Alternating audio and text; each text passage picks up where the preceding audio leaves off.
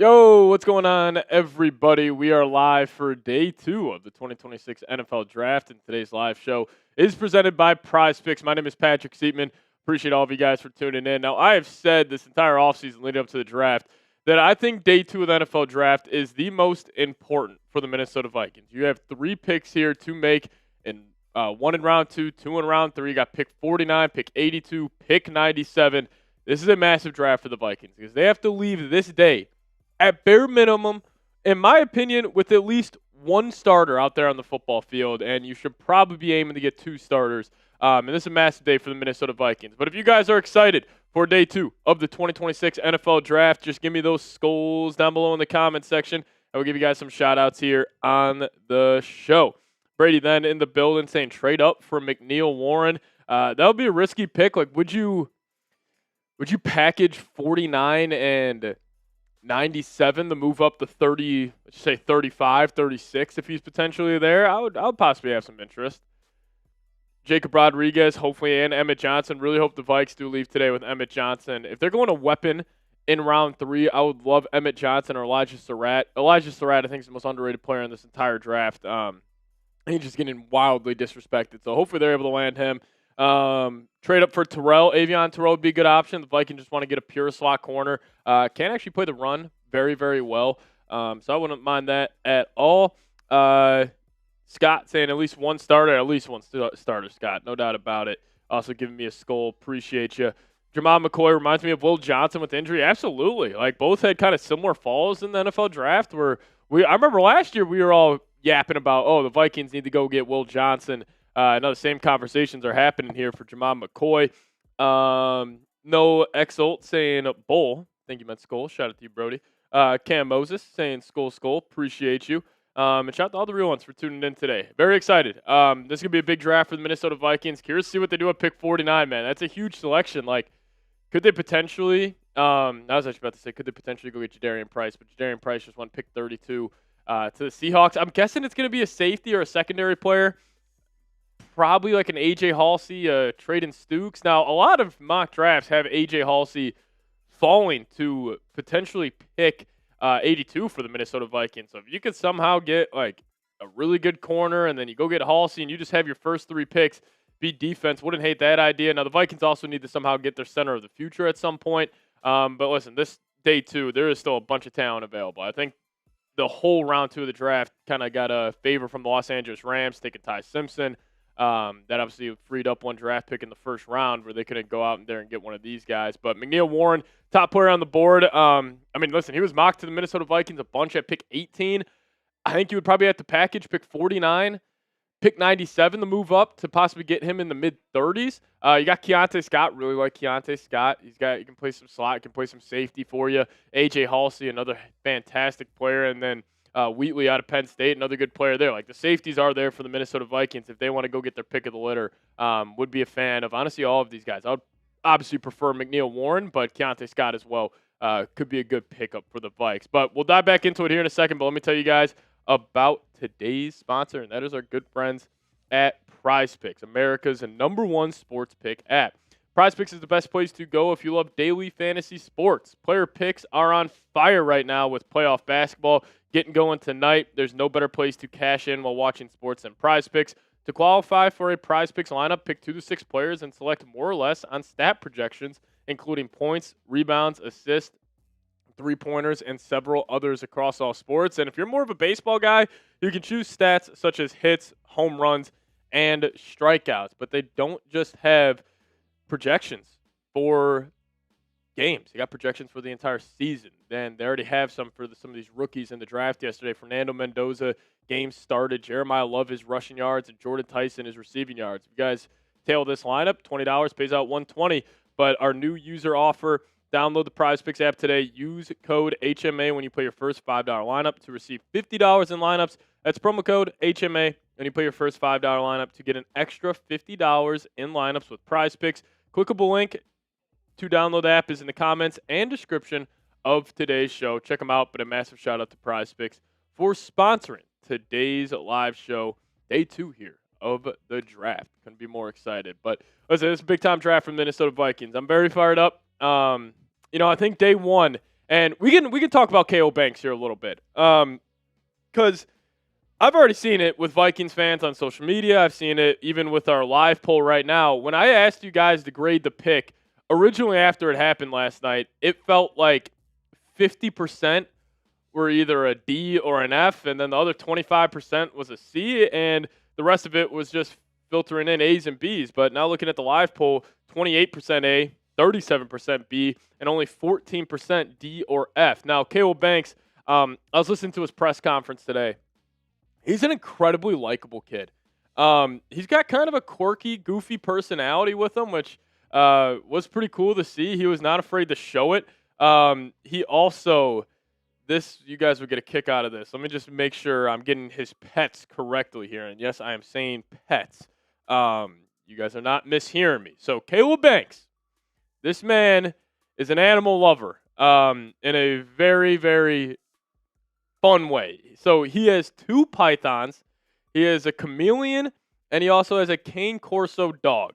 And also a cool part, I don't know if you guys watched the video where Brian Flores was calling Kaleb Banks on draft night. He said, hey, make sure you're bringing the whole family with you.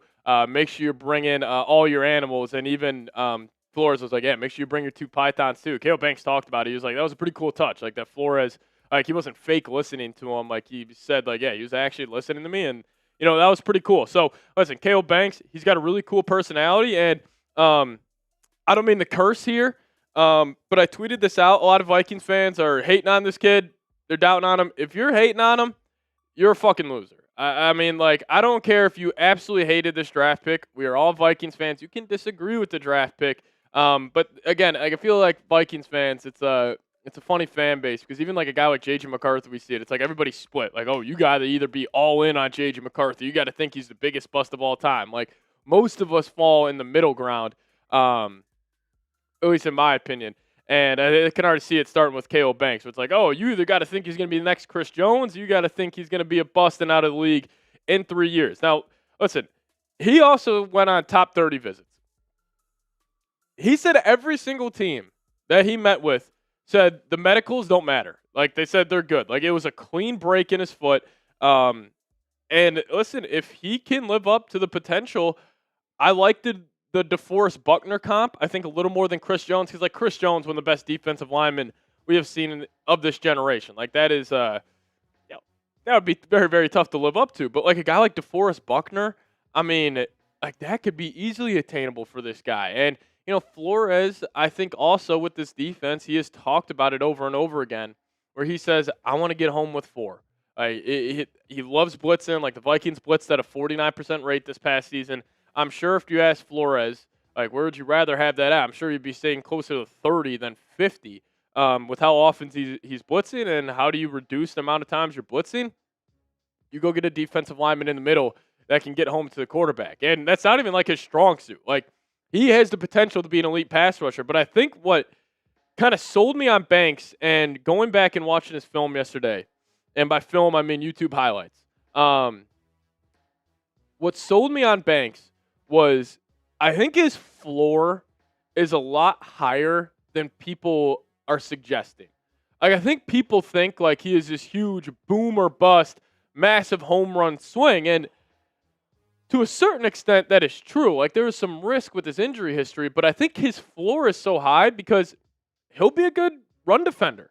I think guaranteed he'll be a good run defender with his length, with his get off, with his violent hands. Like, I think he'll be a good run defender no matter what. His Zando saying the fact Banks has a cane corso makes me like him a lot more. Yeah, I'm with it. That was pretty cool. Like, he's got a goofy personality. He said he's an extremely competitive guy, and I forget which beat reporter asked him a question. He's like, I'll play rock, paper, scissors with you right now. He ended up losing. He said he was cheating.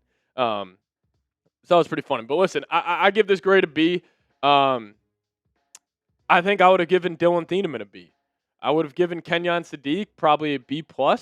I really think the only A pick I would have given for the Vikings yesterday would have been Mekhi Lemon. Just because I think Mekhi Lemon is going to potentially be a top 20 wide receiver in the NFL, and I think his floor is extremely high. Like, I was also looking at a lot of bad Dylan Thieneman tape yesterday, and maybe it's just because I I'm trying to cope a little bit, but the dude's not that good as a run defender, and he can overshoot his gaps a lot. He keeps his eyes in the backfield. He'll get beat on double moves. He's a great athlete, but he's also not like that fluid of an athlete. Like his hips aren't that fluid where, yeah, he did run a 4.35, but I didn't necessarily think like when you're watching him on the football field, like his straight line speed's great, but besides that, I'm just not wasn't too impressed. But hey, listen, we're gonna put a link in the live chat right now. If you guys could help us out and help us look good for our sponsors, PrizePicks, if you guys could go spam Chat Sports on a tweet in the chat. The link is getting put in there right now by producer Dylan. If you guys just could go quickly respond Chat Sports on a tweet, trying to get our name out there more to them, prove to them we're doing a good job. And if you guys do that, we're gonna pick 2 winners.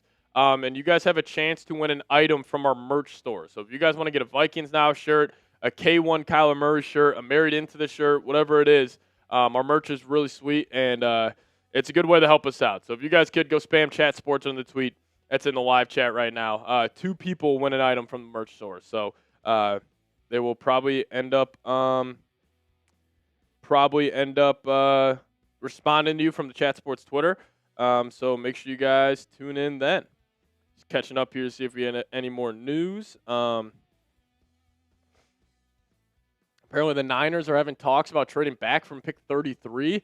I would be very shocked, though, if the Vikings trade to move up from 49. I think if the Vikings make a trade, it's a consolidation trade with the back end of their picks, and maybe they try to move back up in the round 3. Like, I don't think they'll probably package, like, one of their third-round picks and pick 49 to move up in the second round. Maybe they do, and maybe they just make 2 selections today, and they really love a guy, but find that a little hard to believe because they know, like, there's some holes on this roster and need to add more depth, and you add depth on day 2.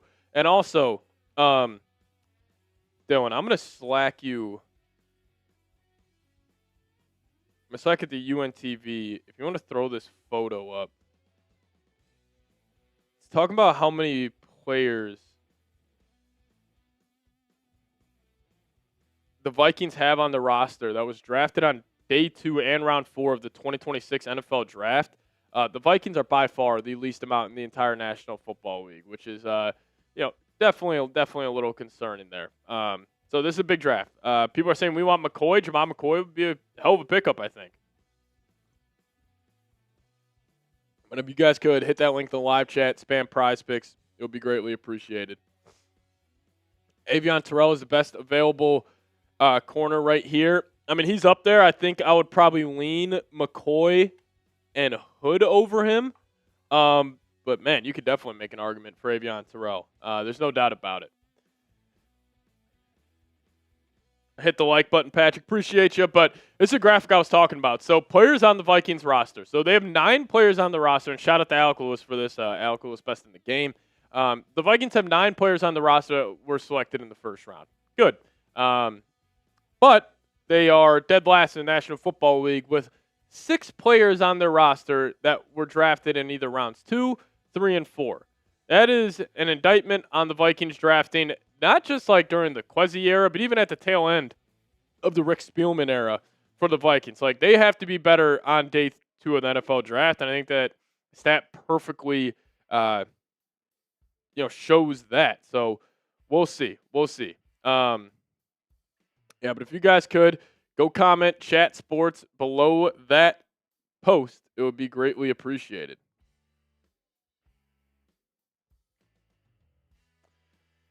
If I see any of you guys, we'll give you guys the shout outs there, but go spam Chat Sports under it. It would be greatly appreciated.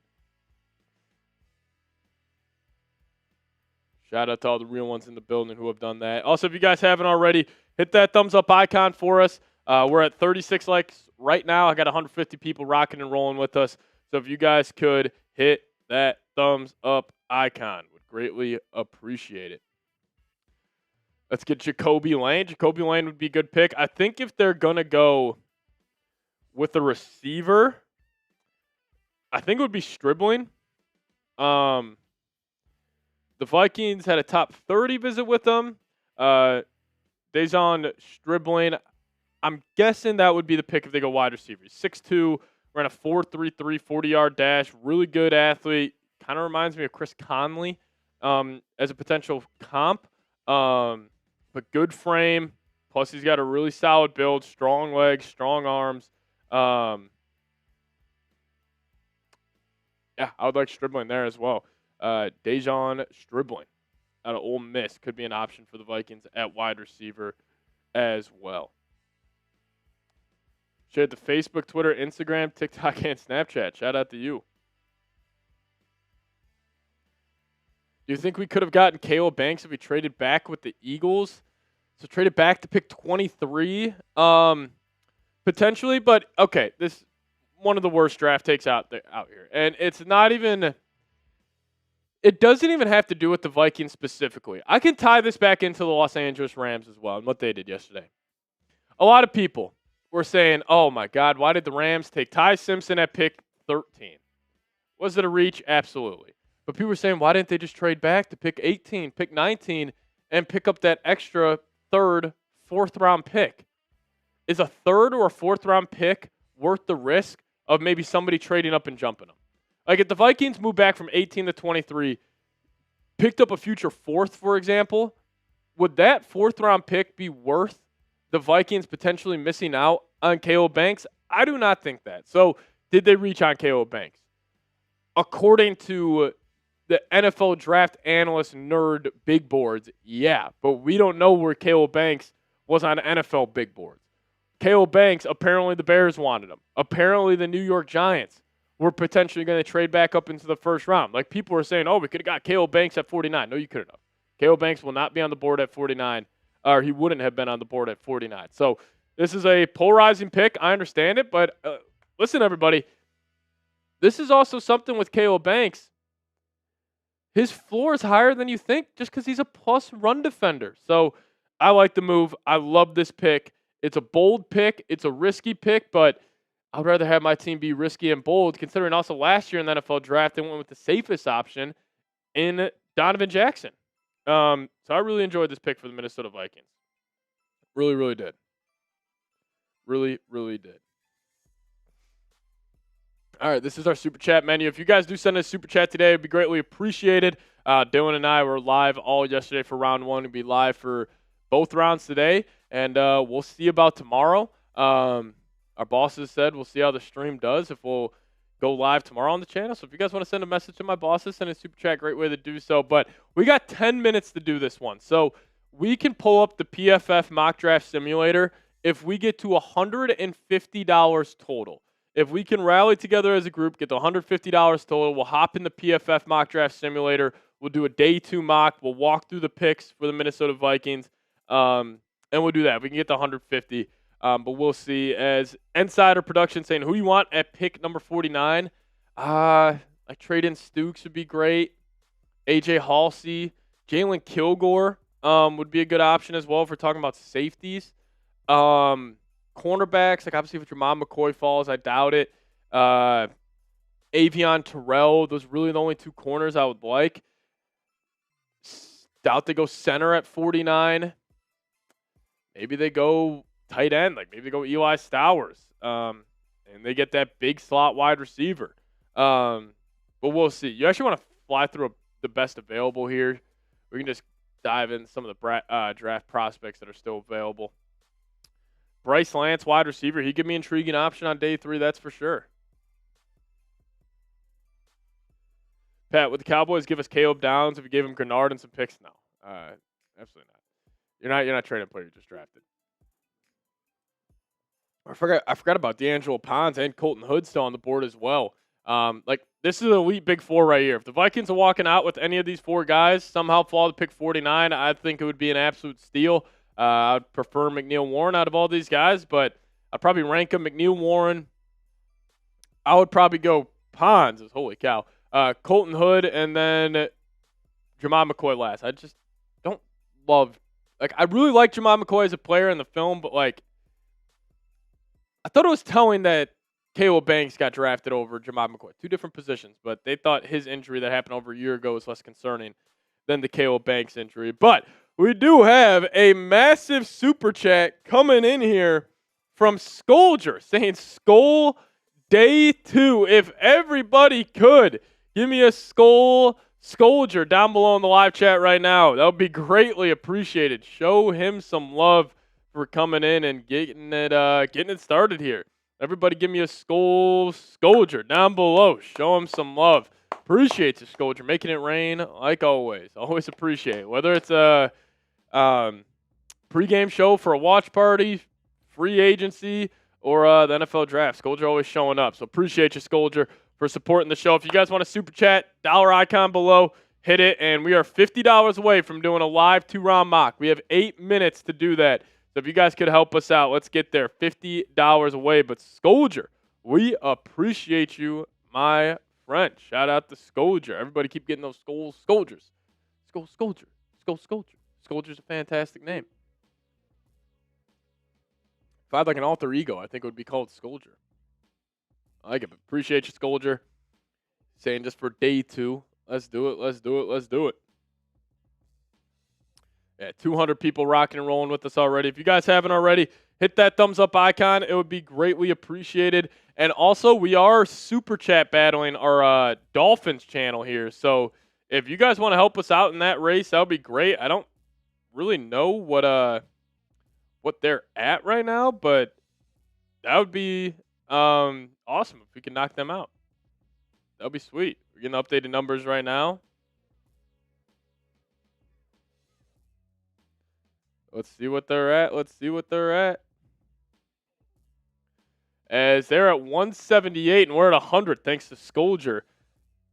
Hey, let's try to do it. Maybe somebody matches Scolger's 100 and we get this thing popping off. Let's do it. Appreciate you, though.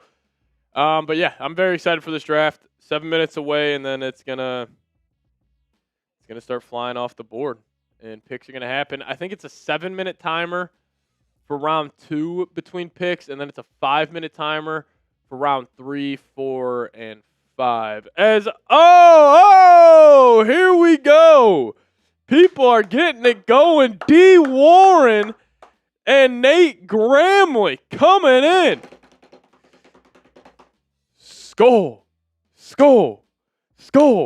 Get the Skull D. Warrens down below. And just like that, we're at 250. And Nate Gramley coming in. As Rocky saying Skull D and Nate. Shout out my dad in the building. Amanda saying Skull Nate. Everybody flood the chat with those skulls. D. Warren. Nate Gramley. Dropping bombs on day 2 of the 2026 NFL Draft. We appreciate all of you guys. Let's go. Shout out to you. Thank you so much. The real one showing up today. You guys are the best. Appreciate you. Get those up on screen here. But D. Warren from, I'm pretty sure you say you're from Chicago. Shout out to the rack. Nate Gramley also came in. Appreciate you, my guy. You guys are awesome. Way to get the energy in the studio today. Making it happen. Show them some love down below. Give me a Skull D. Warren and Skull Nate Gramley. Show them some love for supporting the show. D. Warren, I can read off the rest there. Coming in with a $100 super chat. We'll start with you. Saying, bless the chat. Bless you, D. Warren. Appreciate you, Brody. I think we're going to trade Gennard for a 2nd and a 4th. If we could get Halsey, Pons, and Stowers on day 2 and 3, that would be great. All right, that would be a haul right there, D. Warren. Halsey, Pons, Stowers on day 2 and 3, that would be awesome. I would absolutely love that. Halsey and Pons, too. Like, if you could somehow land both those guys today, that would be great. But, hey, bold prediction there by D. Warren saying the Vikes are trading Gennard. If they are trading Gennard, I'm guessing it's the Philadelphia Eagles. If you could somehow fleece them, get their 2nd and 3rd round pick, I think you have to do it for Gennard. But D. Warren, seriously, man, thank you so much supporting the show. You are the GOAT. And then also, Nate Gramley coming in with the $50 super chat. Shout out to you, Gramley, saying, let's go. Day 2, Skull. Man, you guys are showing love today. You guys are the best. All right, Dylan, if you want to quickly fire up the PFF mock draft simulator, we can knock this out. Or do we need to do Chubbies real quick? Yeah. we're going to tell you guys about today's sponsor, Chubbies, and we'll pull up the PFF mock draft simulator real quick. We'll run through a quick mock draft for day 2 since you guys got us there. But quickly, a word from our sponsor. Don't go anywhere. We're diving into this mock draft here in just a second. But shout out to the legends for tuning in. I want to give a massive shout out to today's sponsor, and that is Chubbies. And whether you're getting dressed for a workday, a workout, or a weekend getaway, Chubbies has you covered. For a limited time, Chubbies is giving our viewers 20% off your order with our code, ChatSports at ChubbyShorts.com. Now, fellas, springtime is here, and you know what that means. It's time to let those thighs breathe. Whether you're playing a round of golf with the fellas, hitting up a beer garden, or visiting an actual garden, Chubbies has you covered for all the good vibes that warm weather brings. Bright polos that demand attention? Check. Killer shorts that show off those beautiful thighs? Double check. Chubby's original shorts provide that classic look with a fresh vibe and a modern fit. They're designed for comfort, built for stretch, and designed to give you thigh-high confidence. So again, whether you're getting dressed for your workday, a workout, or a weekend getaway, Chubby's has you covered no matter what. For a limited time, Chubby's is giving our viewers 20% off your order with our code ChatSports at ChubbyShorts.com. That's code ChatSports at ChubbyShorts.com. Support our show and tell them we sent you. Don't blend in with the crowd. Stand out with Chubby's. Alrighty. Look at producer Dylan pulling up the mock draft simulator right there on the fly. Alrighty, so let's just start this mock draft. Let's see how it starts off here in day 2. See if PFF simulator can predict what will happen. And we'll make these picks very quick. So we got Brandon Cisse on the board here. And you guys can chime in on the live chat. You guys can help us out here. So we got Cisse on the board, corner from South Carolina. Good option for the Vikes. D'Angelo Pons there. Would like that. You want to filter this as safeties real quick? I'm guessing Traden Stukes is still on the board. As Garrett Russborough, $20 super chat. We'll get to that here after this mock draft. Oh, you got Halsey on the board. You know, let's switch it up from what we did earlier today. Mm-hmm. Let's go Pons. I like it. Let's go Pons. Pons or Halsey. I'm cool with either. Maybe we can try the snipe Halsey in the 3rd. Yeah, let's lock in D'Angelo Pons here. Come on home to the Minnesota Vikings. All right, now we're at pick 82. You want to quickly go back to safety. I wouldn't hate double dipping here. As Amanda, I appreciate you. Thanks for tuning in. Wheatley's there. Wheatley's there. Genesis Smith I do like as well. Bud Clark. Vikings have done some work. You could probably wait on Bud Clark. You want to go the centers here real quick? We got 55 seconds to make 2 selections. Slaughter or Hecht, I would think. Give me Hecht. Let's go Sam Hecht. I think we need a center. Let's go Sam Hecht. Took Slaughter earlier. Let's switch it up. All right, now I said we wait on running back. Let's go the safety. See if Genesis Smith is potentially there or Wheatley. I would go Genesis Smith here. I like Genesis Smith a lot. Fell right to you. I like that. So a little 20-second mock draft there, it felt like. Zachy Wheatley was already on the board, but here's what the Vikings, you guys let me know. If the Vikings left the draft today with this, how would you be feeling? Where we had Kaleb Banks, D'Angelo Pons, Sam Hecht, and Genesis Smith. How would you guys feel? B+. B+ from PFF. You guys grade it. A, B, C, D, or F. How would you feel if the Vikings left today on top of Kaleb Banks? You guys let me know. But the draft is officially here. That was fun. That was a lot of fun. D. Warren, shout out to you. Scolger, shout out to you. Nate Gramley, shout out to you. Big 3 combining there. And also, Garrett Russborough coming in with a $20 super chat. We appreciate you, Garrett. Is he saying Kaleb Banks was a good pick? Build the trenches to stop the run. Flores has transformed this defense with B talent. He could turn Banks into a Chris Jones type player. Stop overreacting. Our D-line could be dangerous. And he also said our D-line could be dangerous. Skull. Yeah, absolutely. No, listen, that's why I love the Kaleb Banks pick. Build in the trenches. Like, it's so funny. Like, everybody wants to build the trenches until it's time to build the trenches, and you lose draft night because you don't make the splashy, exciting pick. Building the trenches doesn't win you draft night. Building the trenches wins you in September. Drafting safeties on draft night, like, you better hope that guy works out. Because if he doesn't, you're going to feel like that's a waste of a pick. Like at least with the defensive lineman like a Kaleb Banks, like if he doesn't work out, I'm still gonna appreciate the Vikings for taking that type of swing, Garrett.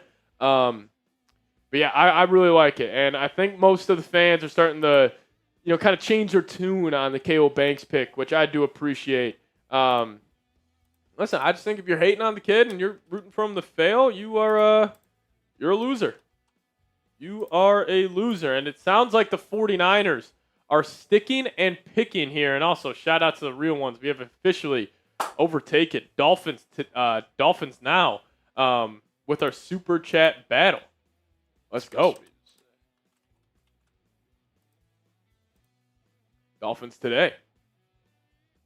Yeah, but we appreciate you guys. But hey, 216 people watching. If you guys want the Vikings to crush this 2026 NFL Draft Day 2, go down there, hit that thumbs up icon. And also, Roger Goodell, he's getting booed in Pittsburgh. I say we boo him right here. Get the boo Goodells. Goodell's down below in the chat. Just go Goodell. Get the boos flowing in the chat. Roger at the podium. Why boo him, Brady? Because we've been booing Roger for 20 years since he's been doing this. Boo Dale. I like that. Boo. Get it going, get it going, get it going, get it going. Spam them. Spam the boos down below. Or just give me the skulls. Get the chat going here. Get the chat going. And the Niners will be sticking and picking as they are on the clock. The Niners will not be trading out. They will be sticking and picking with their first pick tonight of the second round, number 33 overall. I got a feeling it might be Emmanuel McNeil-Warren. I got a feeling. But the Niners are officially on the clock as Roger is talking. And I think also, guys, the next couple of hours, we're probably going to be sitting and waiting on a Jonathan Gennard trade, which would be wild. I mean, that leak that came out was crazy.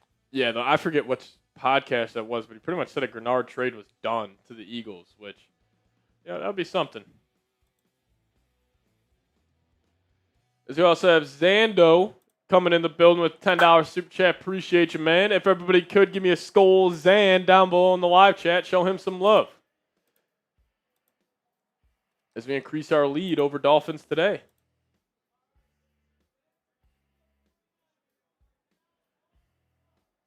Now the Niners are officially on the clock.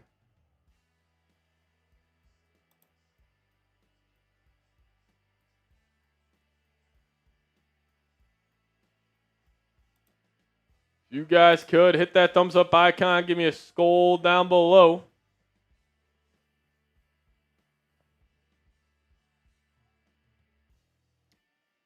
Sounds like a lot of the chat wants Pawns to follow the Vikes. Pawns would be sweet.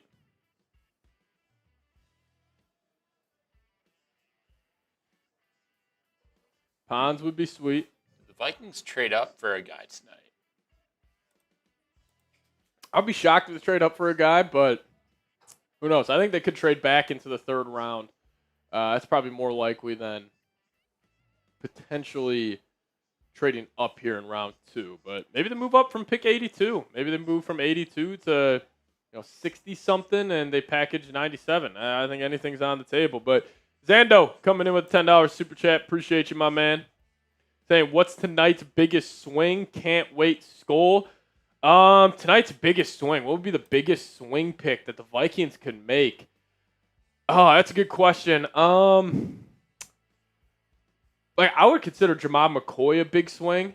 I think trading up for a McNeil-Warren would still be a big swing. I don't know. Any other massive swings they could take? I mean, running back would be a big swing, I think. Running back would always be a big swing. That's a good point. Don't spoil the picks today. We're spoiling every pick. Niners are happy. It looks like they got their pick already locked and loaded.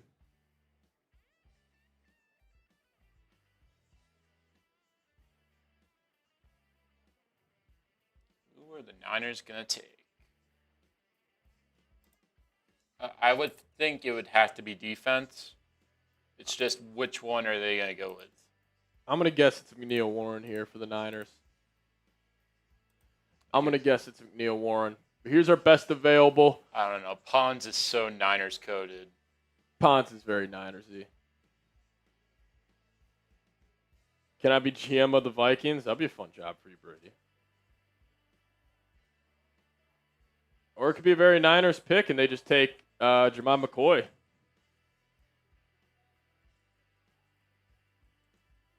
We'll see. This is our best available top 4 right now. See what they decide to do. Niners on the clock. I would assume they go defense. Brady, then we got a deal. We can do that. If I was GM, we'd be the best team ever. I always said if I was a GM of an NFL team, I would either be fired in 12 months or I'd be hoisting a Lombardi trophy. If Seeps was the GM, Makai Lemon would be a Viking right now. Makai would be a Viking.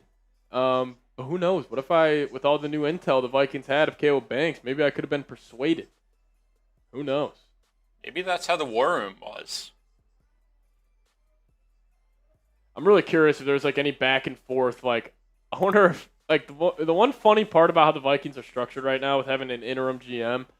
Like, I really wonder if there was any, like, I don't know if it was pushback is the right word, but maybe some. Maybe Kevin O'Connell was saying, like, hey, let's go get Makai Lemon. Let's go get that other weapon. Like, I wonder how much him and Flores, kind of went back and forth on that. But who knows? Who knows? I would have traded up for Downs. Trade up to get down. Yeah, absolutely. I would have probably given up a future first for Kaleb Downs. And that's why I would have probably been fired in 12 months. But who knows? Who knows? Yeah, Niners on the clock here. They're taking their time with this pick, even though it already looked like they made the selection in their war room, but it's still going. I wonder if they've told insiders today, stop spoiling picks until we actually get up there and announce it.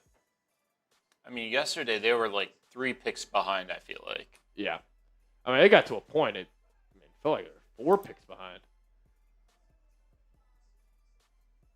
You want to go with the rotation for the L3?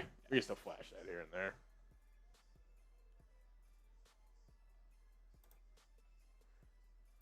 San Francisco wide receiver Branch. Talking about Zachariah Branch? Oh, you're saying San Fran gets Branch. They went Zachariah Branch here. That would be unbelievable. Still no word on who the Niners are taking. Got to play the waiting game. No trade. See who San Francisco decides to take. This is a big pick for them. Yeah, Nate, exactly. They're like 5 picks behind. Meanwhile, we were ahead. We were very ahead. Kayvon Thibodeau just posted goodbye on Instagram. It's like John Lynch making the call.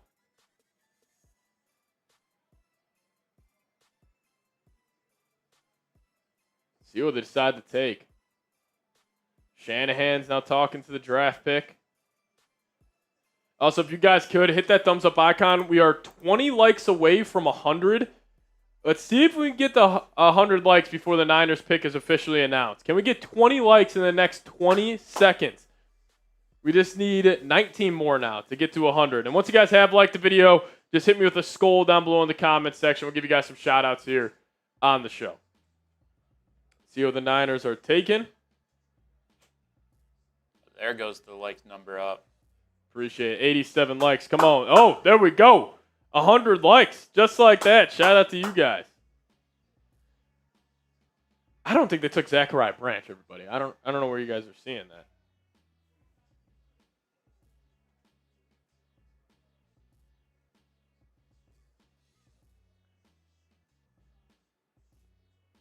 No way. What a shocking pick. They just went Stribling. Holy cow. Deshaun Stribling. We were talking about him as a third-round target for the Minnesota Vikings. Tom Downey, our draft analyst here, has a fourth-round grade on him. Holy cow. I was literally just watching right before we got on Stribling highlights just in case the Vikings took him. Like, I was going over it one last time. Holy cow.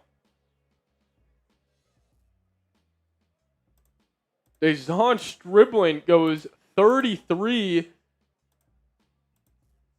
to the Niners. Well, McNeil Warren's still on the board. Holy cow, I cannot believe that. That is definitely a shocking pick. We get you guys the latest here on Stribling. That's insane. Did not expect that. Very productive this past season, though, at Ole Miss. He had a great game against Georgia. He had this one touchdown where he was running down the left sideline, literally just outran the entire Georgia defense. Very fast. Ran a 4.33, 40-yard dash. 6'2", good size on him. Very strong, too. Really good lower body strength and upper body strength. Good frame as well. Strong hands. Very good athlete. And he's also a good run blocker, too. That's why I thought he could have been the pick for the Minnesota Vikings just with what he brings in the run game. And, you know, despite the size and vertical speed, he has never been very productive on deep routes, which maybe that was just because Ole Miss and what they were asking him to do. But this is a shocker to start off day 2. There is no doubt about it. The Vikings had him on a top 30 visit as well. Thought he was potentially going to be a pick for the Vikings, but now their offense loading up. They brought in Mike Evans this offseason.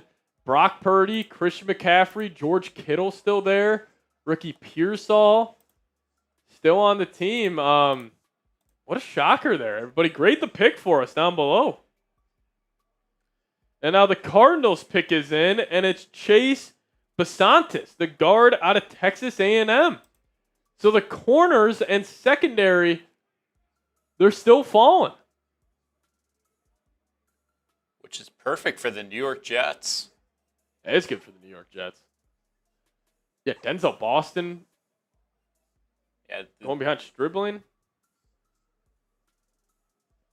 I mean, overall this year, the draft, it hasn't really been BPA for the most part. The teams are just going with the guys that are highest on their boards, and here we are with it. Yeah, I mean, clearly the Niners were like, Stribling's a first-round wide receiver. Or maybe they didn't have a first-round grade on him, but they were more than comfortable clearly taking him at the start of the second round. I mean, that's why they traded back, but man, that's unbelievable. But then the Cardinals followed that up. They go Chase Basantis, guard out of Texas A&M, building up that offensive line. They drafted Jeremiah Love, so they want to get that run game going. So that's something.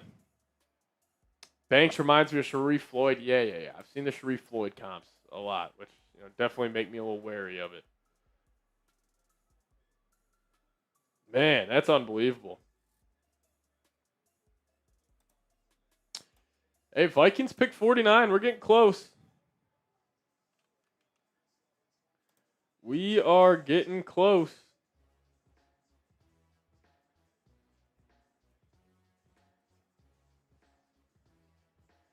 We'll see if they can come through here.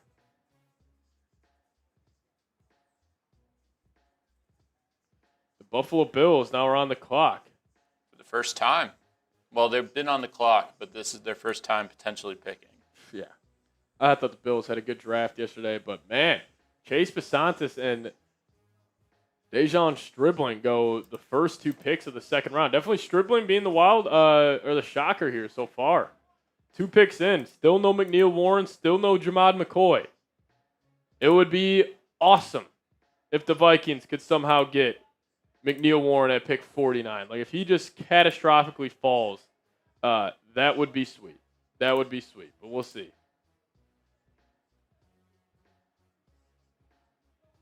Bills take EMW. Bills could take McNeil Warren. Could also take Jamad McCoy here. Bills are on the clock. Pick 35.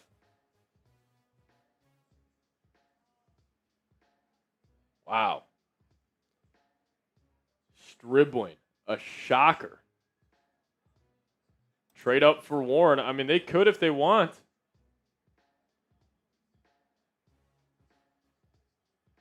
They could if they want. There's no doubt about it. DeSantis had 766 snaps this past season, 0 sacks allowed. Kind of surprised they didn't go quarterback. Quarterback? Yeah, I think that Carson Beck has been the guy that's been linked to them. That's maybe they think they can just get any of those guys with their next pick. Like, I mean, there isn't too many teams that desperately need a quarterback. that's what I'll be curious. Like, is a team like the Steelers taking one today? Is a team like the Cardinals, the Jets? Like, we'll see, though. We'll see. But definitely some shockers here to start. Stribling going to the Niners and DeSantis going to the Arizona Cardinals.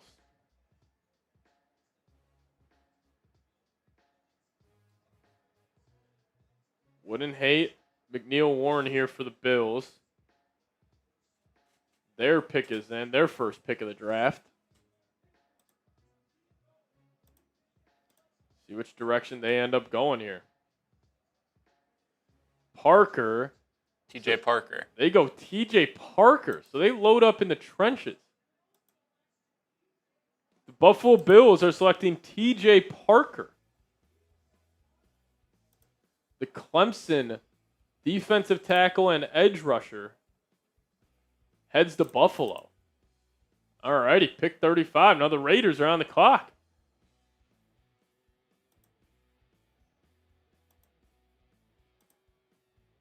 Nice little pickup there for Buffalo. Getting another edge rusher. Yeah, I could do a poll. Do a poll right now. Should the Vikes trade Gennard for a second?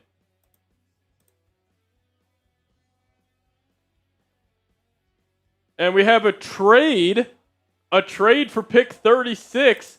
The Houston Texans are trading up, and the Raiders are trading out. The Houston Texans are trading up to pick 36.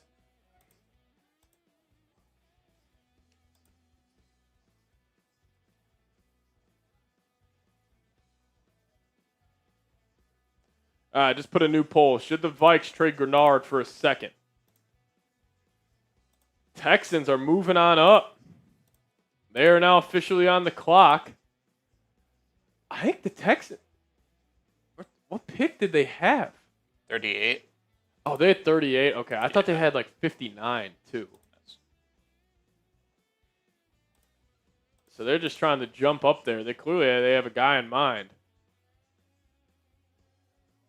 Yeah, so they also gave up 117 with this deal.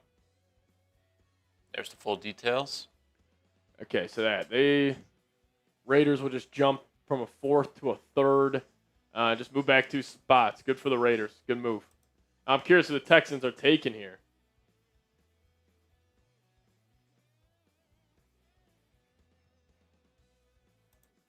Wow.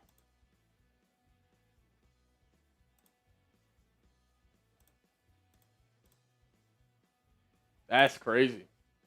That's crazy. So this didn't change. Yeah, Big Four still available. Houston still on the clock here at pick 36. JJ MVP, what's going on, Brody? Could this be like a Denzel Boston, maybe? He spent 2 seconds on or 2 picks on wide receivers last year. There were a couple of rumors going around about Nico Collins. So we already know. Caden McDonald. Wow. Yeah, Caden McDonald. Jed has called it. Yeah, it's Caden McDonald, I think. That's massive.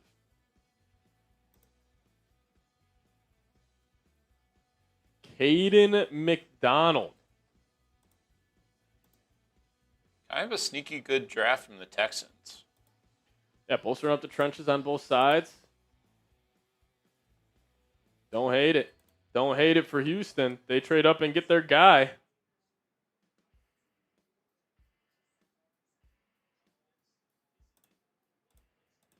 Wow.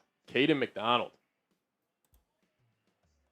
He goes 36 to the Houston Texans as the Raiders trade out. That's nuts. Alrighty. The graphics taking forever? Yeah. Is the on the clock working? Well, it's an update. Is the L3 working? Let's get something with the pick. Texans got a great defense, man. No doubt about it. Like, that defense is absolutely loaded in Houston. Kaleb McDonald joins the defensive line with Will Anderson, Danielle Hunter. I think they brought back Danico Autry. A great back end with Lassiter and Stingley. I thought maybe they could have went a potential team like, or potential player like Jacob Rodriguez. But now you still got Jacob Rodriguez on the board. Like, that's a hell of a pick for Houston. Get that run stuff and defensive tackle. Just do the dirty work for Will Anderson and Danielle Hunter. But man, McDonald, big boy, junior, 21 years old, 6'2" and a quarter, 326 pounds, and he heads to Houston. Then he is probably the happiest man alive right now. Definitely one of the happiest guys alive. Like, he's joining a defensive line with Danielle Hunter and Will Anderson. Like, that would be sweet. But he's not going to offer much as a pass rusher. Kaleb McDonald's just a prototypical run-stuffing defensive tackle. Needs to grow with hand usage and shedding blocks, but he's powerful to control opposing linemen and has enough burst to get some push. Plug-and-play nose tackle, clogging up run gaps. So, hey, I think it's a good pick, and the Texans go trenches, back-to-back selections. Keelan Rutledge, he'll play center for them out of Georgia Tech, and they go Kaleb McDonald at pick 36. No, Nate Gramley, I'm with you. Houston's looking good. They can get that offensive line right, and they can get some better play out of their damn quarterback. That would be big. Now, the Giants have a chance here to go McNeil Warren. Giants are on the clock. They have a chance here to go McNeil Warren. I think that would probably make a lot of Giants fans happy if they did that. And now the Raiders will be on the clock now at 38.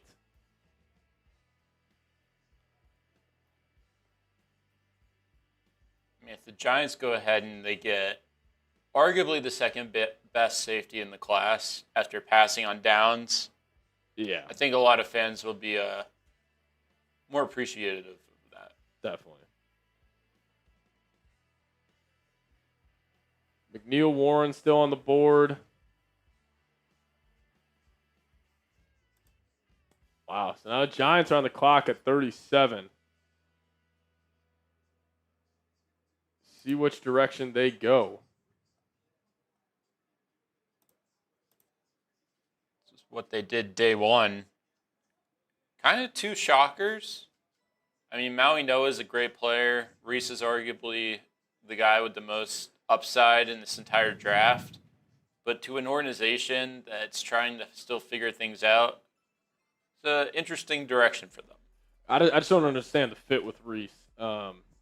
You always want to preach going BPA. One, I don't think he was the BPA pick. I think it was for sure Caleb Downs. But I do like the CC Maui Noah pick. The guy's got a great personality. He's a badass. Mauler in the run game. But a cornerback out of Tennessee is off the board, and it is not Jermod McCoy. Colton Hood ends up getting drafted before then. The Tennessee corner, Colton Hood, ends up going to the New York Giants at pick number 37. So Colton Hood heads to the G-Men. He was their CB1 last season with Jermod McCoy missing that entire year. And Colton Hood ends up being the pick for the New York Giants.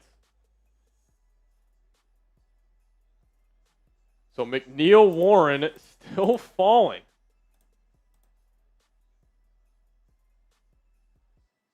Wow. Coming off a big breakout season with Tennessee, he transferred from Colorado, physical player in man and press coverage, along with some good run support as well. Feel for off coverage is lacking at this point, but I think when it's something like that, that could develop into it. I would have loved Colton Hood at pick 49, to be frank with you, but hey, we're nearing a scary zone right now where the Vikings could trade up and get McNeil Warren. Like, I would absolutely love it. But what a start to the draft here. No secondary players until Colton Hood gets taken. Still got Jacob Rodriguez on the board. If Jacob Rodriguez is there at 49, dude, go Jacob Rodriguez. Wouldn't hate that choice. I mean, some of these upcoming teams trying to figure out if Rodriguez could go there. I mean, we have the Raiders, which I know they would love that. They could definitely. Raiders have so many needs. They could go all over here. I could see them going McNeil Warren. I could see the Raiders taking any of these guys that we have available. I mean, the Browns probably wouldn't go Rodriguez. Chiefs probably wouldn't. Bengals potentially could go Rodriguez. I mean, if the Bengals could somehow leave the draft with technically Dexter Lawrence and Jacob Rodriguez, that would be something. I think this is the range, though, where it's Dolphins, Jets, Ravens, Bucks, where he could probably go off the board. I don't know why McNeil Warren, like, they don't need a safety, but that just screams Baltimore. Caden McDonald emotional for going to the Texans. I mean, he's still in Pittsburgh. Good, like the fact that he was able to get picked early, that's great for him. Yeah. Heading to Houston at pick 36, and then Colton Hood goes to the Giants at pick 37. Oh, go get McNeil Warren. That'll be sweet.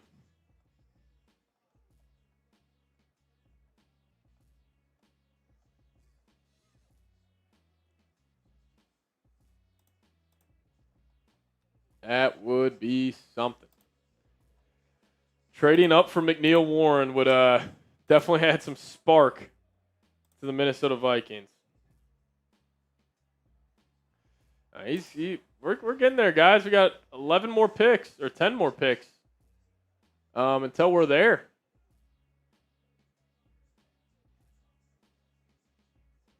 Dry said Ravens. I can't see EMW going to the Ravens. I was more just saying like he feels like a Baltimore Raven. I doubt they would draft him, but I think they would take Jadarian Price. Jadarian Price unfortunately went with the last pick in the first round.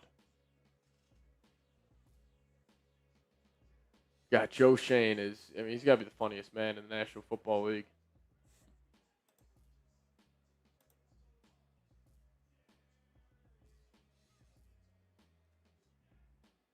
Halsey will be there at 49. That's something I'm pretty confident. Insane. Or Stukes. Like Halsey or Stukes would be there at 49. I think both those guys would be great picks. But McNeil Warren would be the dream. McNeil Warren would be the dream right now. Or Jamad McCoy. Jamad McCoy would be the dream.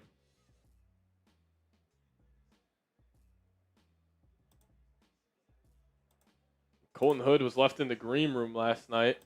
It was just him and Caden McDonald.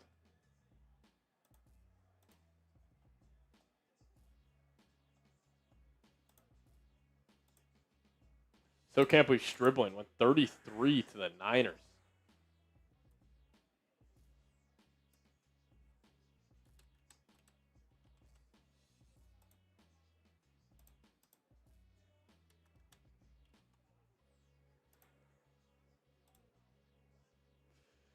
McCoy, please. McCoy would be sweet.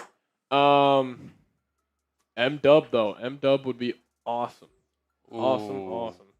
Oh, no. Wow. Well, one safety is off the board, and it's not McNeil Warren. It's not A.J. Halsey. It is Traden Stukes going to the Las Vegas Raiders. It's a double dose of bad news right here. That's rough. Stukes goes to the Raiders, and we're down in the Super Chat battle. And we're down in the Super Chat battle. If you guys could, help us out. Man. That's brutal. Stukes going to the Raiders.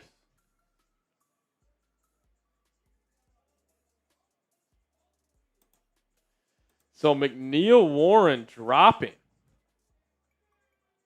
I wonder why. Wonder if people are just overthinking like The Toledo. yeah, he's just like a Toledo safety. I mean, trading Stukes, like obviously I was high on him. I was saying for sure he'll be there 49 30 seconds ago.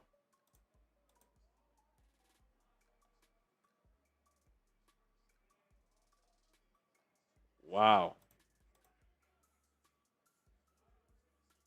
I mean, his combine numbers or his pro day. Yeah, ridiculous. 4.33 40. Play inside or outside. I mean, he can play safety. Like you can literally line him up all over. That's why I thought he'd be a great fit with Brian Flores. But man, ends up going 38 to the Raiders, a little higher than we thought. But I think he's a stud. I think that's a good pick. 24 years old, turning 25 here. Just adds to the chaos here of the first round. I like the Stukes pick a lot. Getting a little bold in Las Vegas. I like it.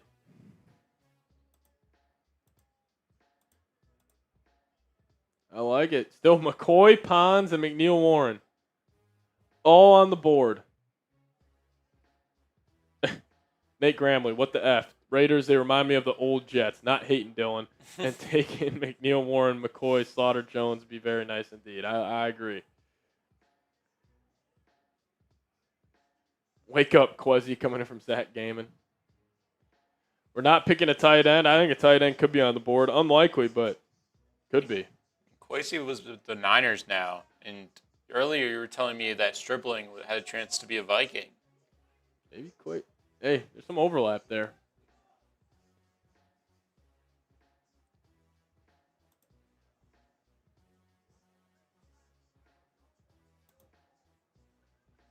As Denzel Boston is off the board. He's going to the Cleveland Browns.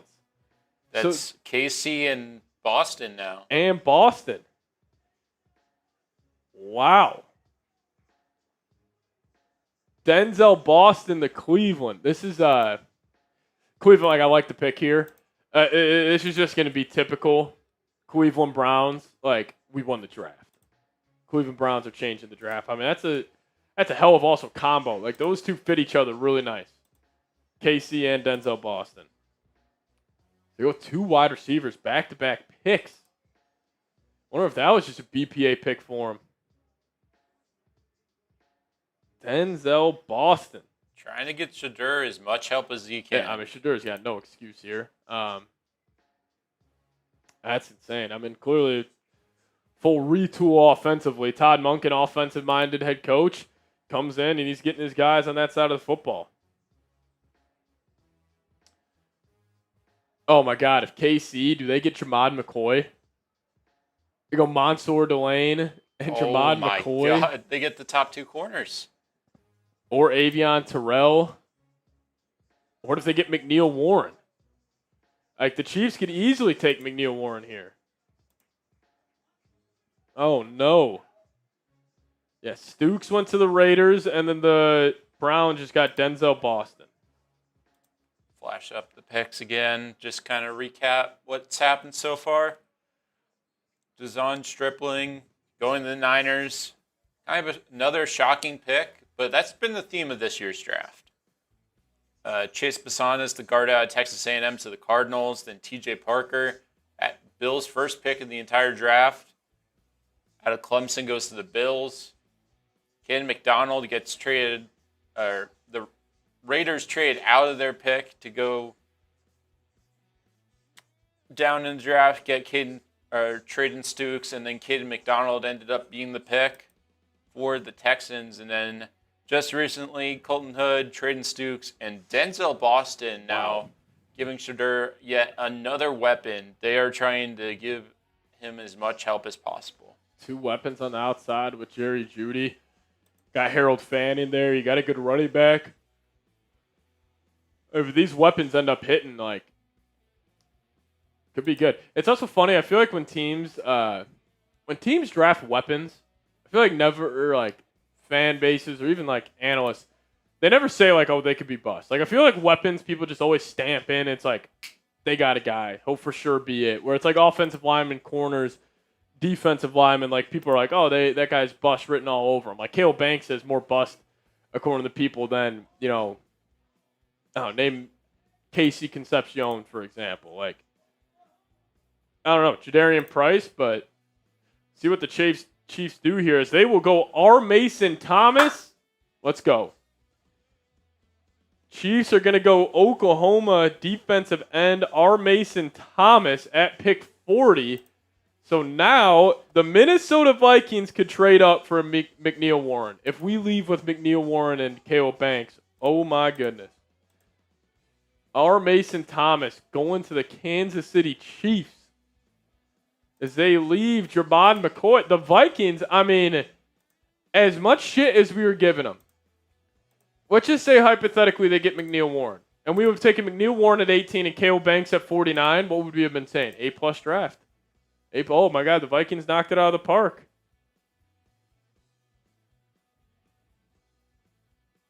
So they go R. Mason Thomas. Is McNeil Warren still falling? I think the Bengals go with Jacob Rodriguez here. Oh my God, the Vikings go Jacob Rodriguez. Please, if these are, I'm falling in love with about 5 guys right now. That's a good scenario. I'm liking where we're at.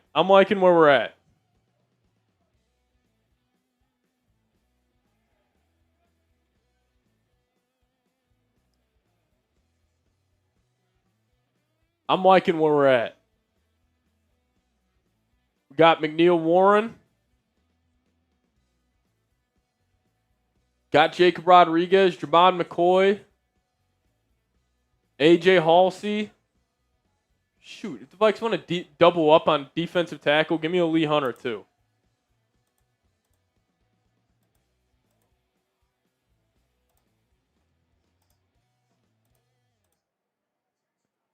Alrighty, we'll get back to the Bengals pick here at 41, but quickly we want to tell you guys about today's presenting sponsor, and that is PrizePicks. Shout out to our good old friends at PrizePicks. And PrizePicks is the place to go if you love daily fantasy sports.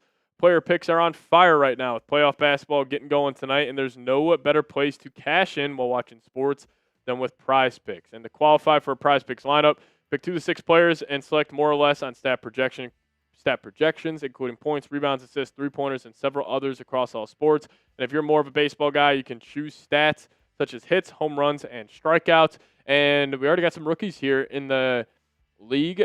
Fernando Mendoza, games played. Got Jeremiah Love, his rush yards, and Jordan Tyson, his receiving yards. If you guys want to take that lineup, $20 pays out $120. But download the PrizePicks app today. Plug in promo code HMA when you play your first $5 lineup to receive $50 in lineups.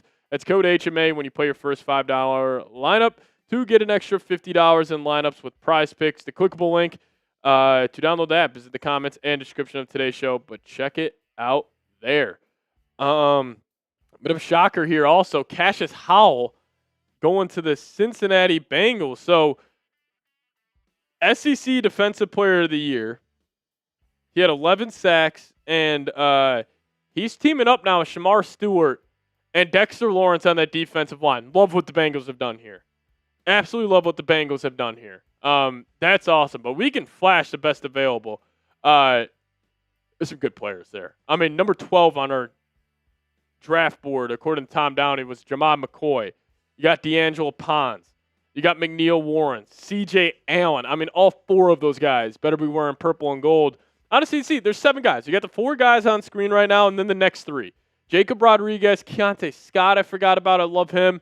Avion Terrell would be great. And then if you trade, fuck it, Jonathan Gennard, maybe Zion Young could be a choice.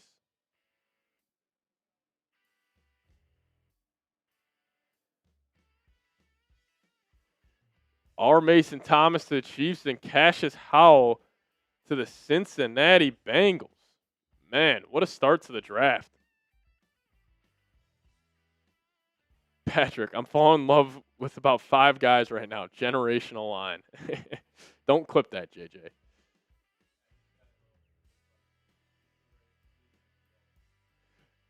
Yeah, I got a feeling this is probably going to work out. This is probably going to work out where the Vikings have like 7 guys alike, and they're just going to take some random. As we got Boris AW coming in with a $10 super chat. Appreciate you, my man.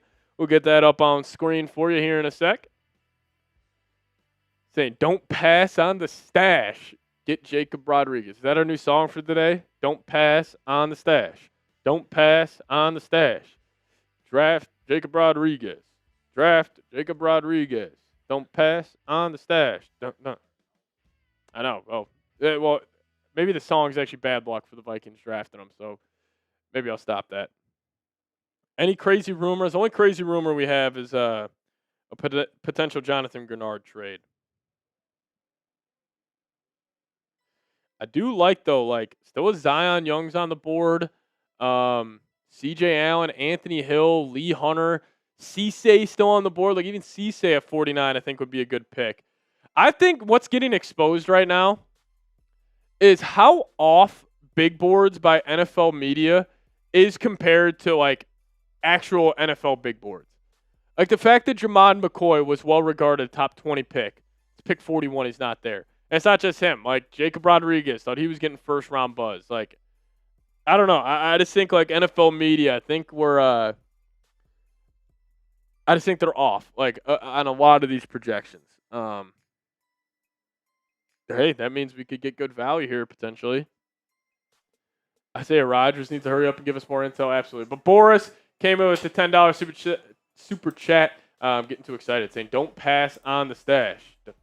Shout out to you, Boris. Everybody give me a skull, Boris, down below. But we do have the Saints on the clock here at pick 42. They made their pick already. And they're going Christian Miller at pick 42. So Saints go defensive tackle. Loading up on the defensive line. McNeil Warren is still on the board. Come on, McNeil Warren. You guys want the Vikes to draft EMW? Give me those EMWs down below in the live chat. Come on. I'll tell you what, the Bengals getting the SEC Defensive Player of the Year at pick 41 is pretty electric. Pretty electric.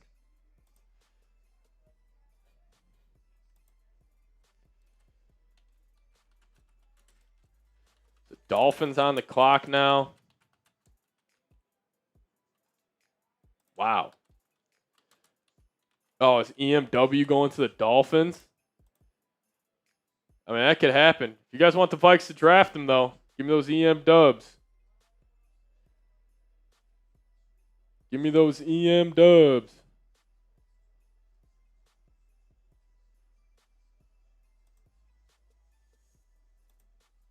Chiefs have gone defense all 3 picks. Mansour Delane, Peter Woods, and R. Mason Thomas. They're loading up. EMW would be absolutely amazing. That would be absolutely amazing. We need it.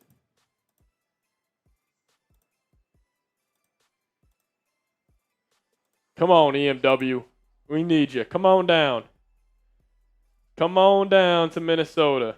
Brian Flores would love to have you.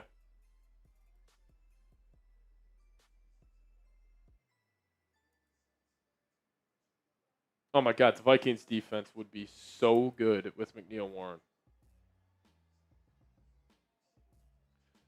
Christian Miller going to the Saints.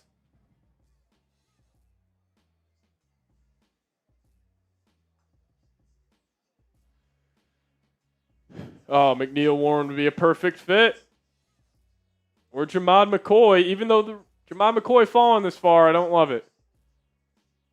His teammate got picked over him. Yeah. So the Dolphins have went Caden Proctor and Chris Johnson. So there you got the corner. I'm assuming they're going to go defensive line here. Well, McDonald and Miller both off the board.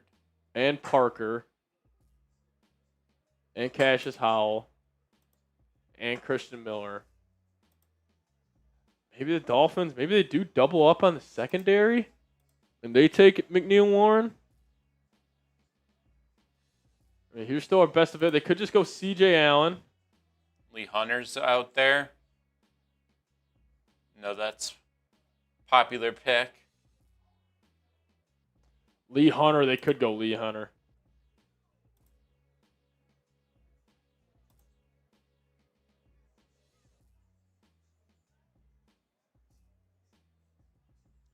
Yeah, Lee Hunter. Grayson Holton, I like Grayson Holton.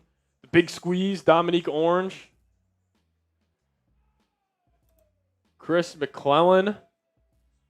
But yeah, all the top CBs. I mean, you got to pick the litter here if the Vikes want to go corner. I don't think they're going corner. I think the Jets are going to get Pons. Jets could go Pons. That's my guess. The Jets just go NFL draft analysts like dream drafts. Like they just go Pons, Sadiq, Omar Cooper.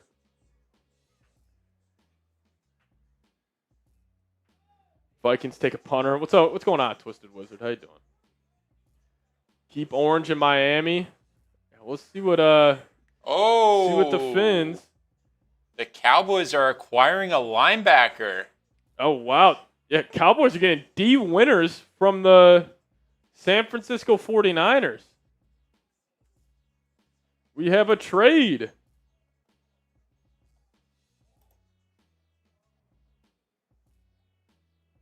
D winners. He was one of their best players last year.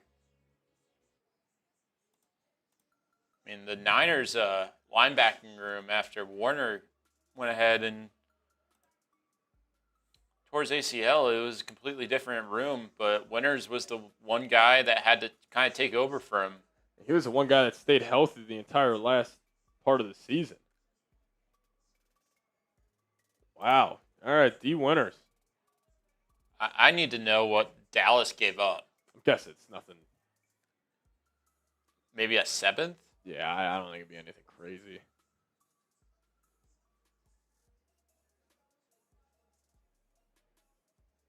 I thought maybe Dallas. I guess, yeah, no second round pick. Yeah, fuck it. Why not? Wow. All right, there you go. D winners to Dallas. Now, what do we got here with Miami? More importantly for the Vikings is what the Dolphins are doing, because I got a weird feeling that they could take McNeil Warren or they could take Lee Hunter in this spot. That could be the first trade domino. Maybe Jonathan Gennard is next. But the Dolphins, as they are going Jacob Rodriguez, getting their captain of the defense. Good pick by Miami. McNeil Warren makes it. Oh, my God. Jets could take him right here. Jets could easily take McNeil Warren. Jets are taking McNeil Warren or Pons. Or maybe they go Jamad McCoy. I don't know. I am getting a little nervous here about McCoy. Like, why is he falling like There's this? always one guy that falls, though. Like, DK Metcalf fell. Yeah, but this is because of injury. Like, this has nothing to do with... Then again, like, Will Johnson wasn't great last year, but he fell because of injury. Another trade. Is Detroit...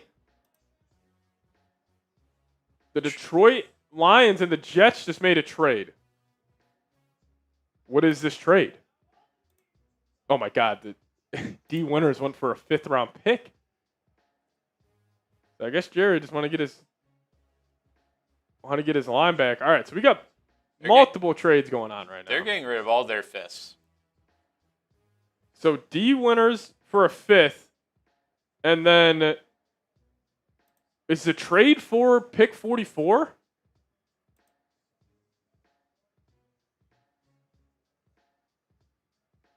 What's the trade out? Oh yeah, it's pick 44. The Lions are coming up. So Lions come up from 48 to 44. Oh, maybe the Lions will get McCoy. The Lions are coming up from 50. They're coming up from 50? Yeah. I wonder what the Jets got here.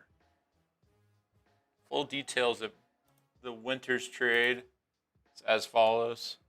5th-round pick.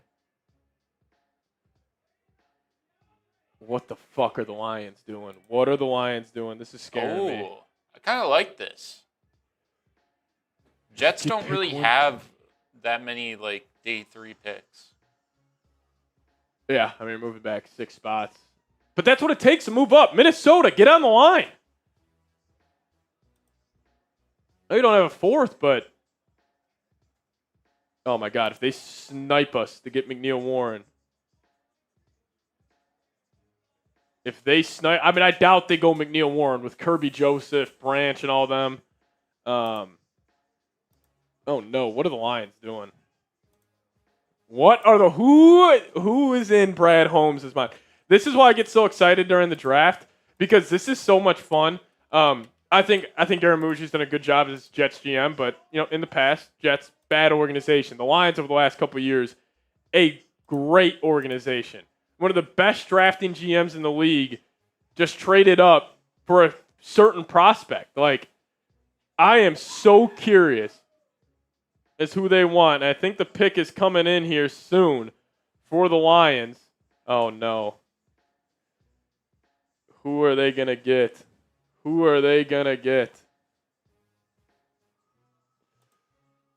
Oh, no.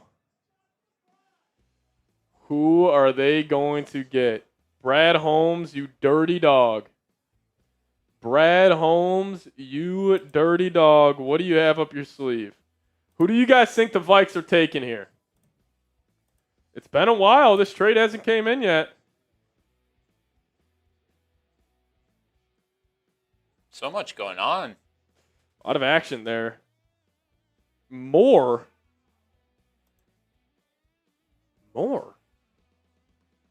Is this the...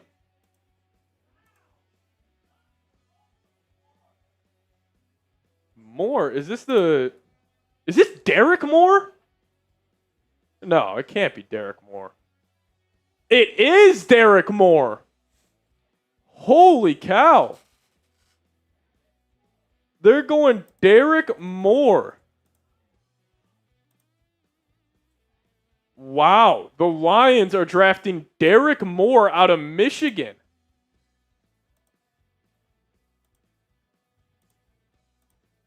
Derek Moore out of Michigan going to the Detroit Lions. So that's who they wanted to trade up for. I mean, were they nervous the Jets were going to take him? Or, I mean, I don't know. That's something. All right, yeah, it's pick 152 to the Niners for D winners.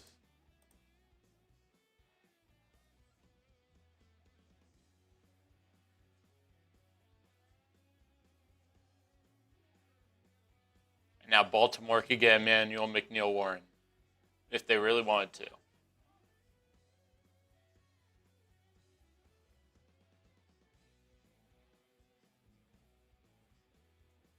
Wow.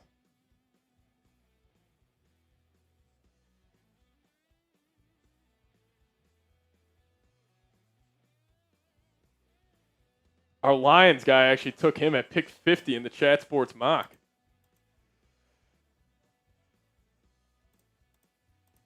We got to manifest it. If you want the Vikings to get Emmanuel McNeil-Warren, get those EMWs in there. Come on. Derek Moore. Good call by our Lions guy. Staying in Michigan. Aiden Hutchinson and Derek Moore. I mean, it's crazy. Like, Derek Moore's probably going to be a stud. Like, I mean, I promise you, I did not do a lot of work on Derek Moore just because I don't think the Vikings are drafting an edge unless they trade Gennard. I promise you he's going to be a stud. Brad Holmes doesn't trade up for somebody like this unless, like, he's feeling pretty confident about it. So that sucks. I mean, they could have drafted anybody right there. Derek Moore, though. I mean, clearly this is a guy, like, they have everything available.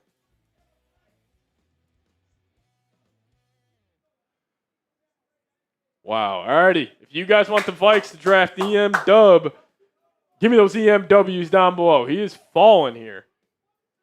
As the Ravens pick is in, they're drafting Zion Young, defensive end out of Missouri. We're closing in here on the Vikings pick, and McNeil-Warren's on the board. We're closing in, and McNeil-Warren is almost on, or still on the board. Come on. Come on. Come on. Come on.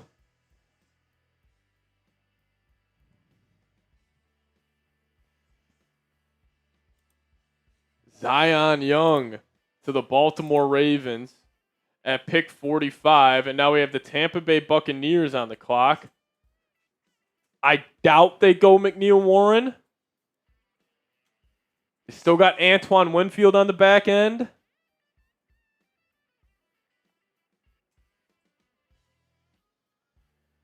Oh, man, I don't know. So it goes Buccaneers. Colts could take – no, Colts they could take McNeil Warren. I think they probably go linebacker. And the Falcons, Falcons won't take McNeil Warren. We just need to survive 2 picks. We just need to survive Tampa, and we need to survive Indy. If I'm the Vikings, I'm trying to trade up right here.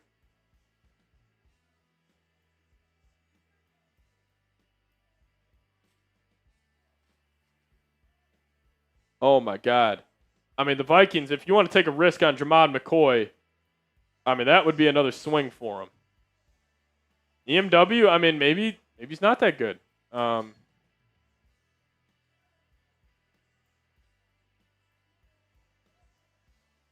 mean, the hype going into this night was, oh, you have every single secondary option there. The only ones that have gone off the board are Stukes and Hood. Wow. This is insane.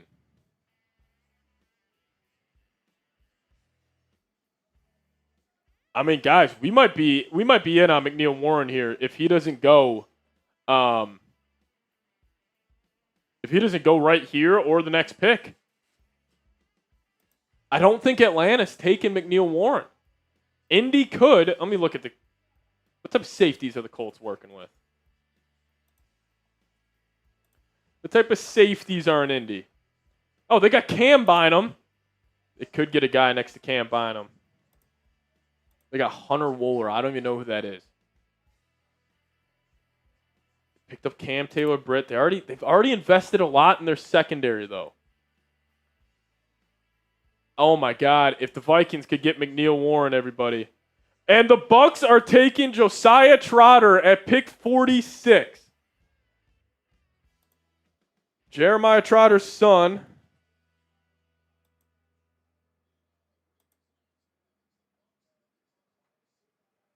Oh, my God. I mean, we're going to have a chance.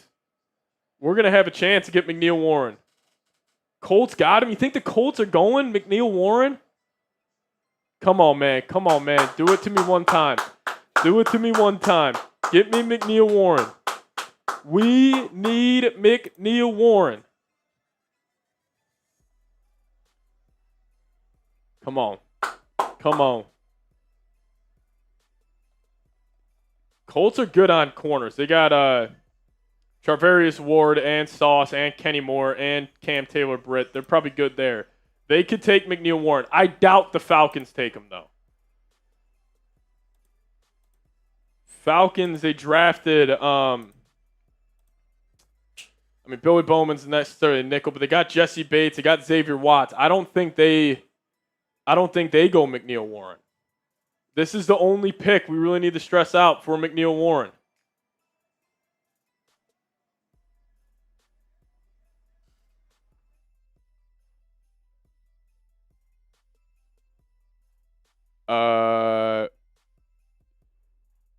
Yeah, let's just knock that out real quick.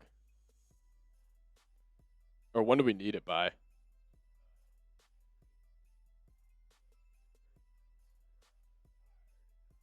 All right, let's do it. All righty. Well, we got to tell you guys about our sponsor, Chubby's, and we'll be back with who the Colts could be taking here. Stay tuned. Stay tuned. Don't go anywhere, and we'll be back. All righty.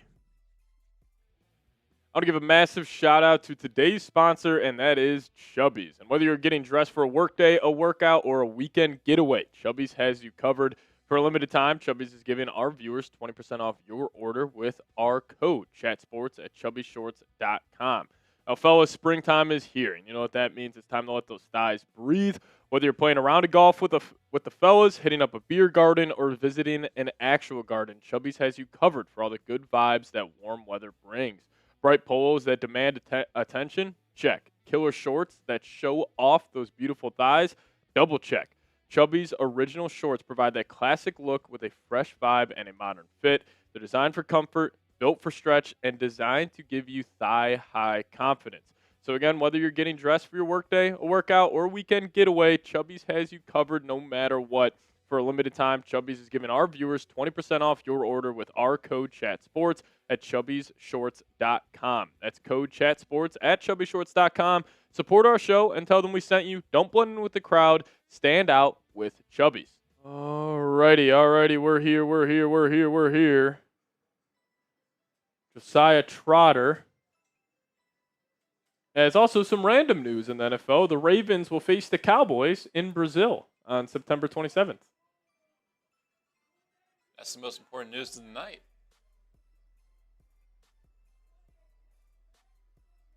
Come on, McNeil Warren. Please don't take him, Colts. Please don't take him. Take McCoy. Take McCoy and we're good. You don't need McCoy, but take McCoy. He hasn't been picked yet. If you want EMW, give me those EMWs. If you want McNeil Warren, give me those EMWs. No, somebody just say shit. What happened? Stop.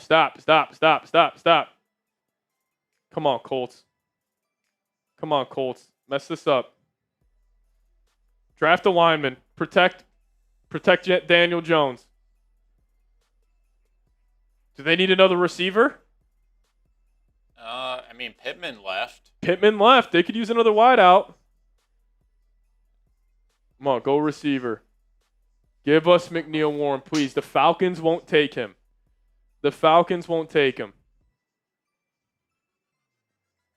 Come on. Oh, no, the Steelers are trading up the pick 47.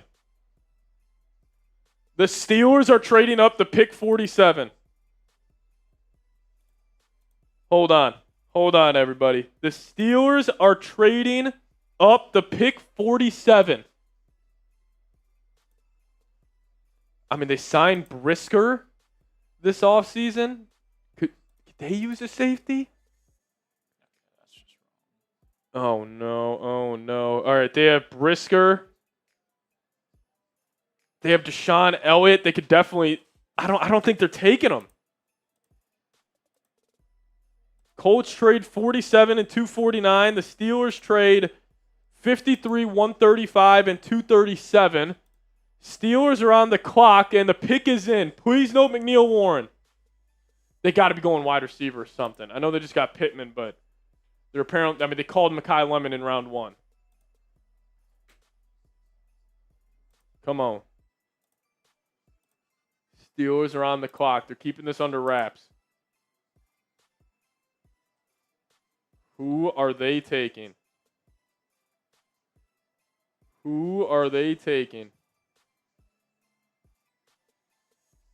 Come on. Not McNeil Warren. Just not McNeil Warren. Anybody but McNeil Warren. The Steelers are on the clock, and then it's Atlanta next. I don't think Atlanta would take him.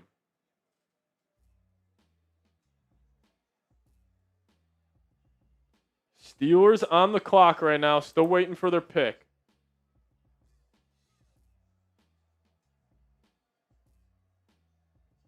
Alrighty.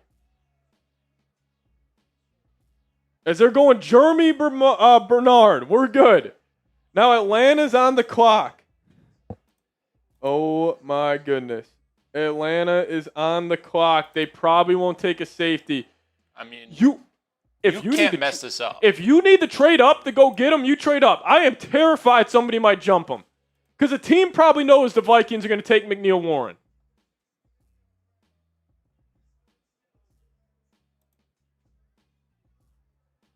Jeremy Bernard going to the Pittsburgh Steelers. Steelers fans they're hysterical.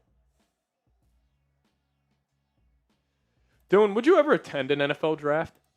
I don't think that does not look enjoyable to me. No, you just stand there for where do you go get 3 hours? And it might be cool to see the players up close if they're there, but day 2 and beyond, you're just standing there and watching people announce picks. It's got to be hard to go get a beer too. Yeah. But here we are, Jeremy Bernard. Going pick 47, and now the Falcons are on the clock. I don't think I'm going to hate myself if Atlanta ends up taking him, and I've been saying they're not going to take him. I mean, Stefanski, offensive-minded head coach. This is their first pick, by the way. This is Atlanta's first pick.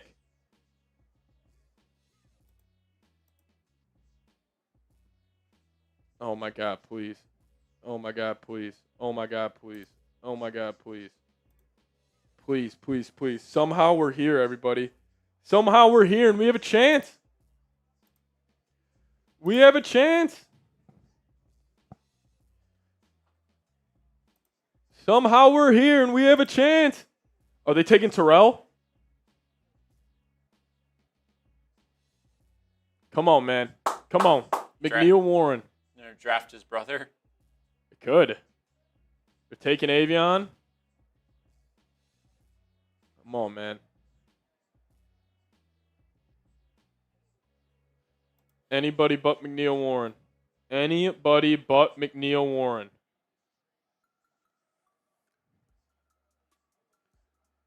EMW, baby. EMW.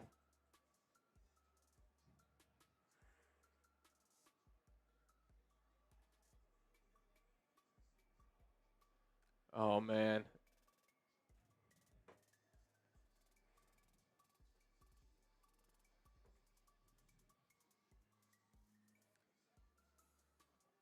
Made that pick for Aaron Rodgers. Come on. Come on. Come on, EMW. Who do you guys want the Vikes to draft? They're on the clock after Atlanta. They're on the clock after Atlanta. Now, if AJ Halsey's the pick, would you be upset? No, because that just tells me like they just had a higher grade on him. I think it's just you got to trust the Vikings scouting over McNeil Warren, or over mine. It sounds like Terrell's going to Atlanta. Is it really? Is Terrell actually going to Atlanta? Oh my goodness. Is he going to Atlanta?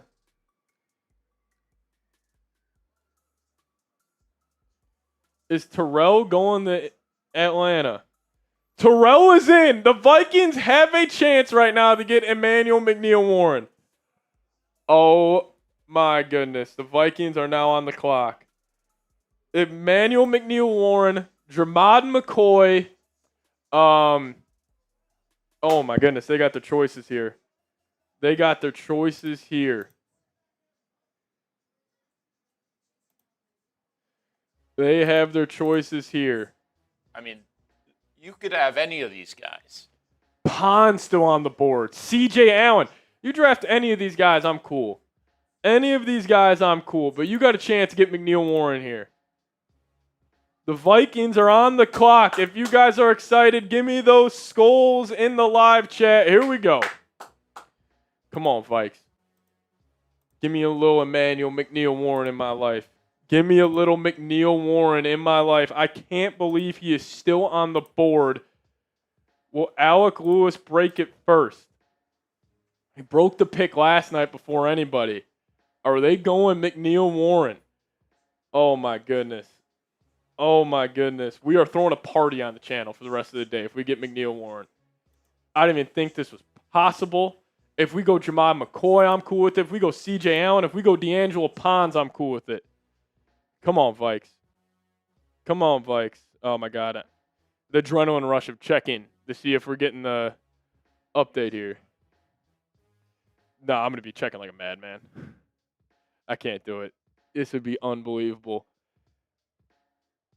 McNeil Warren. Come on. Spam those EMWs. Come on. Spam those EMWs. What do we got? What do we got? Come on. Come on, Vikes. Come on, Vikes. Come on, Vikes. Get it done. Get it done. McCoy, EMW, CJ Allen, D'Angelo Ponds. Any of those four we're cool with. Any of those four we're cool with. Vikes are taking a freaking time with this pick. I mean, they very well could. I mean, if they trade back like 2 or 3 spots, get a 5th maybe, I wouldn't hate it, but that's risky. Stop. Who said trade? We're not trading. Just take McNeil Warren. This is it. One of the top players on the board. You have a chance to get him. Somehow he has fallen this far. Oh, I'm extremely nervous, my friend.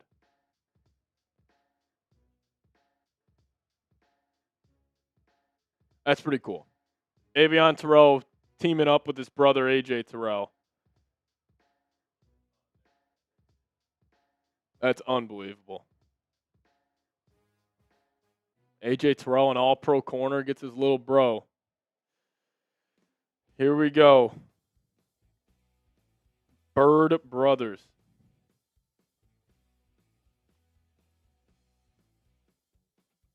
Come on, McNeil Warren. We need it. We need it.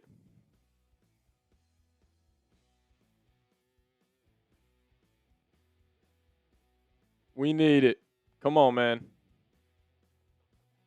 Come on. Oh, my goodness. Oh, my goodness. The Vikings just traded out. The Vikings just traded out at pick 49. The Vikings just traded out. Oh, my goodness. The Vikings just traded out at pick 49. Carolina's on the clock. Oh, my goodness. I'm going to be furious. Alec Lewis said the Vikings could be trading 49, and they are.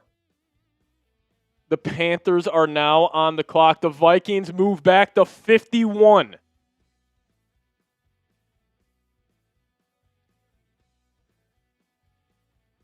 All right, what are these details here? The Vikings are trading back. First trade of the weekend for the Vikes. Oh, steal for the Vikes. Absolute steal. Full trade details. Panthers give up 51 and 150. All right, we're fine. But if this costs you not getting McNeil Warren, which the Panthers are probably going to effing take him right here.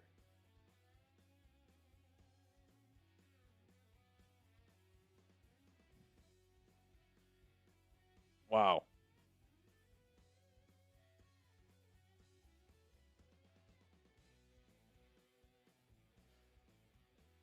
Yeah, Vikings get 150.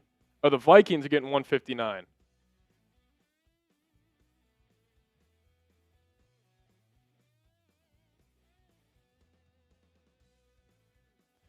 Vikings are getting 159.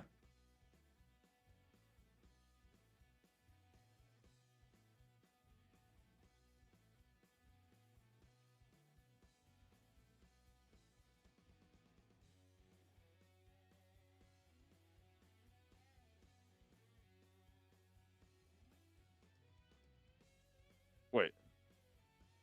Is this wrong? I mean, it's got to be wrong.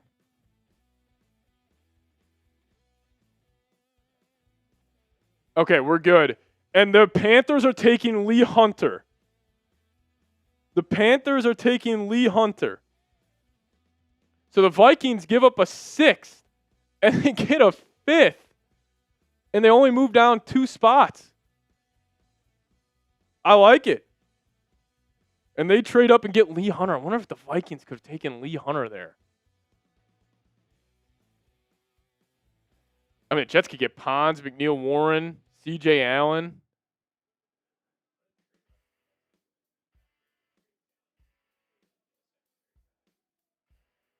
Wow, this is a great trade by the Vikings. I mean, you just jumped up.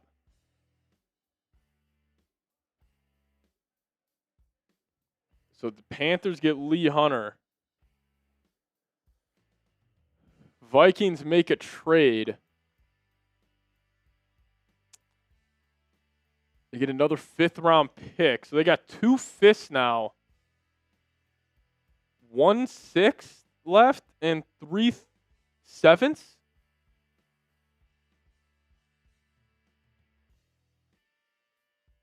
All right, that's a trade for the Minnesota Vikings. We can sit on this for a little bit.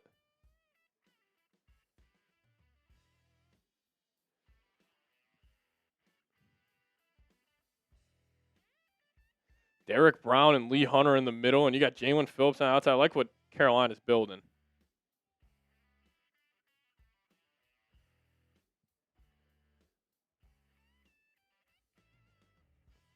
Ooh, man. Dylan, do you want to quickly just flash for me the wide receivers available? I'm just curious if Vikings could take a wide receiver here. Surratt. Give me Surratt. I want everybody. Chris Bell, Ted Hurt. All right, no, we're not taking a wide receiver. Absolutely not. Unless it's Surratt, we're not taking a wide receiver. Give me Surratt's number 4 in my heart. I mean, this is a good trade. If you plan on taking Manuel McNeil-Warren and the Jets don't take him, or let's just say if you make this trade, the Vikings have to have had 3 players in mind that they're cool with taking. So the Vikings do not have any 6th-round picks. They have tomorrow, they got 159, 163, 234, 235, and 244. So no picks in the 6th round, but 2 5ths now. And they still have pick 82 and 97. Come on, man. Come on, man. New York Jets on the clock, pick 50. They traded back.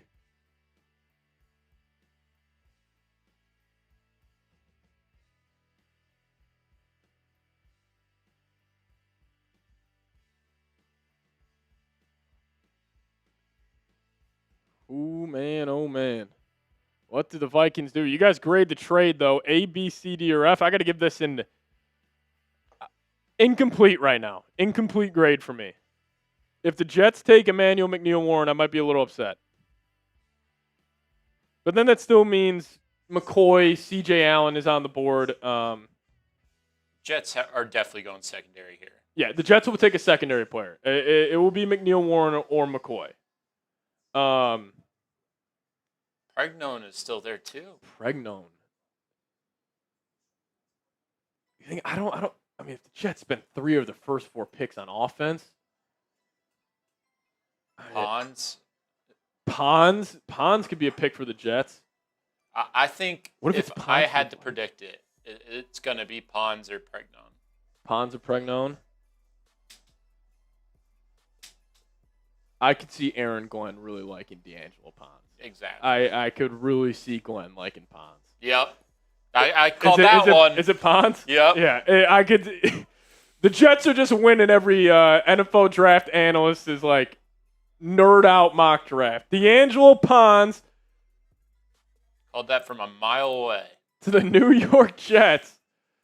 Be another outside corner for him. He will not play slot. If you hear anybody talk about D'Angelo Pons to the Jets and they say he is going to play slot, they don't know what they're talking about. And now you could still get Emmanuel McNeil-Warren. We could still make it happen, Dilly.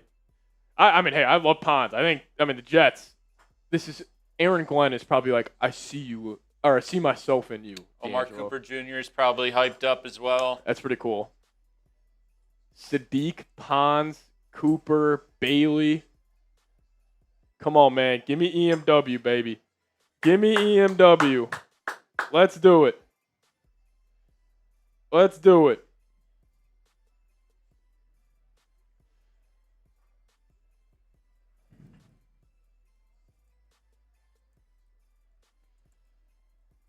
Come on. Come on, Vikes. Give me McNeil-Warren.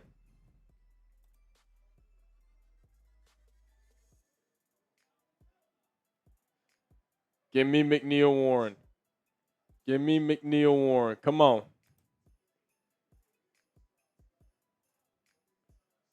Give me McNeil-Warren, baby. No more trades. No more trades, unless you want to get a little risky. I kind of like the gamble here from the Vikings. I kind of like the gamble. You think they're gambling on McCoy? That's funny. The pro comp for Pons is Aaron Glenn.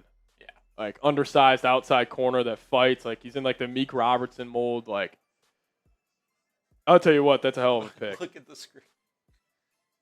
Aaron Glenn. He is Aaron Glenn, Dylan. Aaron Glenn just drafted Aaron Glenn. It's his superpower. I should have my Vikings quarter zip on. I have it in my bag. Maybe if we get to a certain amount, I'll go put it on. Come on, McNeil Warren. Let's go. Come on.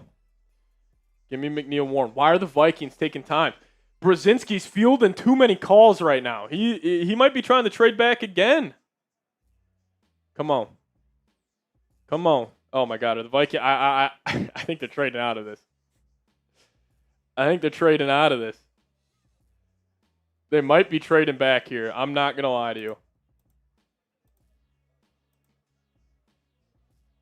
Oh, no way. Billy Beebe. They just showed Billy Beebe on there. They did? Yeah.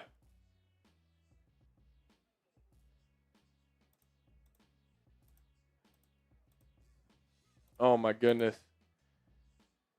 Oh, my goodness. Come on. Aaron Glenn. Did Rap just tweeted out Aaron Glenn just drafted himself? Is he watching the show? Come on, man. Are we trading back? Are we trading back or what are we doing? What's going on, Vikes? What are we doing here? The pick is in and we haven't gotten this reported. They're sticking and picking. There's no trades. The pick is in. Who are the Minnesota Vikings drafting? Come on, man. McNeil Warren. Give me Emmanuel McNeil Warren. Come on. Come on. Come on. Let's go. Make it happen. Still nothing. No word on who the Vikings are taking. No word on who the Vikings are taking.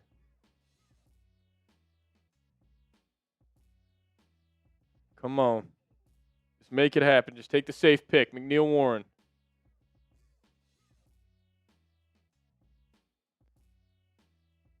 My goodness. What is happening right now in Minnesota? Oh, my God. We're finding out live. We're doing it live. Brian O'Neill making the pick. Went to Pittsburgh. Here we go. Jake Golday, the linebacker out of Cincinnati. Oh, they are drafting this year. Jake Golday, the linebacker out of Cincinnati. Oh my goodness. Jake Golday, the pick for the Vikings. Alrighty. Alrighty. Jake Golday is the pick for the Vikings. I mean, they kept that close to the vest. 6'5", played in a bunch of different roles, so they go off-ball linebacker. They go Jake Golday, linebacker from Cincinnati.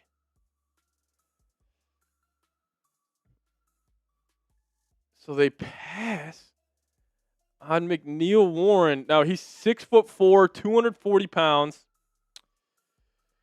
His first 3 years were at Central Arkansas. His RAS score was ridiculous. He had a 9.85. Ran a 4.62 40-yard dash, 6'4", 240. Turns 23 in May. He had some weird usage this past year at Cincinnati. He was essentially a big nickel for them. Saying a Drew Sanders comp, Peyton Wilson comp. Processing speed was much better. 723 special team snaps, 18 tackles on special teams, only 5 misses. Really good athlete who should test impressively so. Last penalty was in 2021. Tested great, 39-inch vert, 4.6, 240. Instincts in zone aren't where they need to be yet. Wow. They go Jake Golday, linebacker. Man, oh man.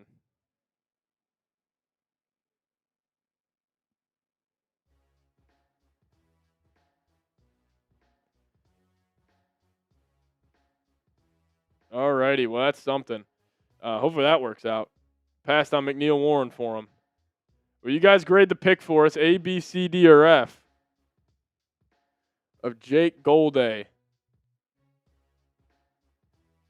As JJ McDarty coming in saying our draft team could probably hide their own Easter eggs. Yeah. This has been something so far.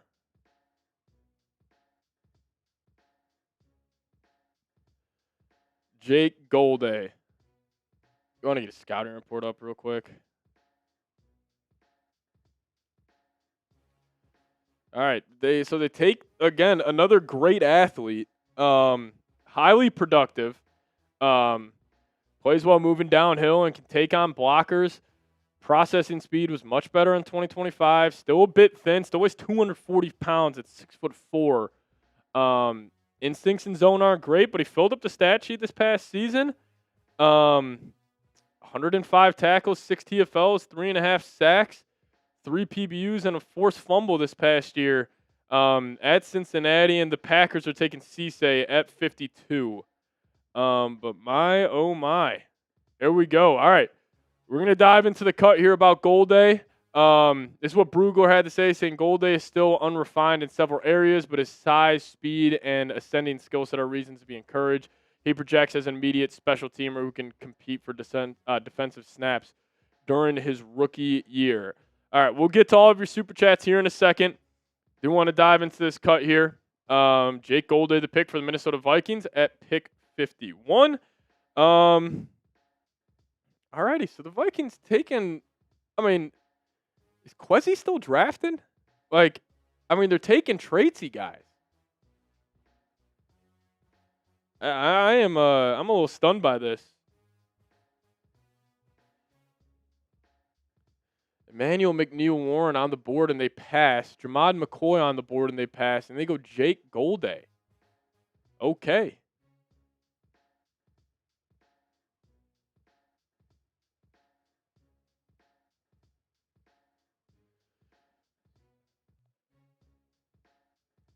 Yeah.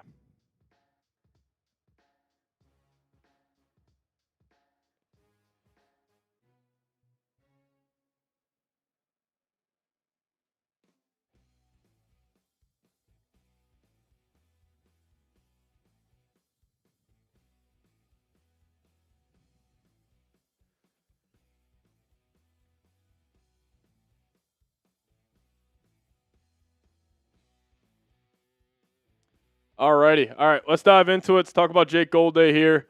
Let's do it.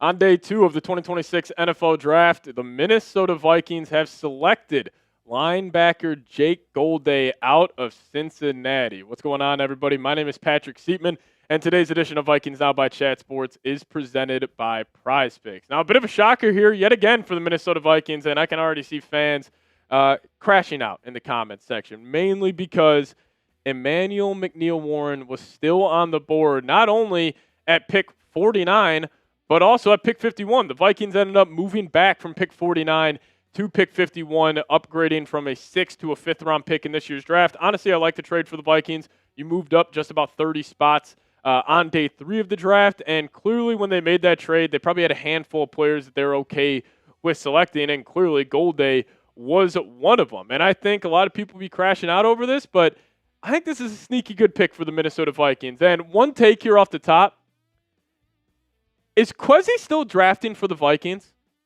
Because if you look at their first 2 picks, Kaleb Banks, traitsy, upside, that's the type of player he is. Then you also got Golday where he's traitsy, upside, his best football is still yet to come.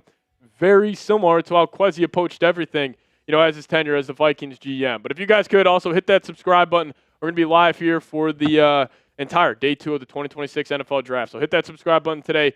Don't miss a thing around your Minnesota Vikings and help us reach our next milestone of 72,000 subs. So Jake Golday. He is the definition of a size and speed athlete here in the NFL. 6'4", almost 6'5", 240 pounds. Now he can struggle in coverage a little bit, but he's a really, really good athlete. He also brings immediate special teams value to the Minnesota Vikings. He had 723 special team snaps with 18 tackles throughout his entire college career. Now he started off, and why I like him, he started off at Central Arkansas. His first 3 years of college football were at Central Arkansas, got the upgrade promotion, if you will, to Cincinnati, and they used him in a weird way. Now, this is what I think is interesting for the Vikings and why I think this might be a sneaky good pick. They used him this past season as necessarily their big nickel in their scheme, or you could call it the overhang guy. And we have seen in the NFL that big nickels are in right now. I mean, look at Cooper DeJean with the Eagles, 6'1", big nickel. That's how they're playing it. Derwin James, Minkah Fitzpatrick this past season. Like, I've seen a lot of teams over the last couple of years where they're starting to shift to this big nickel in the slot because they want to stay in their nickel defense. They want to stay in their base defense being nickel. But if you're a nickel, you got to be able to stop the run. So you got to have a big nickel like that. Now, what I'm curious is how they're going to deploy this guy in Flores' system. Because clearly he has some versatility to his game. You can line him up all over. He can just play the true off-ball linebacker. Where him doing that, 105 tackles, 6 TFLs, 3.5 sacks, was targeted 35 times this past season, gave up 25 completions for 217 yards and 2 touchdowns. Now, his instincts in zone coverage, a little shaky, not where they need to be yet, and he needs to speed up the processing, especially in coverage, but he did have a better performance this past season. Now, the length also isn't great, and he was actually a former pass rusher, but this past year at Cincinnati wasn't great in that role. So where could the Vikings use a guy like Golday? I don't think this is in necessarily the Blake Cashman role of this defense. I would assume he's going to be playing the Eric Wilson role, or maybe, like, I know he's a 6'4", 200 and almost 50-pound linebacker. What if the Vikings just use him as a slot corner? Like, he's got really good speed as well. Ended up running at the combine a 4.6 240 at that size, at that weight. Like, that's impressive stuff. Also had a 39-inch vertical leap. But again, the Vikings go back to the traitsy, like they're taking a reach on one of these guys, it almost feels like. But we had him number 50 on our big board. I can already see a bunch of Vikings fans crashing out over this. But, hey, Brian Flores loading up. You got Kaleb Banks, Jake Golday. You're improving that front seven. Like, the Vikings are loading up there. So you guys grade the pick for me. Give me an A, B, C, D, or F. How are you feeling about the Jake Golday pick? You guys chime in. Give me your thoughts down below in the comments section. For me, I think I'm going to give it the same grade that I gave Kaleb Banks. I'm going to give this a B, and this is kind of to be determined almost as well. Like, we'll see how the Vikings finish this out with the rest of their day 2 picks here, but unbelievable stuff. But we'll get back to Jake Golday here in just a second. Also look at some of the best available for the Vikings here in round 3. But do want to tell you guys about today's sponsor, and that is PrizePicks, America's #1 sports picks app. PrizePicks is the place to go if you love daily fantasy sports. Player picks are on fire right now with the playoff basketball getting going tonight, and there's no better place to cash in while watching sports than with PrizePicks. To qualify for a PrizePicks lineup, all you got to do is pick 2 to 6 players and select more or less on stat projections, including points, rebounds, assists, 3-pointers, and several others across all sports. If you're more of a baseball guy, you can even choose stats such as hits, home runs, and strikeouts. But actually, for the rookies drafted last night, you can already create a PrizePicks lineup with them, a season-long projection. We got Fernando Mendoza, his game started, Jeremiah Love, his rushing yards, Jordan Tyson, his receiving yards, and that's what we're rolling with. A 3-pick lineup, $20, pays out $120, but also new users. If you download the PrizePicks app today, plug in promo code HMA when you play your first $5 lineup to receive $50 in lineups. That's code HMA when you play your first $5 lineup to get an extra $50 in lineups with PrizePicks. The clickable link to download the app is in the comments and description. This is what Dane Brugler of The Athletic had to say on Jake Golday. saying Golladay is still unrefined in several areas, but his size, speed, and ascending skill set are reasons to be encouraged. He projects as an immediate special teamer who can compete for defensive snaps during his rookie year. And I don't know why I'm getting like flashbacks of the Ty Felton pick from last year with this selection. Just being, immediate special teams guy. He can also, give you some production potentially on the defensive side of the football. But, Golladay, freak athlete. And the Vikings, they needed to address linebacker at some point. I think that was one of the positions of need on this Vikings roster that people, didn't give enough attention to, because Blake Cashman, he's on a 1-year deal. He's on an expiring contract. Eric Wilson, he's 31 years old. Yes, you just signed him to a 3-year deal, $22.5 million, but you don't really have any depth behind these guys either. Ivan Pace Jr., I'd be shocked if he makes a 53-man roster, and then Roberts and Ross will probably just be practice squad guys. So you really just have 2 linebackers on your entire team. So clearly maybe they view Golladay as more of a project, more of a developmental pick, instead of a guy who was going to be a day one contributor defensively, but he will offer you special teams value from the jump. And I could see a situation where also Blake Cashman, Eric Wilson, both have dealt with injuries over the last couple of seasons. This is insurance for both those guys. If they were to have to miss time, then Ivan Pace would have to step in. Don't feel comfortable with that. I am happy with this pick. I think a lot of Vikings fans will be upset, mainly because of the fact that Emmanuel McNeil-Warren was still on the board. I mean, Jermod McCoy was still on the board. And I already see people saying, bro, we already have Cashman and Wilson. Like, everybody, Cashman on an expiring deal. He's got 1 year left on the contract. Eric Wilson, he's 31 years old. They needed to get younger. They need to get more athletic on defense, and that's what they're doing with these 2 picks. You're getting younger. You're getting more athletic. I mean, you are taking a chance on 2 guys where if they work out, and Kaleb Banks and Jake Golladay could be 2 potential studs. And for everybody saying we reached, that doesn't matter. If he's a bust, he's a bust. If he works out, he works out. Maybe the Vikings didn't reach. Maybe Golladay was clearly high on their draft board, and they felt comfortable taking him here at 51. We had him 50 on our big board, so right around the same spot. Same with most of the other people that cover the NFL draft. But Jake Golladay, welcome to Minnesota. If you guys want to welcome Jake Golladay to the Minnesota Vikings, hit me with the skull down below in the comments section. And the Vikings definitely making 2 controversial picks here in the first 2 rounds of the NFL draft. So we'll get on out of here. Appreciate all of you guys for tuning in today. And as always, Skol Vikes. All righty. How are you guys feeling about the Jake Golladay pickup for the Minnesota Vikings? All right, Dylan, what has happened in the NFL draft here? The Eagles went Eli Stowers. The Patriots go Gabe Yakis. They traded up. The Colts go C.J. Allen. Emmanuel McNeil-Warren is still on the board, everybody. There are a bunch of safeties they could take, too. Like, A.J. Halsey's still on the board. I like it. I like it.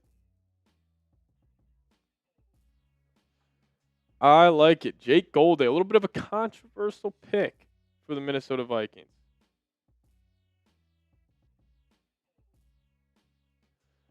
Wow.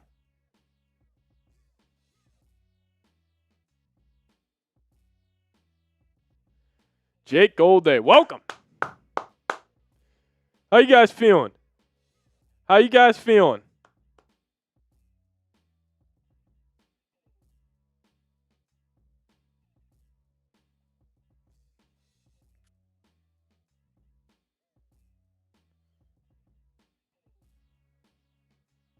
Oh my God, the Vikings just traded Jonathan Gennard. The Vikings just traded Jonathan Gennard for 2 third-round picks. The Vikings have just traded Jonathan Gennard for 2 third-round picks. The Vikings have just traded Jonathan Gennard for 2 third-round picks.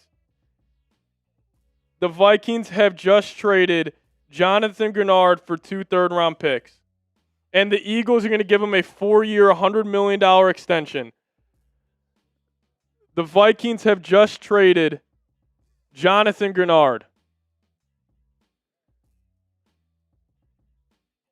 Yeah. The Vikings have just traded Jonathan Gennard.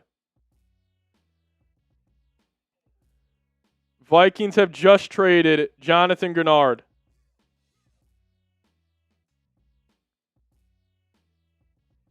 The Vikings have traded Jonathan Gennard, and they got a future third-round pick.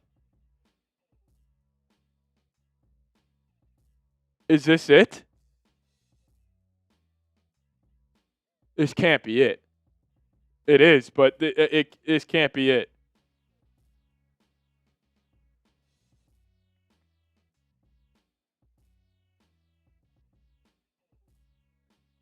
Oh, my God.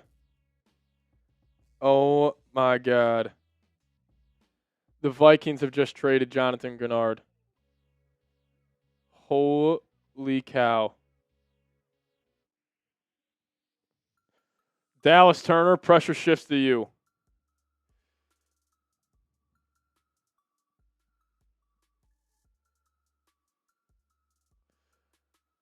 Oh, my God. The Vikings have just traded Jonathan Gennard.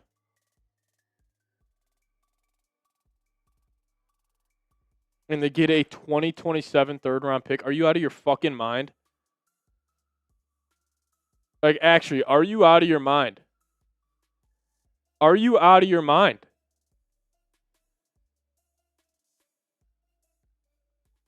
They have just traded Jonathan Gennard for pick 98.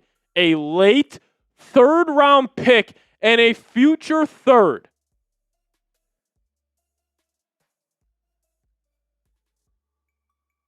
Are you kidding?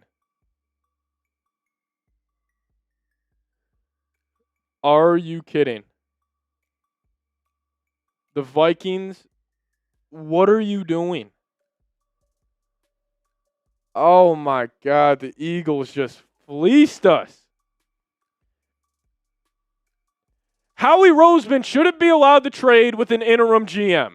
That should be against the bylaws in the NFL. Howie Roseman should not be allowed to trade with an interim GM. That's a joke. Oh my goodness. They really did it. They really did it. They just traded our best defensive player for 2 third-round picks. For 2 third-round picks. Are you going to say this was a deal that was too good to give up? Or too good to pass up?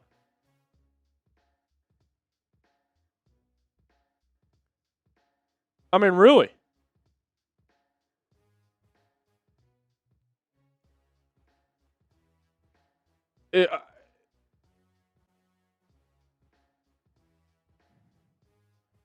This is unbelievable. This is unbelievable. The Vikings have just traded Jonathan Gennard.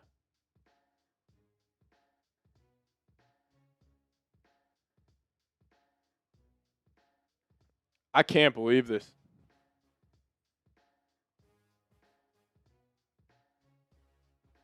They've acquired a pair of third-round picks for Jonathan Gennard.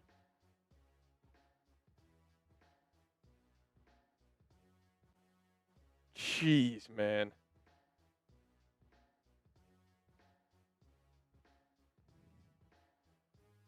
Jeez, man.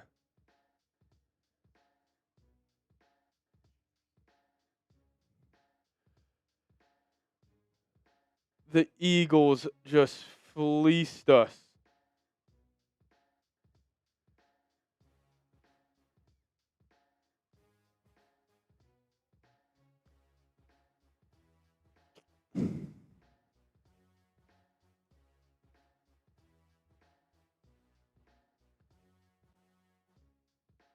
That's unbelievable.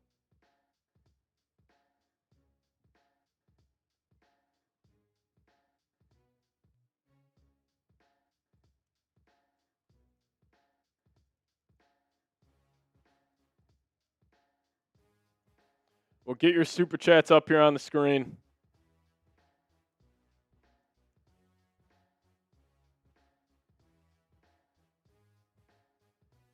Howie Roseman should not be allowed to trade with an interim GM. We'll get to all of your super chats. I mean, holy guacamole. He costs $25 million a year. You don't want to give him 4 for 100? You didn't want to give him 4 for 100.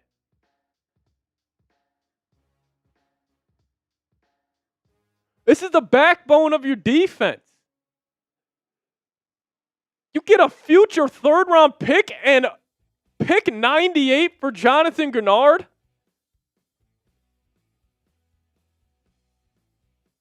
$4 for 100 is too much. You're smoking crack. Jalen Phillips just got 4 for 120. And Jonathan Gennard is significantly better than Jalen Phillips.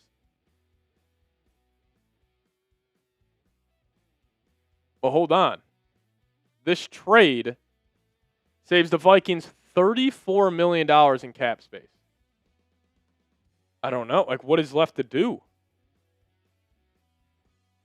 This trade saves them $34 million in cap space.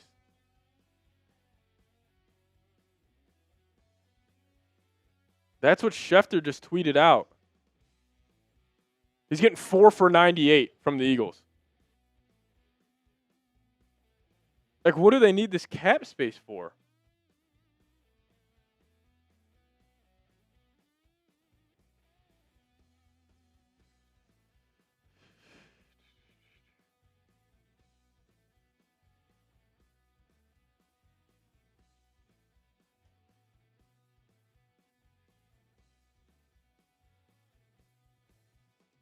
And the Bears are selecting Logan Jones. They're getting their center.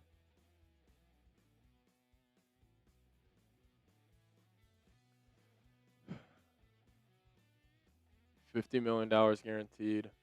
That's it. And they get a 7th-round pick. Why the fuck are we including a 7th-round pick? All right, here are the super chats. We'll fly through them. Oh, my goodness. I mean, the Vikings rebuilding? I mean, they could be cooking something up here. I have no idea.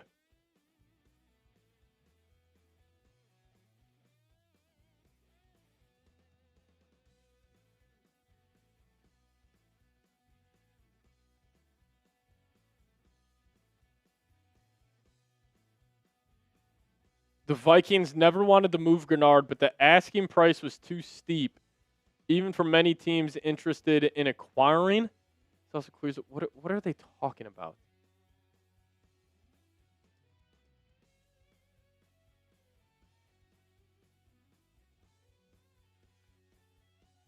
I think that's a horrible trade.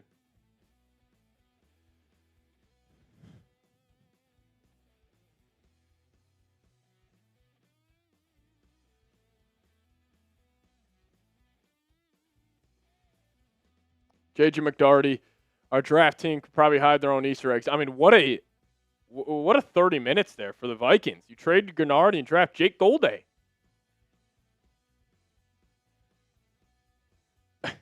Unbelievable. Boris, this is definitely not KOC or the GM and B Flow we trust. That's fair. Like, I'm cool with the Golday pick. I'm cool with the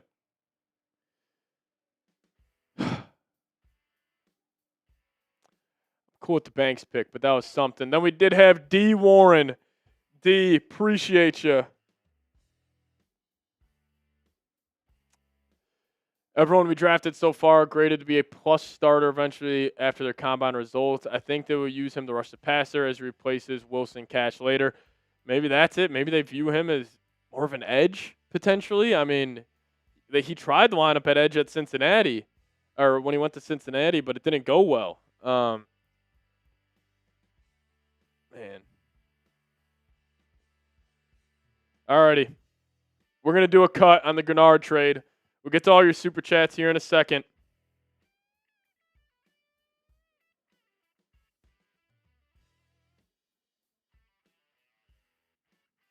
Let's just talk about the trade and then just do best available.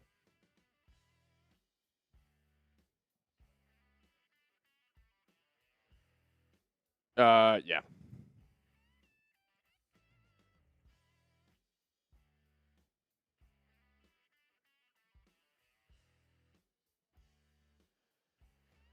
All right. We're going to dive into this cut here. We're going to talk about it.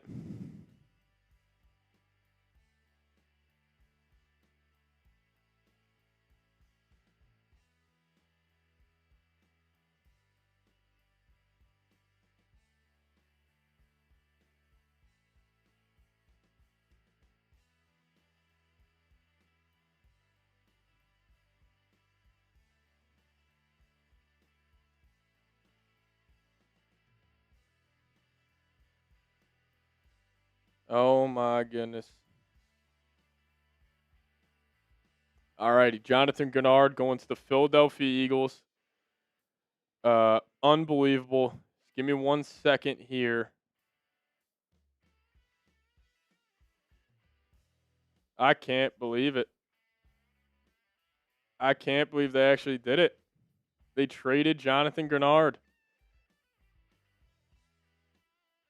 I mean, Flores. I mean, listen, I'll say something. Maybe Vikings fans won't like hearing this. McNeil Warren just went to the Browns. Okay.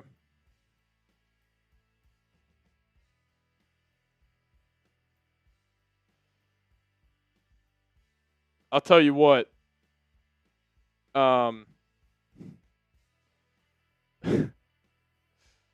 Unbelievable. Unbelievable. Alrighty, let's do it. Let's talk about it. Reacting on the fly. Here we go.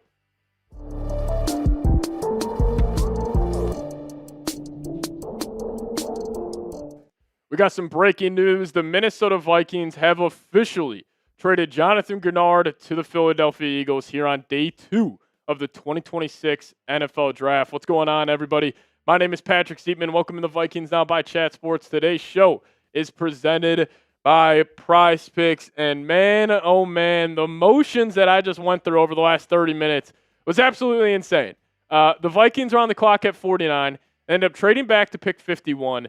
And I wanted Emmanuel McNeil Warren, ended up going getting Jake Golday out of Cincinnati. And then probably 10 minutes after that, they traded Jonathan Gennard, not for a second-round pick, but they got 2 third-round picks. And also, Gennard is getting a 4-year, $98 million extension from the Philadelphia Eagles. And for some reason, the Vikings had to attach a 7th-round pick. I think the trade compensation you are getting back is a complete joke. I think the Vikings got fleeced.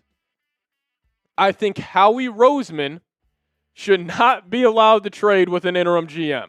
I mean, that is like Alabama playing Jacksonville State in early September. It's a matchup nightmare. Howie Roseman on the phone with Rob Brzezinski. Now, Adam Schefter also did tweet out that the Vikings are saving $34 million in cap space. I don't know how that is possible. That might be over the next 2 seasons. Let me just double check this tweet from Schefter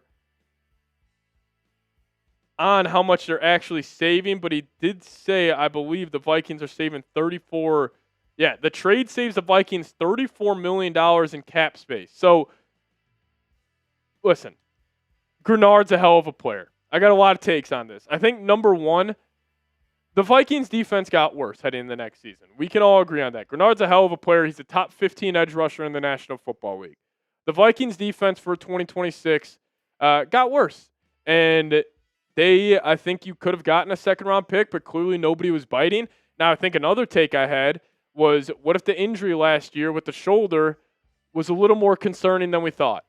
And also, the Vikings defense last year, when Gennard left the lineup and Dallas Turner was playing in his role, Dallas Turner popped and the defense got better. I don't have a problem with the Vikings trading Jonathan Gennard. You saved a bunch of cap space. You were able to save $34 million. You got another pick in the top 100 for this year, which is good. Would I have liked it to be, the 54th overall pick, whatever the Eagles ended up drafting in the 2nd round? Absolutely. But now the Vikings will have pick 82 pick 97 and pick 98. So they will still make 3 selections tonight during the 2026 NFL Draft, and you're getting a future third. If I want to be Mr. Positive about it, I'm like, Dallas Turner should have a massive year. Dallas Turner, his line for how many sacks he should possibly have next season should be 12.5, and I'll be taking the more on that.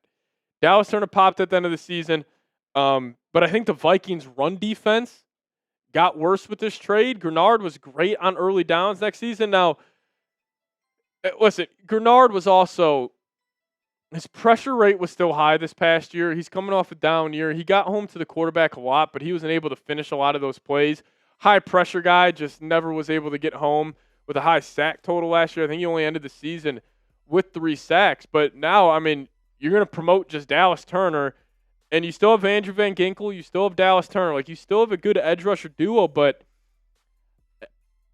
I don't think Van Ginkel, like, is necessarily like a true edge rusher. Like, Van Ginkel is necessarily just playing like the joker position for the Vikings defense, where he's lining up all over. And I would fully expect, with the Vikings having 3 more picks here in the top 100, they're probably going to end up drafting an edge rusher.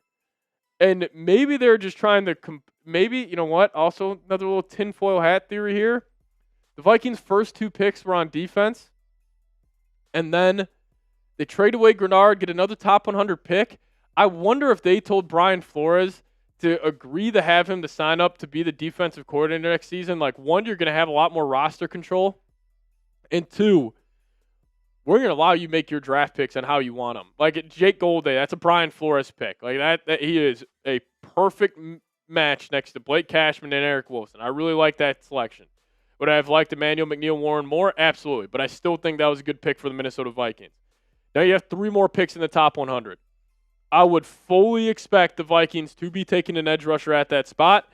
I guess the most optimistic take I could have right now is in Flo we trust. Skull Flo. We trust in Brian Flores.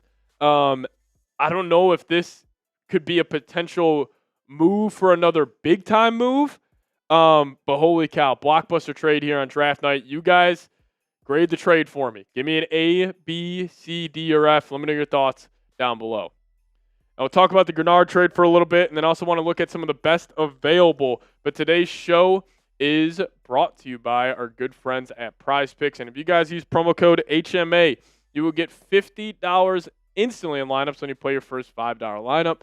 PrizePicks is the best place to win cash while watching sports. The app is really easy to use. Just pick more or less on a few player stats and lock in your lineup. PrizePicks is available in most states, including California, Texas, Florida, Minnesota, and New York. And PrizePicks makes watching my favorite sporting events that much more enjoyable as I follow my lineup throughout the entire game. Or you guys can follow lineup throughout the entire season. There you have some rookies in there. Fernando Mendoza, you can take the more on his games started this upcoming season, set at 6.5. Jeremiah Love, going to take the less on his rushing yards. And Jordan Tyson, going to take the more on his receiving yards. But $20 lineup there pays out $120. And also you guys can follow your friends and others on the app like you would on any other social media platform. You guys can even follow me over there at Pat Sieps, PATSIEPS, to see all my lineups there. So sign up for PrizePicks with code HMA. Get $50 in lineups instantly when you play your first $5 lineup. Hit that link in the comments section and description of today's show. All right, so clearly the tides are turning here for the Minnesota Vikings. This is going to be a complete reset defensively. And I think, one, this is telling me a lot of things. One, they clearly have a lot of faith in Dallas Turner. The one thing, though, that I am shocked about this is them saving $34 million in cap space. Is this setting up to be like a Jordan Addison extension? Is this setting up potentially a Brian O'Neill extension? But they saved $34 million for a reason. I am not sure why else they would do this. Like, is this a move where now there's moves to come down the line? I mean, they have completely opened up their cap space here, but they do it on the night of the draft to create cap space. Like, maybe they want to go out there and get like a DeAndre Hopkins for $6 million, just have more money to spend. But definitely a shocker here for the Minnesota Vikings. And, listen, their draft, they started off with Kaleb Banks, ended up going with Jake Golday with their first 2 picks and, changing the whole identity of this defense. Like, I think Flores is now able to really just mold this roster, sandpaper it in the way that he wants to, in the way that he envisions it, for really the first time as being the Vikings defensive coordinator. But still, we got a lot of good players available, and the Vikings still have 3 selections in the top 100. You got some edge rushers available. Maybe they go deny Dennis Sutton.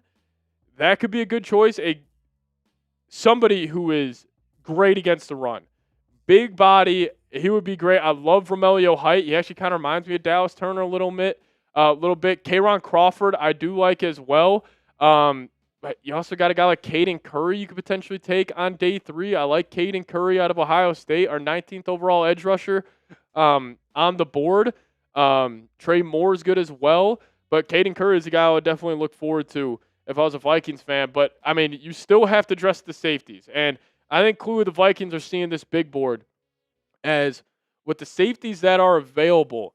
A.J. Halsey, he's a guy. Keontae Scott still on the board. I'm pretty sure Jamad McCoy is still there. So that could be somebody that they could end up drafting. But Emmanuel Pregnon, the Vikings go guard. Keontae Scott, A.J. Halsey, Zakee Wheatley out of Penn State. He could be an option. But, I mean, the Vikings are completely changing it right now.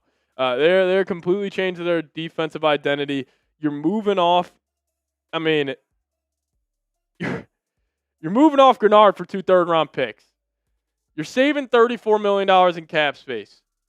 Is there another trade coming for the Minnesota Vikings? Like, is this something where they're setting up for another big trade down the line? Like, I'm trying to think off the top of my head right now. Are there any players that they could be drafting potentially? Or any players that they could be trading for? I'm not sure. I really have no idea what the Vikings could be setting up, but man, oh man. I mean, you get a future third and pick 98 for Jonathan Gennard. Really, really shocked by this. And we'll see what happens. But hey, appreciate all of you guys tuning in. People are saying Joe Burrow. I doubt it's going to be a Joe Burrow trade after they just traded for Dexter Lawrence. He has to give him more cap flexibility next season too. Maybe the Vikings don't view this year as a Super Bowl window. Maybe this is a transition year. I can't imagine that Justin Jefferson would be that happy about it, but an absolute stunner. All right. We appreciate you guys, but you guys let me know down below. Do you believe in the Vikings vision? Give me Y for yes or an N for no down below in the comment section, and we'll get on out of here. As always, Skol Vikes. Man, oh man, everybody, what a night for the Vikings. What a night for the Vikings. All right, we're going to rip a short here real quick on this.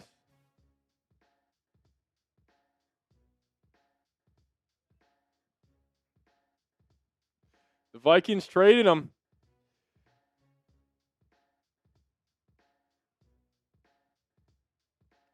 Do you believe in the Vikings vision? You want to get a trade graphic back up for this?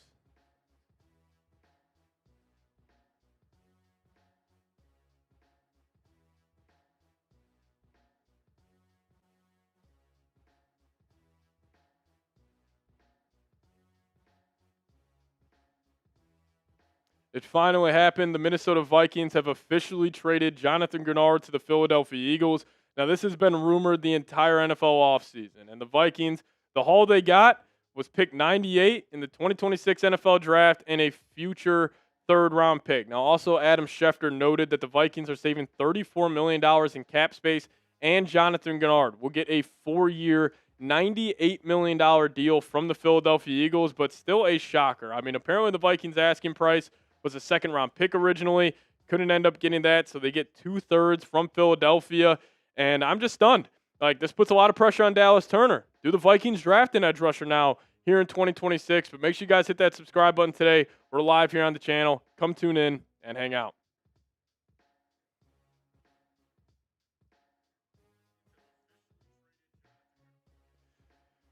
Oh, how we feeling? How we feeling? How we feeling? All right, let's get caught up here. Yeah, let's just get caught up with what's been going on in the actual draft. I'm just still flabbergasted by the Jonathan Gennard trade. Dylan, if you just want to kind of run them through the picks that have happened since the Vikings got Jake Golday. No, you can keep me on here. That's good. I'm just going to edit this short. Dylan's going to run through what's been going down here over the last couple of picks since they got Golday, Dylan. There's a lot of craziness that just went down. The Vikings just go ahead. They picked Jake Golday after we thought they were going to take him Emmanuel McNeil Warren or Jermod McCoy. And then all chaos ensued. Because right after that pick, they traded Jonathan Gennard. And look, the compensation that they got back, it wasn't really the best. 2/3 is nothing to scoff at, but I feel like they could have got more out of it. Then Green Bay went right after, got Brandon Cisse, good corner out of South Carolina. Then C.J. Allen went off the board to the Colts. Eli Stowers joins Dallas Goedert to the Eagles. Gabe Hackis from Illinois going to the Patriots. We got Nate from the tight end from Texas A&M going to the Jaguars. And then Logan Jones, another one of the Vikings draft targets, going to the Chicago Bears. I feel like the Bears are just taking everyone that the Vikings wanted with Thieneman and now Jones. Literally. Then finally, Emmanuel McNeil Warren's fall. It ended with the Cleveland Browns taking him. Marlon Klein, the Michigan tight end, to the Texans. Anthony Hill, the Texas linebacker, to the Titans.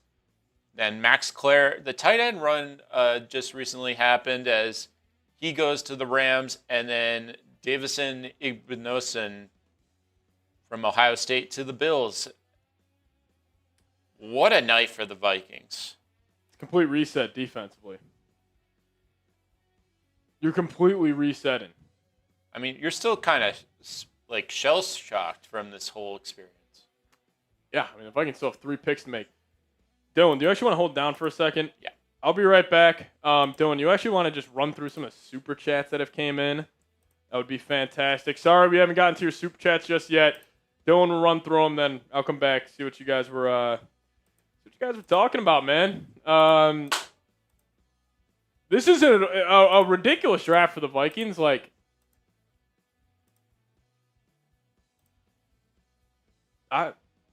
incredible. All right. I got to collect my thoughts here. My mind's just scrambling right now. But, all right, Dylan's going to run through some soups here. Appreciate everybody who supported the show.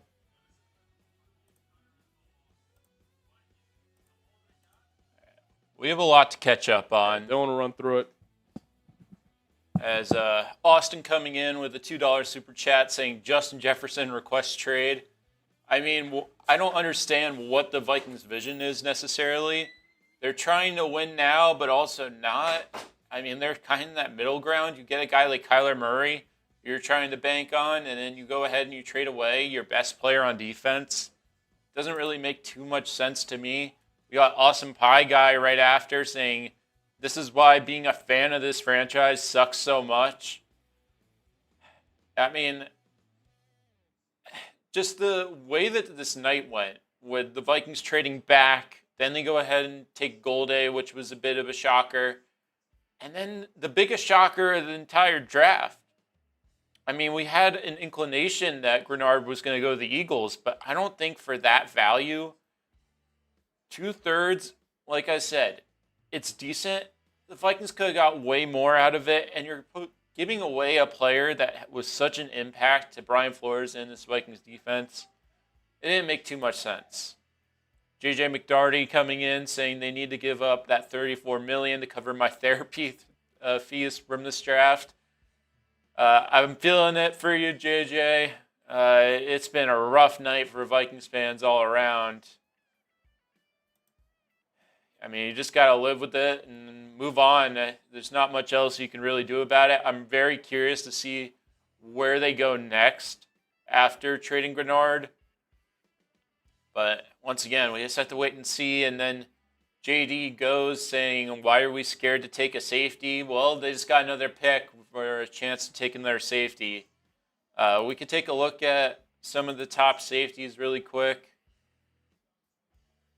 But man, Jermon McCoy is still available.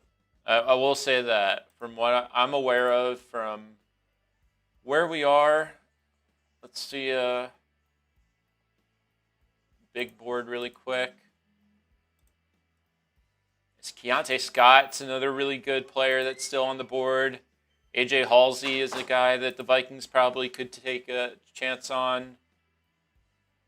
I mean, there's still so many good picks that the Vikings can make. It's just, why do you go ahead and you're trying to win now, but at the same time you trade away a guy?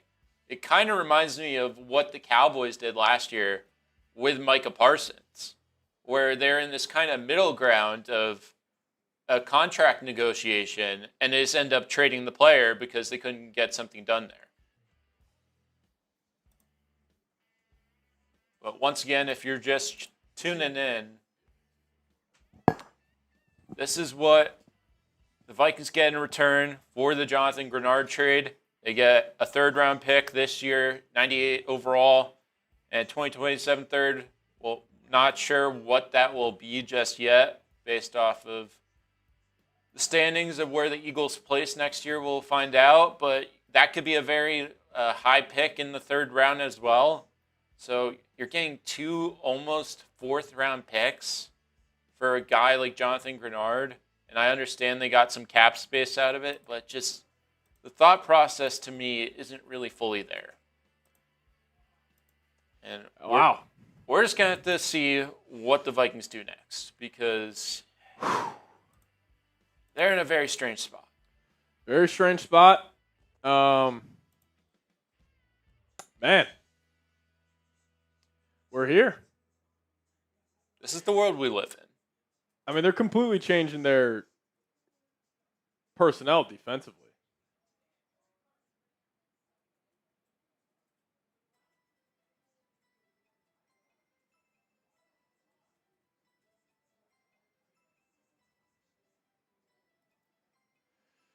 I mean, the Vikings defense is going to look very different next season. Slaughter gone too. Yeah. Oh, did he just get picked? He just wants the Chargers. Yeah, this has been a rough night. I like the Jake Golday pick.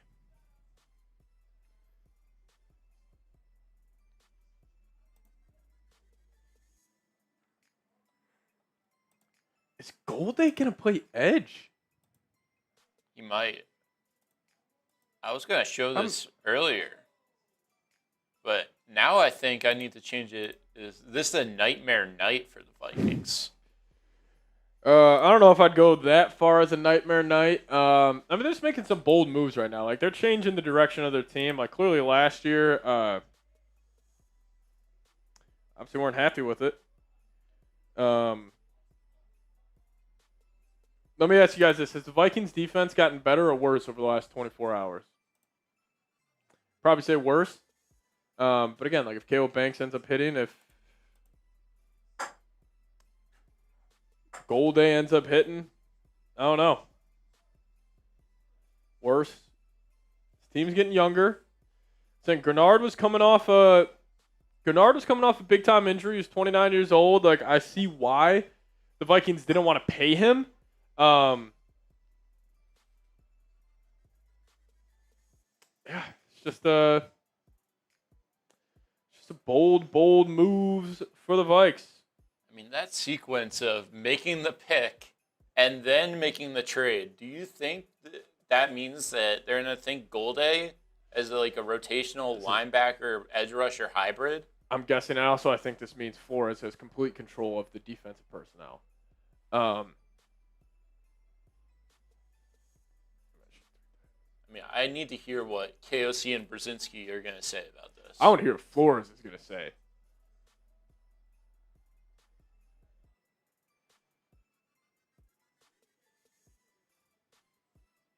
God damn.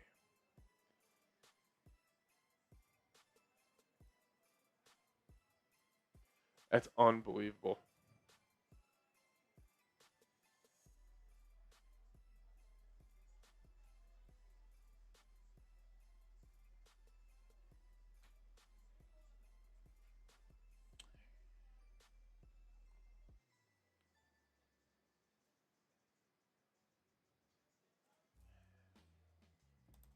I mean, I think Flores, as the Seahawks go, Bud Clark. Good pick by Seattle. Bud Clark had a pick 6 off J.J. McCarthy.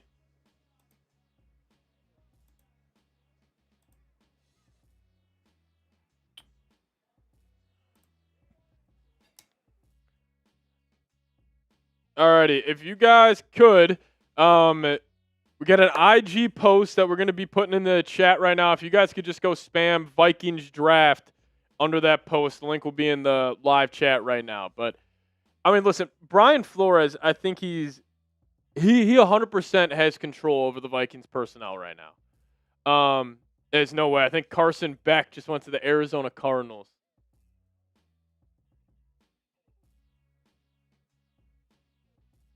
Carson Beck to the Cardinals. Alrighty. They want Love, Basantis, then they go Beck. Dilly said that earlier.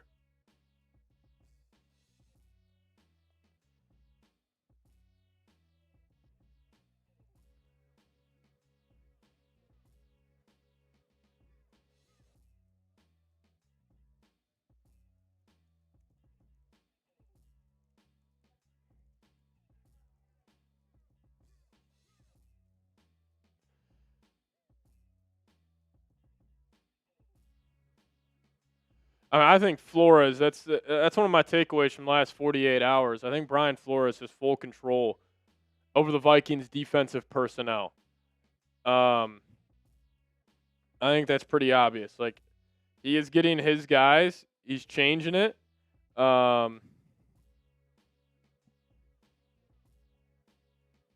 I mean,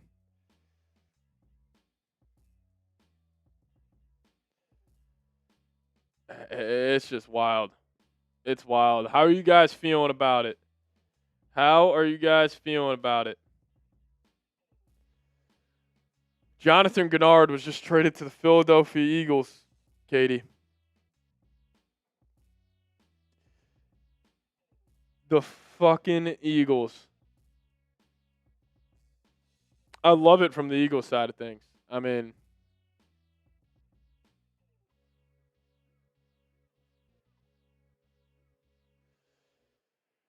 you know, I'm fine. I'm fine now. I just had to get the emotions out, but I think we're good.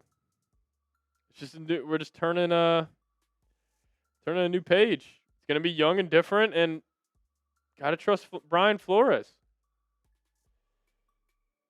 Gotta trust him, right?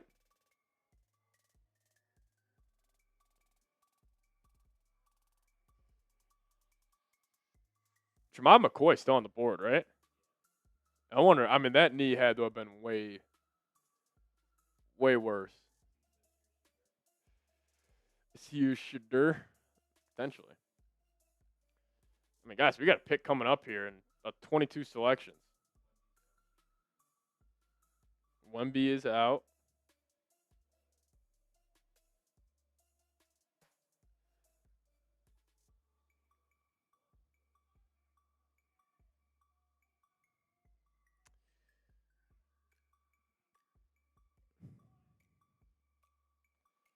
You guys could go on the Instagram post and comment Vikings draft.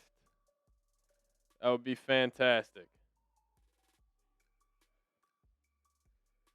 We will give shout outs over there if you guys could. go on that Instagram post and comment Vikings draft. We'll give you guys a shout outs over there. All right. I mean, listen, personnel wise, it's gonna look completely different for the Vikings next season. They're getting younger. They're getting more athletic. I think Brian Flores. Now you think about like the Swiss Army knife guys he has: Josh Metellus, Jake Golday, Eric Wilson, Blake Cashman, Dallas Turner. Like you got Kaleb Banks, Jalen Redmond on the interior. You feel good about your cornerback room. I'm liking what the Vikings are cooking up. They're getting bold.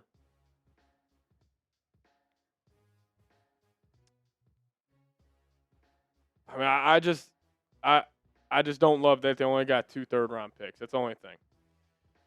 But I think Brian Flores, like, I wonder.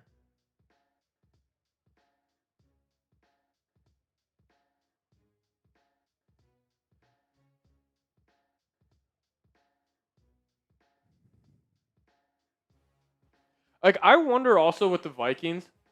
I really do wonder, like, if when Brian Flores, when there was all this reporting coming out, like, oh, he could go to the Cowboys, he could get another defensive coordinator job, and he was getting head coaching interviews. I wonder if he wanted more control over defensive personnel. And what if Flores was the reason Kwesi Adolfo-Mensah got fired?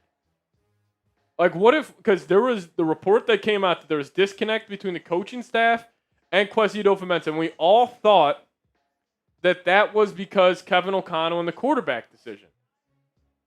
What if it was defensively?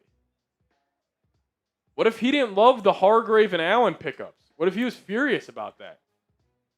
And what if he wanted to go get his guys? So, I don't know. Maybe that's me thinking too much into it, but I think there's a chance that he does have full control of personnel defensively. Unbelievable.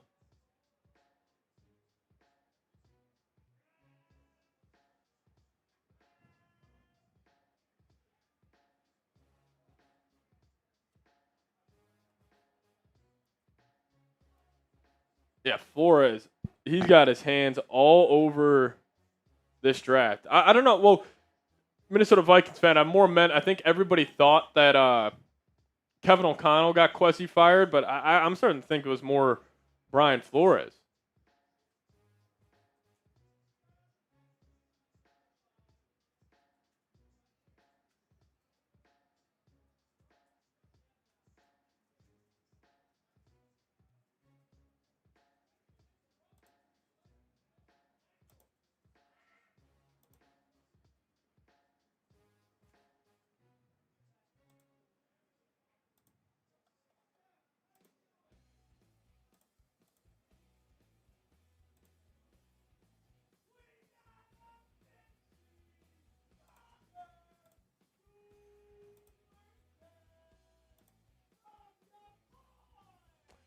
Alrighty, catch back up here with the NFL Draft. Vikings next selection will be at pick number 82.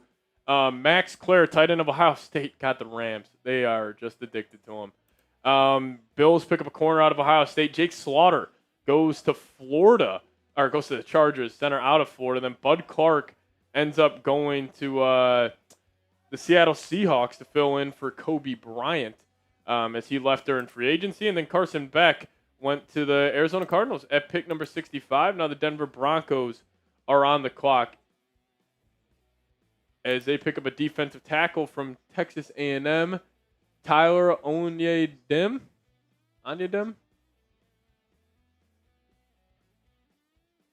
Broncos add into that defensive line with their first pick of the NFL Draft.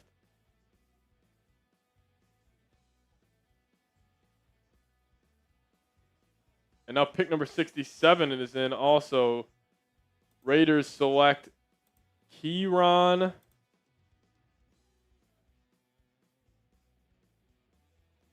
What's his name? I just had it pulled up. And I lost it. Kieran, though.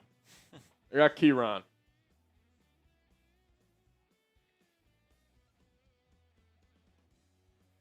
I mean, do the Vikings plan on contending this season? I don't know if they do. Yeah, Kieran Crawford.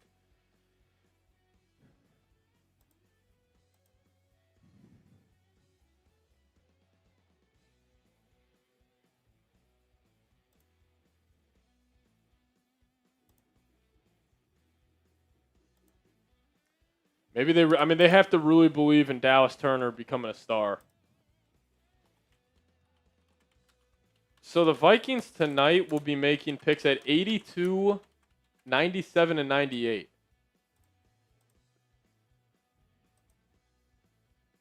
I mean, also, how could we not get pick 68? This pick, the Vikings should be drafting right now.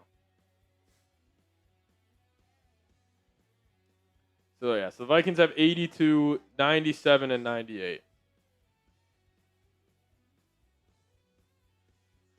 Oh, man.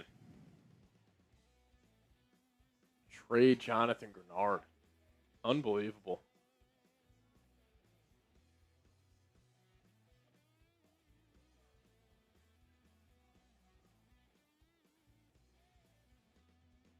Howie should be banned from training. I mean, he's training with an interim GM. It's illegal. Why is it that's like a new clause? Like if Gennard goes ahead and just tears it up in Philly. Howie's no longer allowed to trade with interim GMs.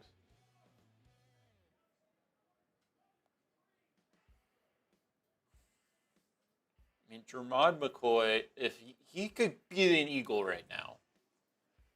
Yeah, literally. This would be the most Eagles thing to do. Okay, it's not. Who did they take in the second? They took Stowers. God, you got Stowers and Mekhi Lemon.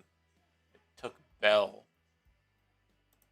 Guessing that's the Bell. receiver, Skylar Bell. No, the Miami tackle. Oh, Markel Bell. Yeah, Markel. He's huge, right? Yeah, he's a mammoth of a human being. Josh, appreciate you. I'm kind of in shambles about the Gennard trade. I'm trying to cope right now and make myself feel better. Don't feel great, though.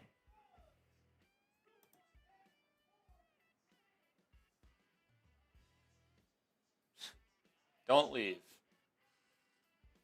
For all we know, this is a great move. I need to take a break. It's been stressful, everybody. There's no doubt. There's no doubt. We stay with it. We stay with it. What star is the Bears going to take? Yeah, the Bears are going to get McCoy next. Bears are going to get McCoy.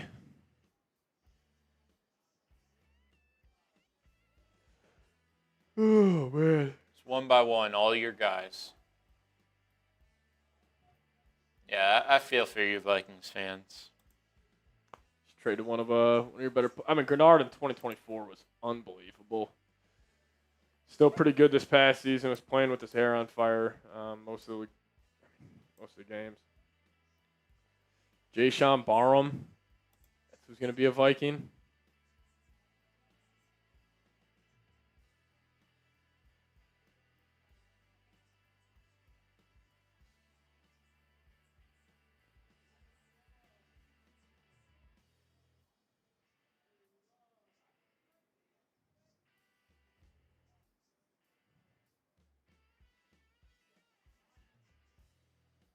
Jayshon Barham.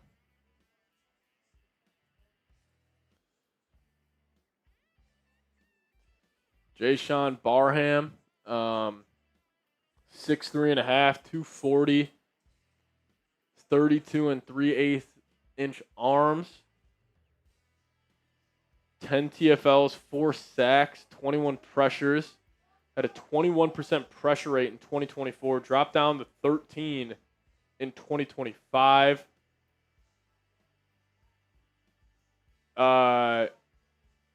His comp is Andrew Van Ginkel. Fits that hybrid role, and our note for this is Brian Flores would love him. Interesting.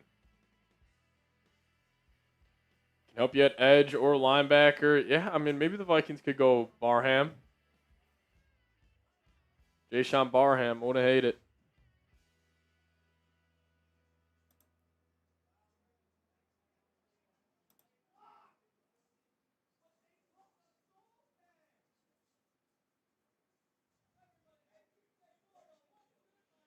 Oh, man. All right, well, the Bears are on the clock now. Pick number 69 here.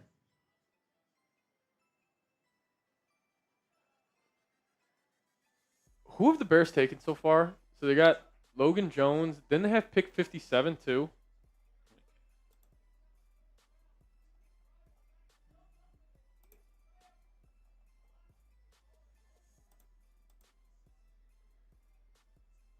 I thought they had pick 60. Did they trade back? Yeah, they must have traded back. Is there a trade in there that we missed, maybe? Yeah. Oh, so they traded back 9 spots, picked up a 5th. Okay. All right. Missed 2 trades. Yeah, Broncos moved back. Got an extra 6. That's what the Bills. That's why they acquired all those extra draft picks. So they can just move up and get their guy. Kaleb Bell, about 6'9". Huge. See if they show the clip of him caking D'Angelo Pons. Yep. It was the very next clip. What? Yeah, right.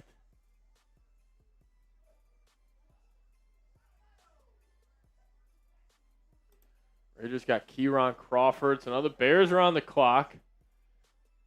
It did not go McCoy. Or Roush.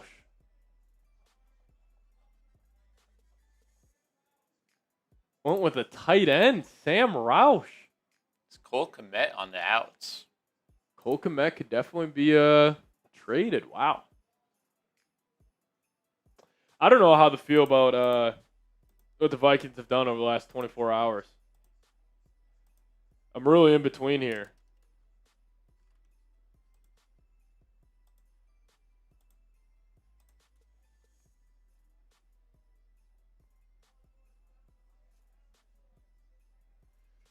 So the Vikings, in total, they'll have 9 picks in the top 100 for 26 and 2027 combined. And they saved $34 million in cap space.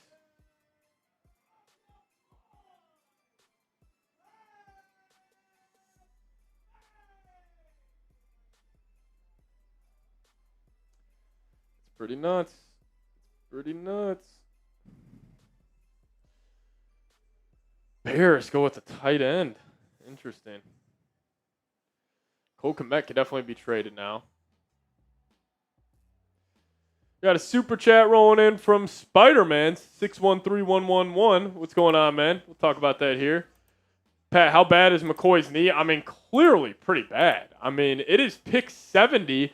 We had him number 12 on our big board. But Jay Curry coming in saying if you had picks 1 and 3 in the first round, who do you have taken? Like the first and third pick? I would have gone Mendoza. And then the third pick, depends on what I needed. I would have probably gone Jeremiah Love or Caleb Downs.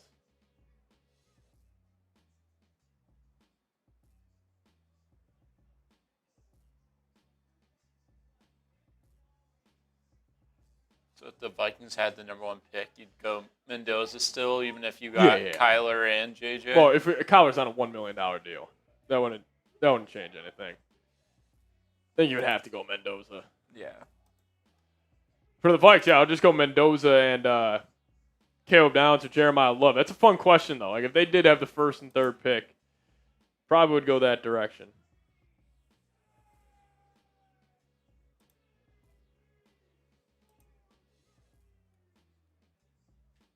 I think the Vikes would get Emmett Johnson. I mean, they'll probably take an offensive weapon here at some point. You also need a center. Do you need an edge rusher now?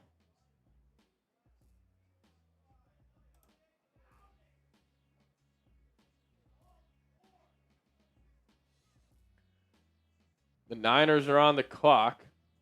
Actually, they're about to pick. And they get Romelio Height.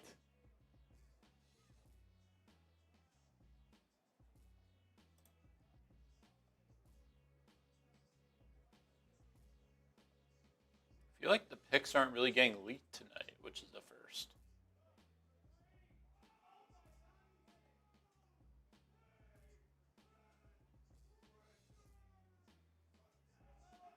Celtics and Sixers are in a battle right now in the NBA playoffs. What pick do the Vikings have? They have 82. They're up in 12 picks.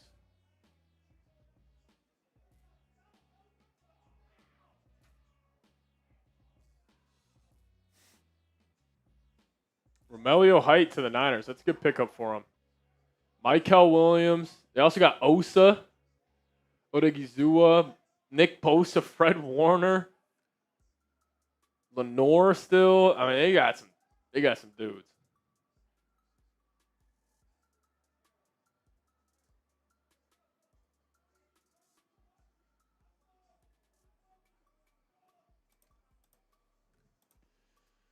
Oh man, oh man. What a night so far for the Vikings. What a night so far for the Minnesota Vikings. Commanders are on the clock, pick 71. We got to somehow get the pick number 82 here. You actually want to flash best available. So we got left. So we start targeting some guys that we would like. I mean, Jamal McCoy, Keontae Scott, Emmanuel Pregnone. I think Pregnone is probably the biggest shocker for me. Because like McCoy, I see why, just because of the medicals, but Pregnone's a shocker. AJ Halsey, could have seen him falling. Zachy Wheatley out of Penn State. You got another safety there. Chris Bell, Keith Abney. I mean, he was projected to go possibly 49 to the Minnesota Vikings. I could see a deny Dennis Sutton going to the Vikings. Now I could see deny. Absolutely. I mean, he's about 270. Good on early downs. Like, yeah, definitely. I mean, not too versatile, but, I mean, the Vikings do need just a hand in the dirt. Guy who can get after the quarterback. Yeah. He's great against the run. Malachi Fields, Kyle Lewis. I don't think they would go Kyle Lewis just because they just went Jake Golday. Jennings Dunker, doubt they go guard. Dominique Orange. Maybe they double dip on defensive tackle. Are the Commanders going to run out of time? They had 5 seconds left. Pick in, or the Commanders losing their pick? They got it in. They should forfeit it. Kaleb Tiernan.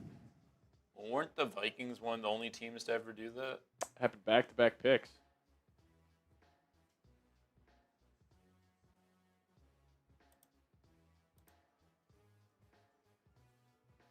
Kaleb Tiernan, Zachariah Branch. I mean, still got options out there for the Vikes. Still got options.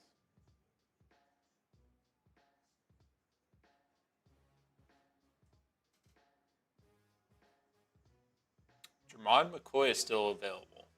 Jermod McCoy is still available. Connor Lew is pretty sure still available as well. Connor Lew. Yeah, what are the centers looking like? I think, is Heck still available? I think he is. Yeah. I don't think Hecht is gone yet. Yeah, Hecht's still available. Lew's still available. Pat Coogan, if you want to wait till the 5th. Wouldn't hate that idea. Oh, my God. Commander's pick is in, and they're going with a wide receiver. Oh, they're going Antonio Williams. Out of Clemson. Like that pick.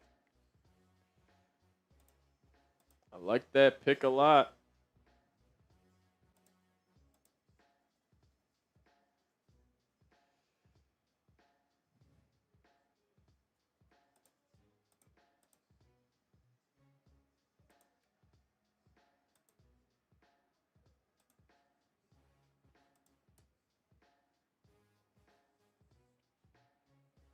We did trade Jonathan Gennard for 2 third-rounders.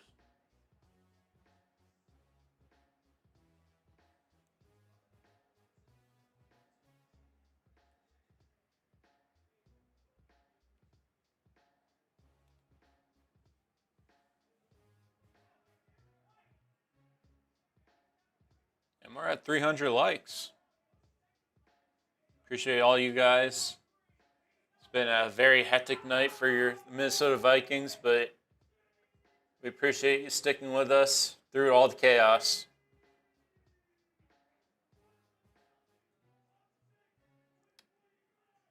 tried to tell you the grass is never greener on the other side? Oh, man.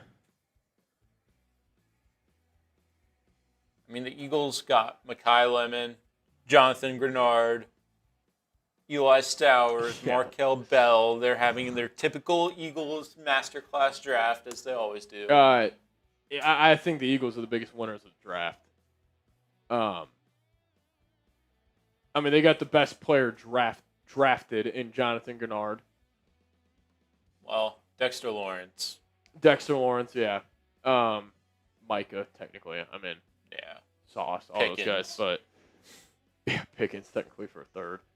But, I mean, if you talk about, elite team in the NFL, taking a massive step, adding a ton of talent, I mean, the Eagles have done a great job. J.J. McDarty coming to the $5 Super Chat.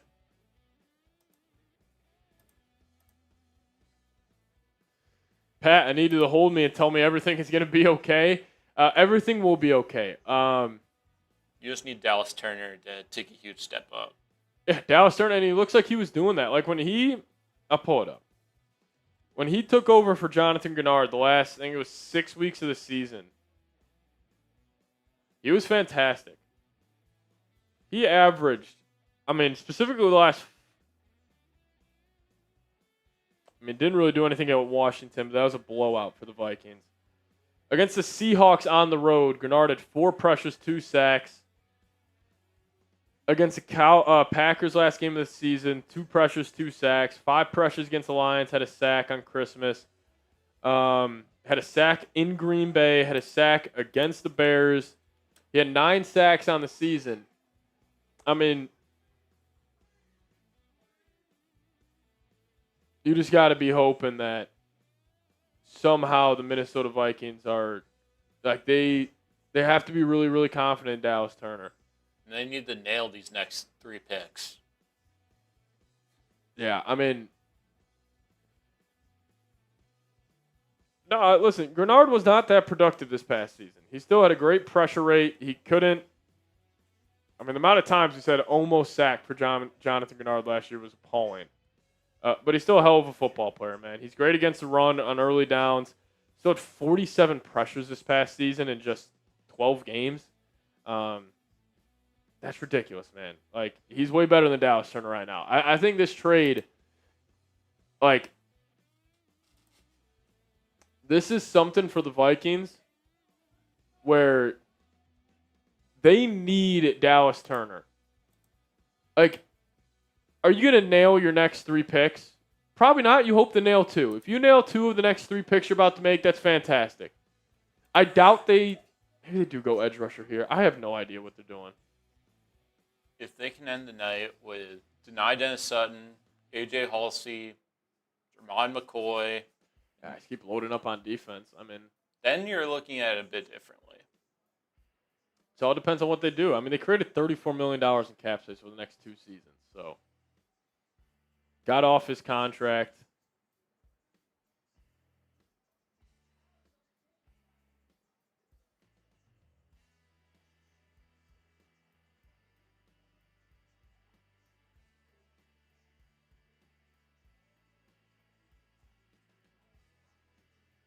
Cario Davis, dude, there's got to be something wrong with McCoy.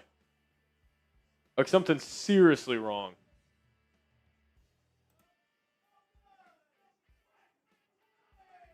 Trade. Now the Giants are on the clock at 74.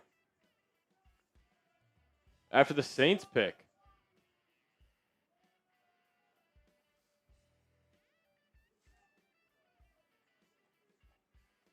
Or Davis was the pick at 71 or 72? 72. 72? Okay.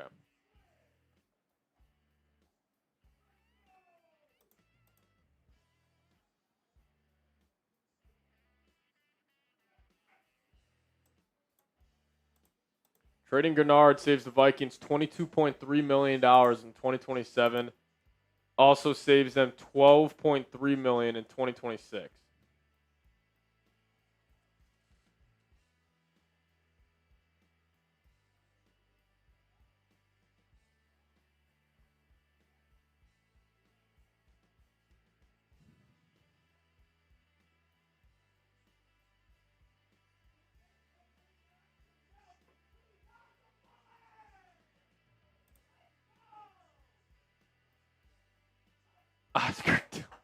number's ridiculous. Oscar Dope to the Saints at pick 73. Let's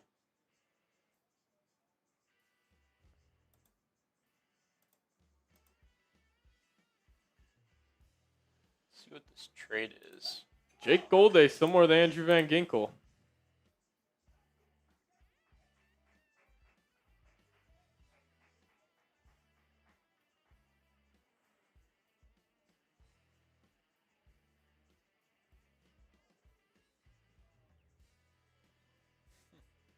They're not even showing like good plays for Delt. He's bobbled like every ball. Oh my God, the Vikings are getting clowned right now.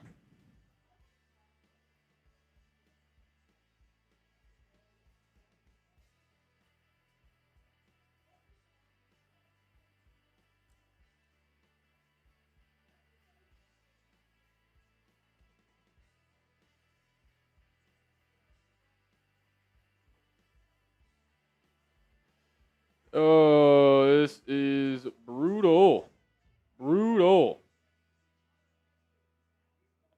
See the Giants try to go here.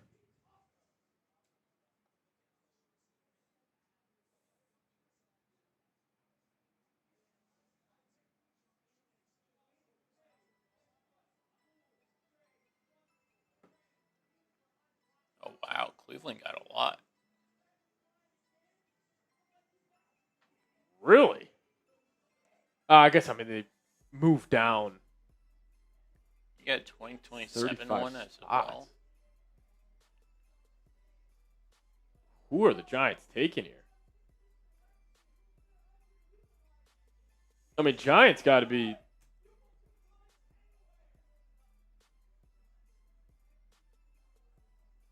Malachi Fields. They just traded up 30 spots to get Malachi Fields. 6'4" receiver. Ran a 4.61.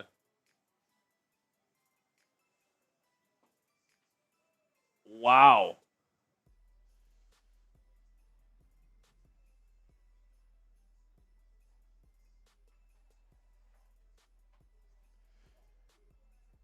I mean, I don't know why the Vikings feel like the biggest clowns in the NFL right now.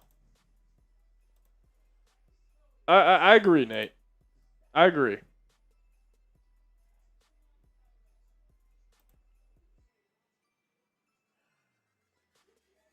God, they go Malachi Fields.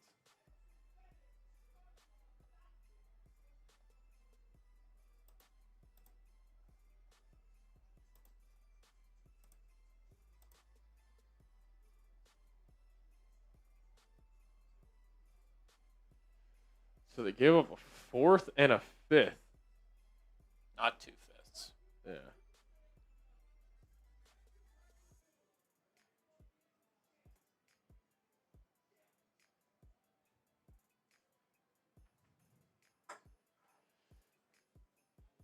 Oh, wow. Malachi Fields. Starting to get close. We are starting to get close, Dylan. That's a good point. Pick 82. Come on. Here we go, Vikes.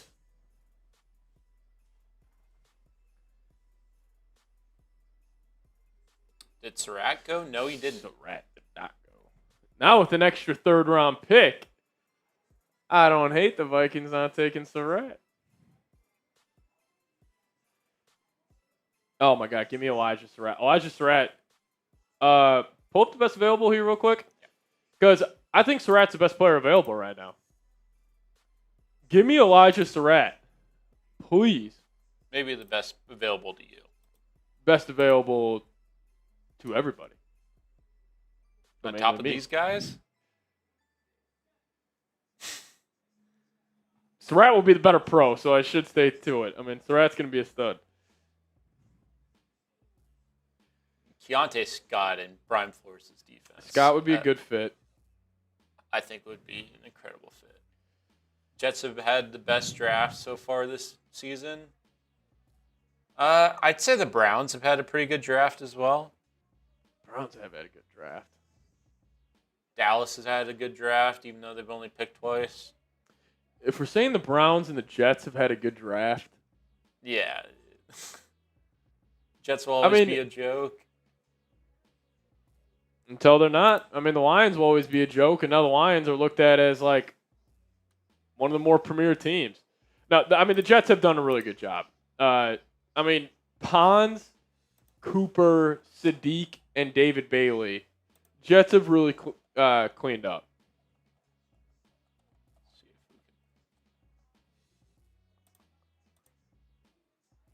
That's a hell of a start to the draft. Like, well, could all of these guys be Hall of Famers? Absolutely. Could all these guys not get a second contract? Absolutely. But like on paper, this is a hell of a draft. I'm a believer in D'Angelo Pons. Like I think Pons is probably my second favorite pick. I still like Omar Cooper. I love every one of these picks. And I think they did the best they could at pick number 2. Are you getting like that guaranteed blue chipper at 2 like you do in most drafts? No, but the picks they had behind. Also keep in mind, everybody, the Jets have 3 first-round picks next year. Like the Jets, if they play this right, they could be a wagon. Now the Jets, first world issues here, Dylan, with having 6 first-round picks back-to-back years. When let's just say like 5 of these 6 hit, when they're all up for contracts, like 4 off seasons from now, that's gonna be hilarious. They're just gonna have to pay everybody out, which is a good problem to have. Or you trade them, or you. Well, based off of recent experiences, that they're and Darren Bougie, trade and reload. One of these guys, I don't think will be a Jet by the time their first contract's out. I don't know which one, but one of them. But here's a comparison to the Browns. Like the Browns nailed the draft too. Their defense is good. Like they needed weapons offensively. Like the Browns did a good job of kind of mixing and matching BPA and positions of need.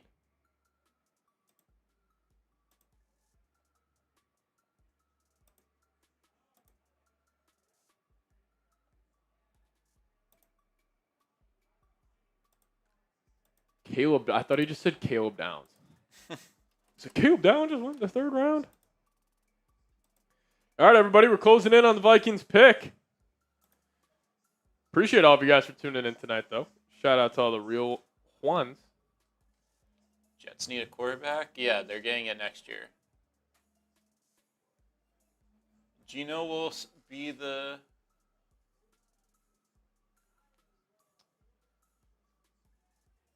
guy for now, but in a year it will be either Arch Manning, Darian Mensah, pretty much any of the top 10 quarterbacks, because next year's quarterback class is loaded. Yeah.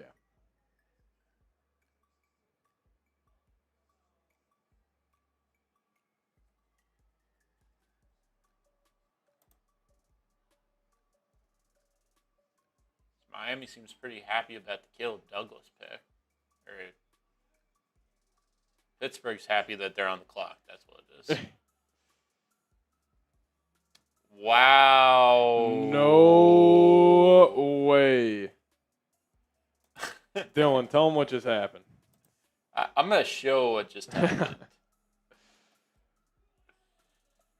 The Steelers got their quarterback. Wow. They're going with a guy that went to college in Pennsylvania, and now he stays there. Wow. Drew Aller has joined Will Howard and Aaron Rodgers if he ever decides to make a decision. Yeah, potentially Aaron Rodgers. God, Steelers, that's going to be a fun pre.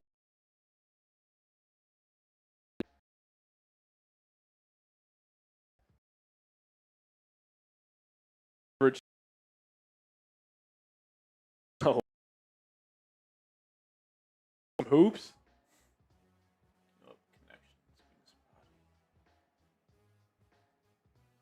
Can Golday play some hoops? We're good. That's so weird. Can Jake Golday play some basketball for the T-Wolves? He joins up for Game 4. Why not? Yeah, announced Drew Aller in front of the entirety of Pittsburgh.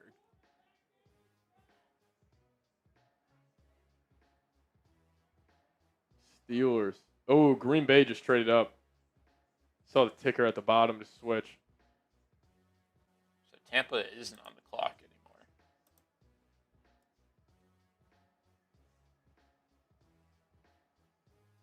anymore. Drew Aller. Holy cow. Trade details are in. He is 250, Weedo. Does the Bucks pick up another fifth? All right, Packers.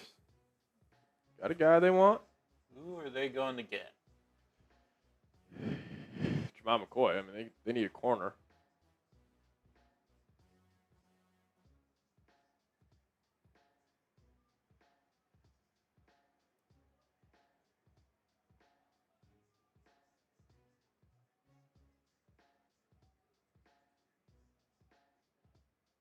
What if they trade up to get a quarterback?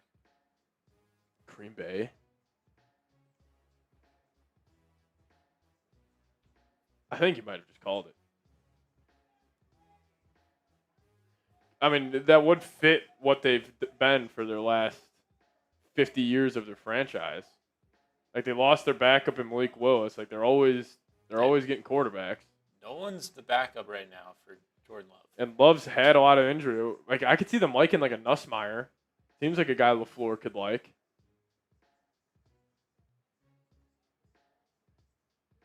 They're like, okay, we just saw Aller go off the board. We don't want the quarterbacks to start going. Just go get Nussmeier. I could see Packers going quarterback here. Absolutely. Absolutely.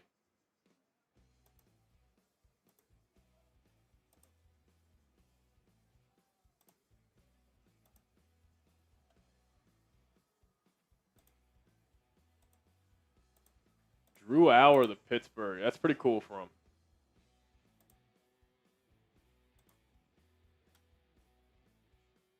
He doesn't look too happy.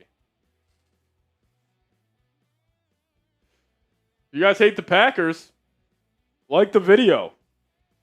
Fuck them.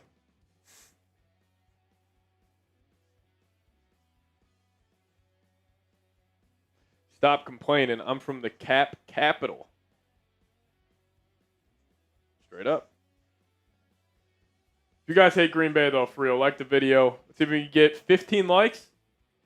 Can we get 15 likes here? It wasn't a quarterback. No. One with the D tackle. So they're getting Hargrave. Yeah, this guy, I mean. Alrighty.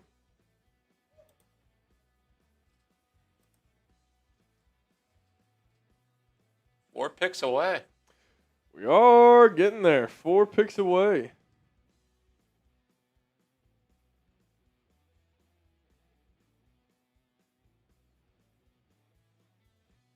What's the story with Aller? Why is Patrick emotional about it?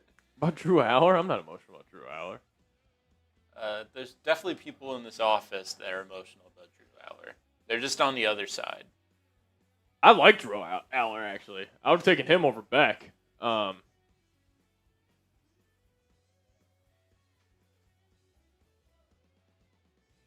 Chris McClellan. It's a big guy.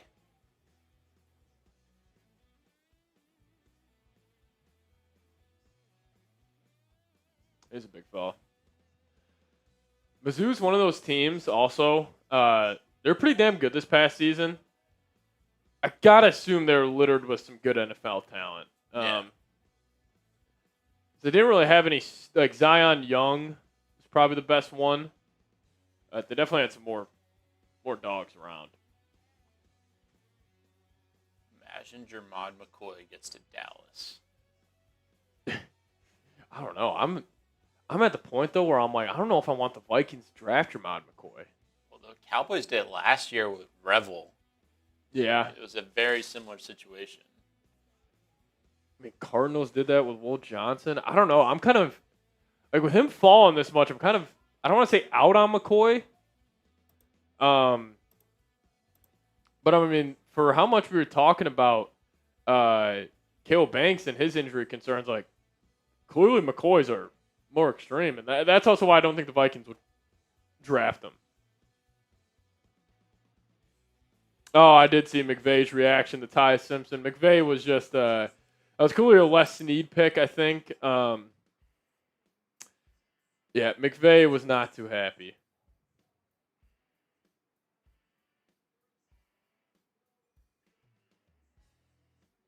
Might need surgery, Amanda. Yeah, I mean the men's talent is there with McCoy. I agree with you guys. He's very talented, no doubt about it. But what'd you say? Let's do Chubby since we did PrizePicks on the VODs. Oh, AJ Halsey just went to the Colts. No.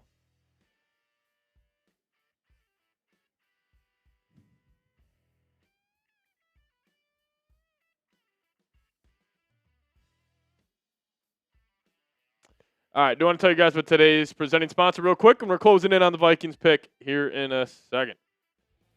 I want to give a massive shout out to today's sponsor, and that is Chubby's. And whether you're getting dressed for a workday, a workout, or a weekend getaway, Chubby's has you covered. For a limited time, Chubby's is giving our viewers 20% off your order with our code ChatSports at chubbyshorts.com.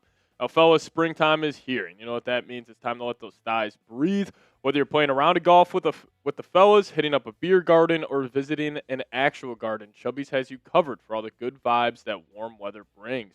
Bright polos that demand attention? Check. Killer shorts that show off those beautiful thighs? Double check.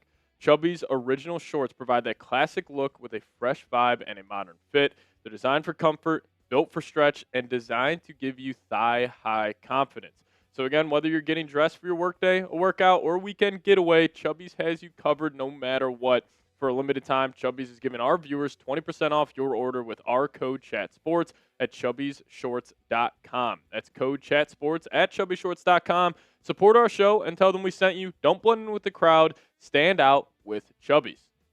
Alrighty, we are back, and we got some bad news. AJ Halsey going to the Colts at pick 78. God, Colts haven't made the playoffs in 5 years. I didn't know that.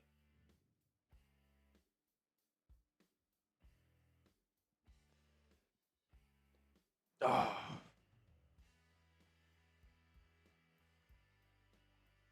Tyreek Hill paradox with McCoy potentially. What if the Vikings? All right. I mean, this would have to come together here in the next, I don't know, 15 minutes. What if they try to trade 97 and 98 for something? Like a player in the league. Like, what if they're trying to get an edge rusher? What if they're trying to get a corner? I don't know.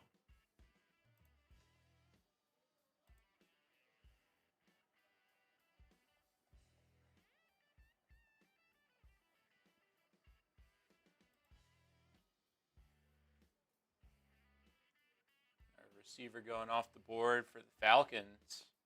Zachariah Branch. They love their Georgia Bulldogs.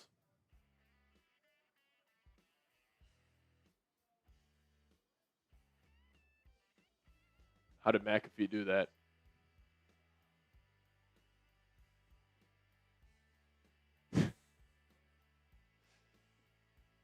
Can I ask you guys a question? You guys like Pat McAfee? Do you think he's entertaining? I think he's entertaining. I think McAfee's gonna. I think McAfee might get into acting. I don't know. He feels more of a. I mean, he's more of an entertainer than like a sports guy. Well, he did like wrestling, right? Yeah, he was in WWE for a little bit. I think he's still probably doing it. Yeah. I think. I like him himself. His show I don't love as much anymore. Entertaining, not intelligent. I mean, I guess. I'm sure you guys could just say the same thing about me. Who do you want to draft? I really have no idea right now. I'm not getting my hopes up on anybody. AJ Halsey almost got to the pick 82.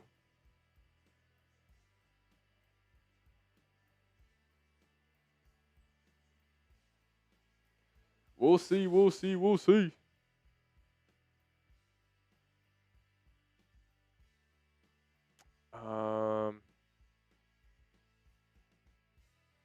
Yeah, let's just want to do it right now.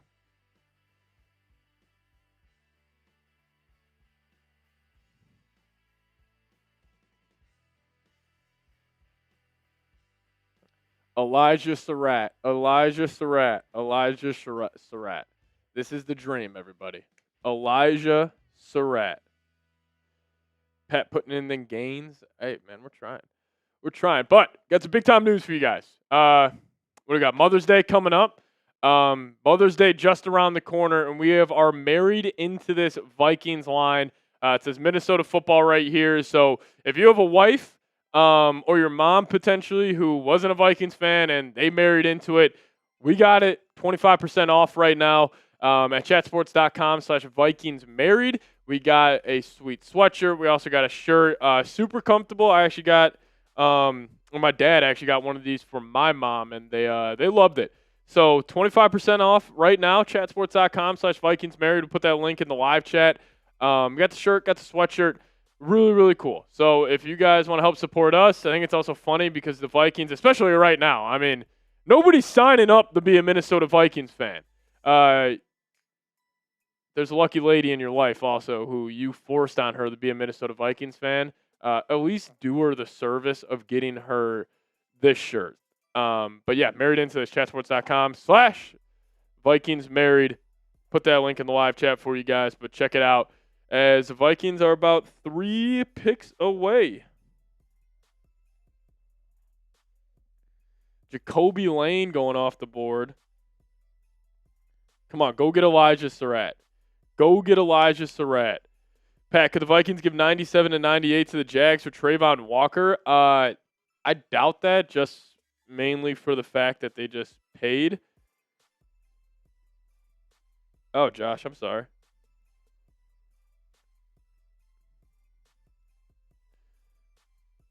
McCoy's the only one to make this draft better. I mean, clearly there's a concern with McCoy. Clearly that knee's not right. We're watching just on NFL Network, but we are getting the picks early with our sources here at Chat Sports. The Ravens get Jacoby Lane. God damn it.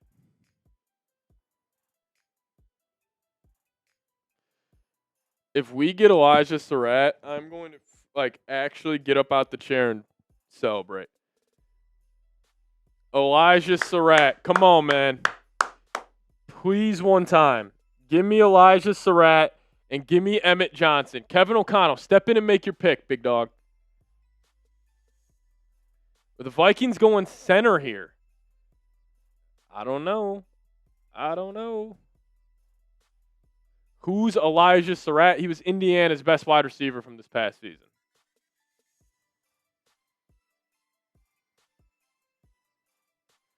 The link to the married into this shirts are in the chat right now. They're 25% off, so if you guys could help us out, click that link. Support the show. Shirts are sweet. Sweatshirt is sweet.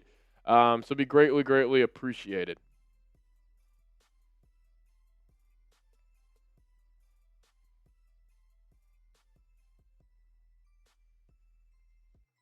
Jacoby Lane at pick 80. Now the Jacksonville Jaguars will be up at pick 81.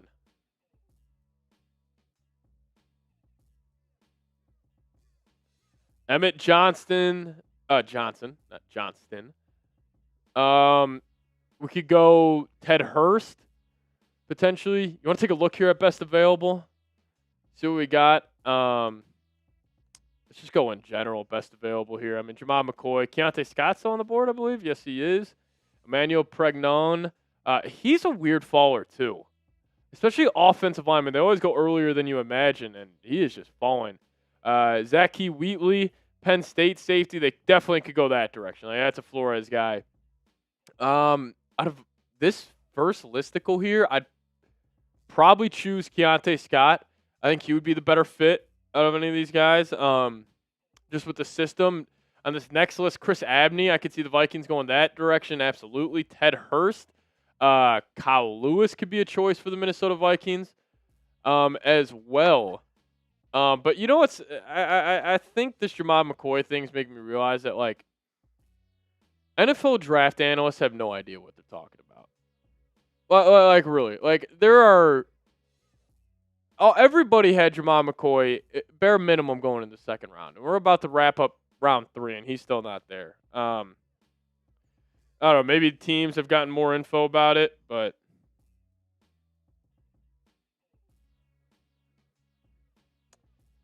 let me see.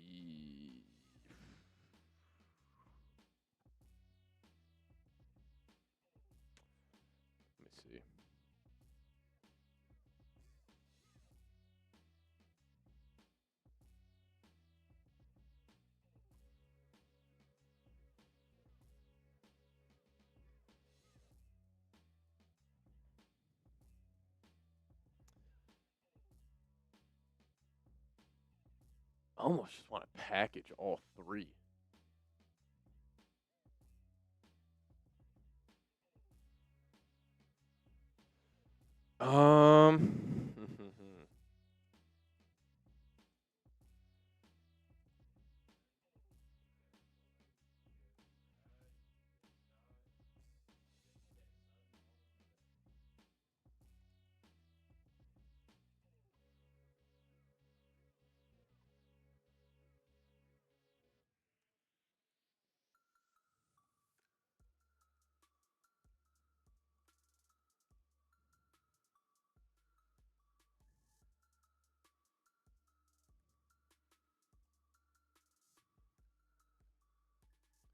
All right, we'll probably do a highlight cut on this.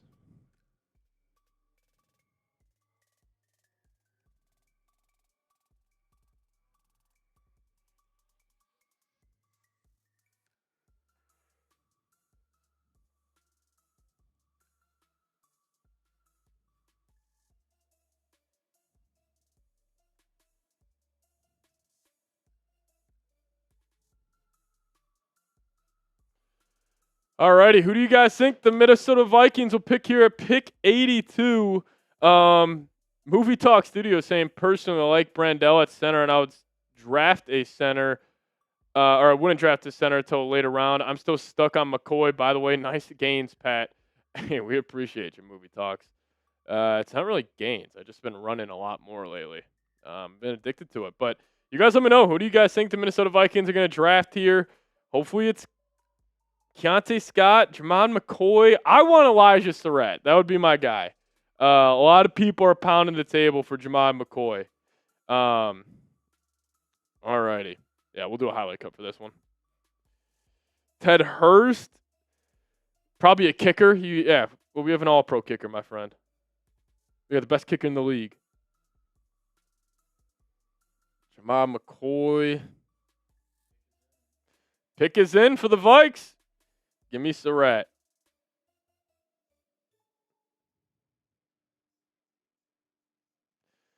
Give me Surratt. I want Surratt. Who do you want, Dylan, for the Vikes? All right, he's going to say Keontae Scott. Dylan's You're going to say Deny? I would love Deny. I forgot about him.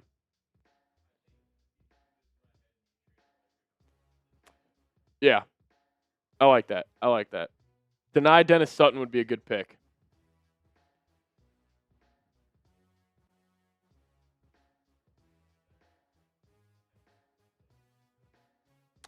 Absolutely.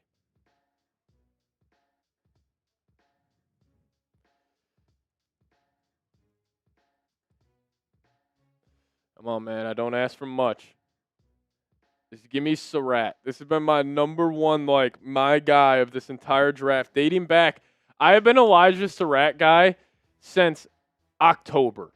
I was saying he was the best wide receiver in the country in October. Then I kind of peeled back on that a little bit. But come on, man. Give me Surratt. I think he's the 4th best wide receiver in this year's class. 2 kickers, Lowell, male cheerleader, drafted GM. You guys are being real serious right now, huh? Squirrel White? Oh, we got to get Squirrel White at a point. Do we wait on Surratt just to get Squirrel White? Give me Scott. Yeah, Keontae Scott's good. Deny Dennis Sutton. The pick is in. The pick is in. And let's see where the Minnesota Vikings go.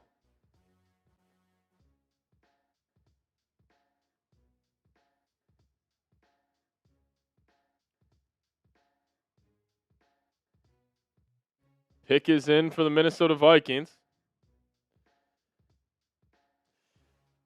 Who do you guys think they're taking here?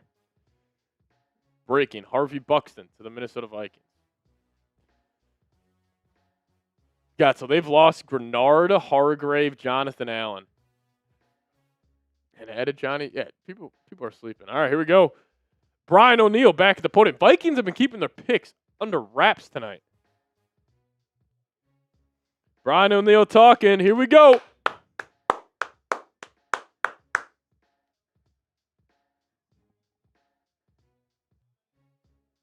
Dominique Orange, the big squeeze out of Iowa State. Dominique Orange, I love it. The big squeeze, baby. Dominique Orange, Orange Crush. Let's go. I love it.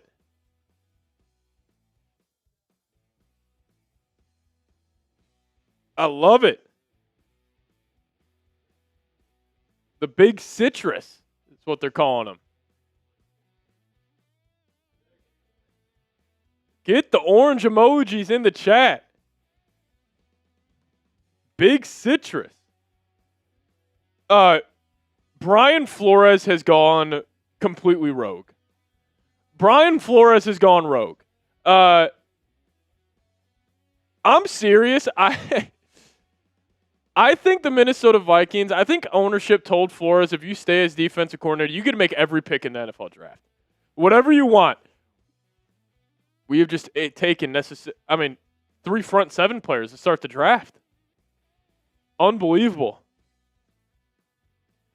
Get those oranges in the chat, baby. Dominique Orange. We couldn't get a lemon, but we got an orange. There we go. Orange is a way better fruit. Who needs a lemon when you can get an orange, baby? Who needs a lemon when you can get an orange? We'll see you, Makai Lemon. We got Dominique Orange.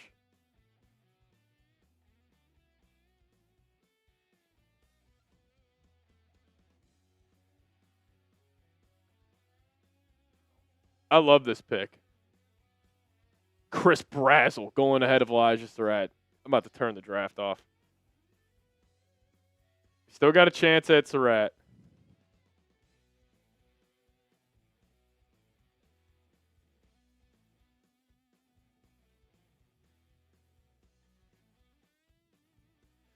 Alrighty, let's talk about Dominique Orange here. We can also just recap the Vikings picks, talk about Orange, then let's recap Gennard, recap the picks, and then it's kind of spitball. Orange, PrizePicks, recap what they've done so far.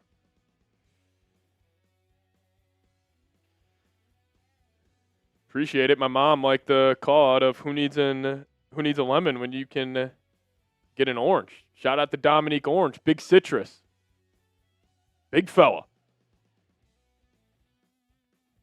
What are we doing? Everybody shut the fuck up. Stop complaining about the draft. Mom, I know you're watching. I am sorry. Everybody, shut up and stop bitching about what the Vikings are doing. Let's be positive here. Come on. Enough. Jesus. All right, let's talk about it. Everybody needs to chill. Come on, let's do it.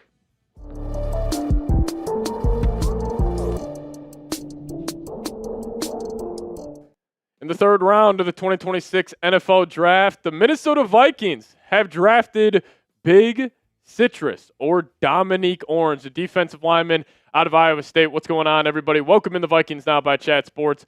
Today's show is presented by PrizePicks. And I want to start off our Dominique Orange video with this take. I think Brian Flores has gone completely rogue in this year's 2026 NFL Draft. I think he has full control, and I think how everybody thought that Kwesi Adofo-Mensah got fired because of Kevin O'Connell and the quarterback decision. I disagree. I think it was because of Brian Flores. I think Brian Flores says, I will come back as defensive coordinator, but Kwesi, he can't be the GM. I think that has been crystal clear tonight. I mean, the Vikings are completely changing what they're doing defensively. They're loading up on the front seven, and now you get a mammoth of a human being on the interior of your defensive line in Dominique Orange. Big Citrus. What a name also. And also, all Vikings fans, we're all yapping. We were all saying we need to go out there and get Makai Lemon. Who needs a lemon when you can get an orange, baby? Shout out to Dominique Orange. But if you guys could, hit that subscribe button.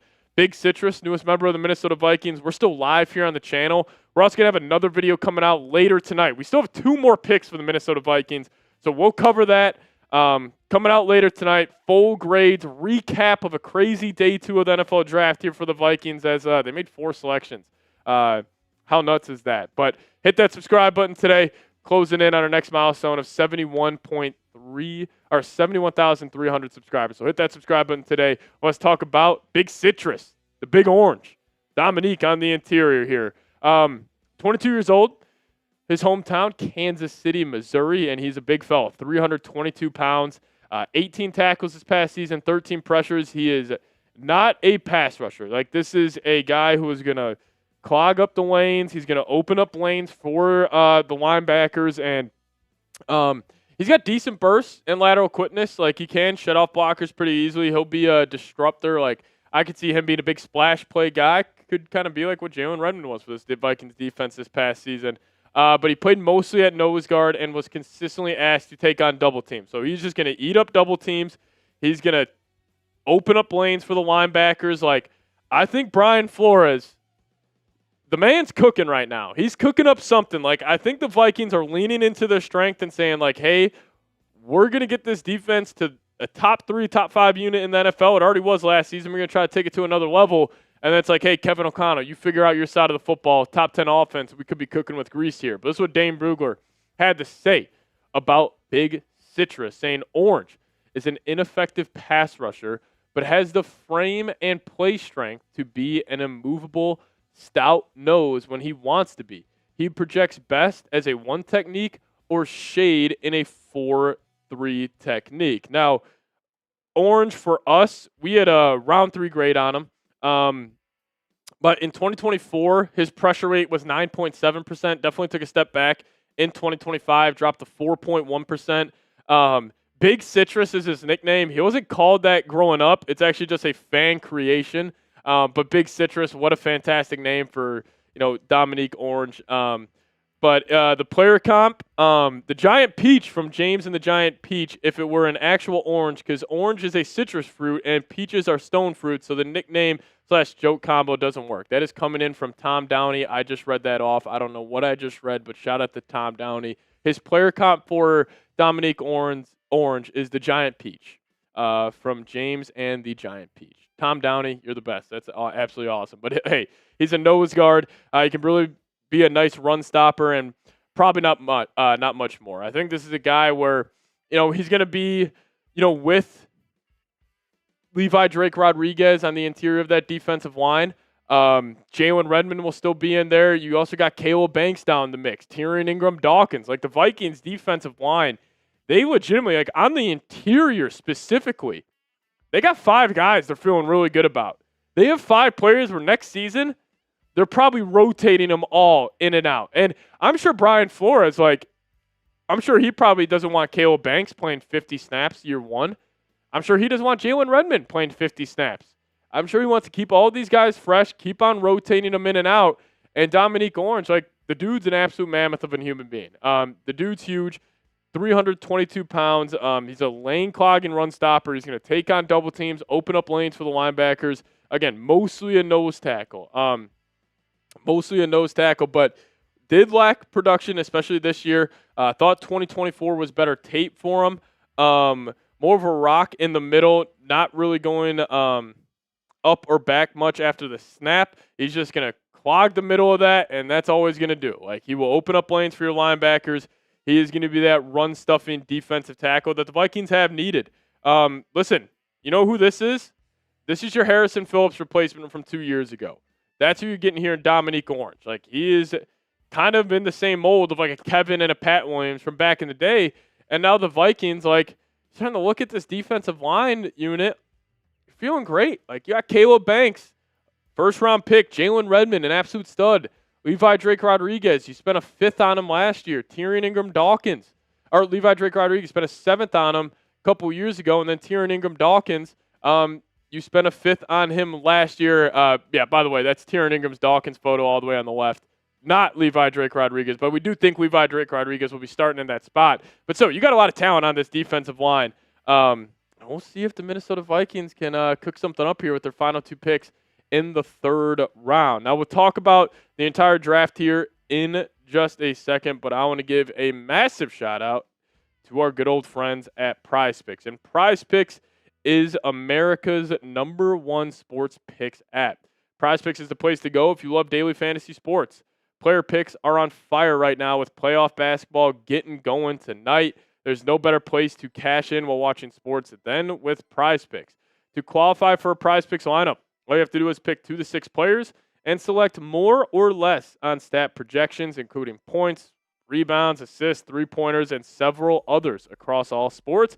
And even if you're more of a baseball guy, you can choose stats such as hits, home runs, and strikeouts. Now, they don't have just game projections. They got season-long projections on PrizePicks, and they already have some rookies in there that were drafted last night. Fernando Mendoza, for example. You can take how many games he's going to start this upcoming year. We're going to take the less on 6.5. Jeremiah Love going to take the less on his rushing yards.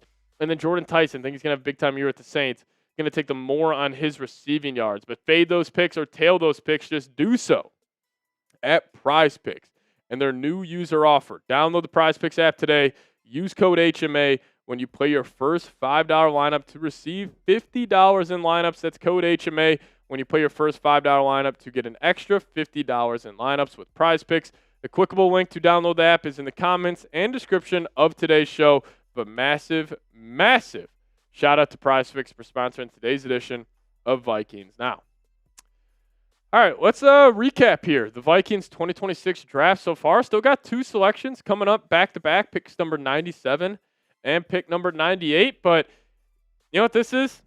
This is Brian Flores taking full control of the NFL draft for the Minnesota Vikings. I've absolutely loved what they have done.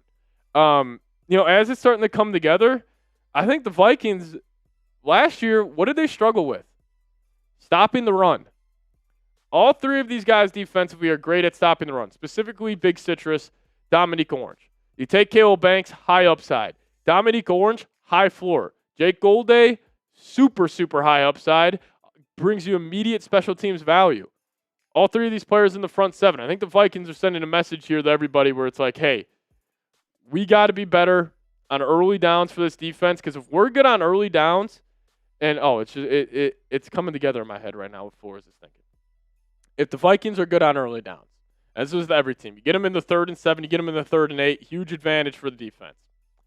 But specifically with the Minnesota Vikings and with how creative Brian Flores is and how exotic his coverages are, like, the Vikings are the best 3rd and long defense in the NFL, it feels like. Now, last year there was a couple of plays like 3rd and 13, 3rd and 14 where it felt like the Vikings were giving them up at a higher rate than they normally do.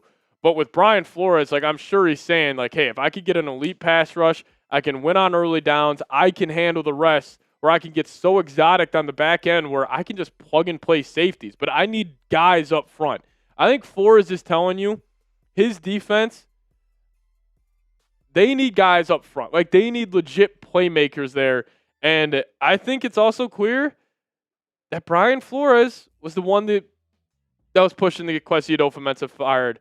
Not Kevin O'Connell, but also the trade that went down earlier. Jonathan Gennard went to the Philadelphia Eagles. The Vikings received 2 third-round picks, picks number 98 and a 2027 third. Don't love this for the Minnesota Vikings, but you save $34 million over the next 2 seasons, and also you have 9 picks in the top 100 over the next 2 years. You're going to make, a total of 5 selections in the top 100 this year. You're already guaranteed that 4 next year. The Vikings, I don't want to say this is like a rebuild. I think they're kind of just retooling the roster. Like, they're getting rid of the Kwesi Adolfo-Mensah roster, that's for sure. Like, it's also crazy. The Vikings defensive line, like, you lose Hargrave, you lose Allen, you lose Gennard. Now you're bringing in Dominique Orange, Kaleb Banks. You're adding in Jake Golday to the front seven. Just totally different than what the Vikings have been doing in years past. But I like it. I'm going to support Flores here. And again, I'll get back to my saying. The Minnesota Vikings had a chance to take Mekhi Lemon. We wanted an Orange instead. It might be a little corny, but we're going to keep on going back to it. But the defense is going to look completely different. Brian Flores going completely rogue here. So if you guys made it to the end of today's show, appreciate all of you guys for tuning in. Shout out to all of you guys. Just hit me with a skull down below in the comments section, and we'll see you guys next time. As always, Skol Vikes. Alrighty, how are we feeling about Big Citrus coming to Minnesota? Just a log jamming nose tackle for the Vikes. I like it. I like it a lot.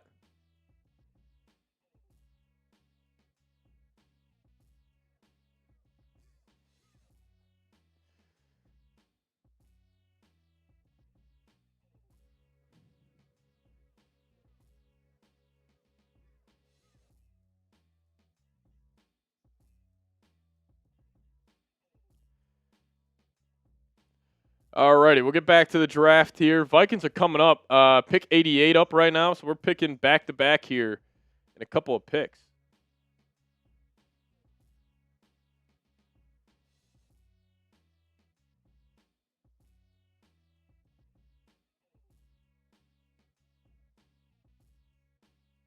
Is Surratt still on the board? Oh my God, Surratt being a Viking. I am going to... Oh, I might kiss Dylan if Surratt's a Viking. Pregno won't be a Viking. And I'm not going to kiss Dylan. That was a joke.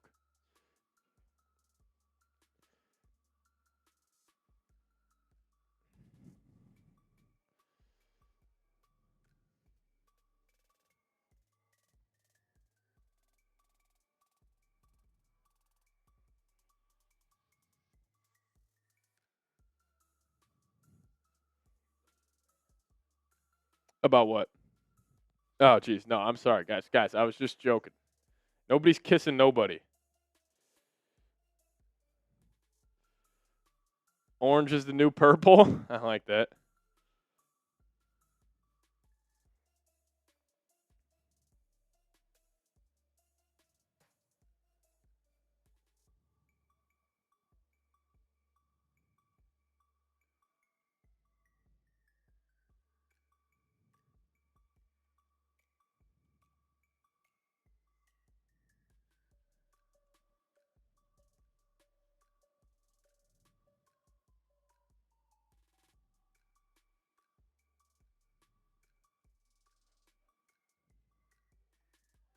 Oh, no, you're good.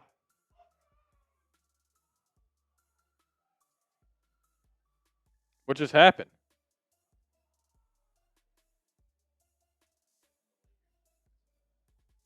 LeBron? Where we just got it in the office. People are chanting LeBron. Oh, my God. Did he just hit a 3 to tie the game? LeBron is going off.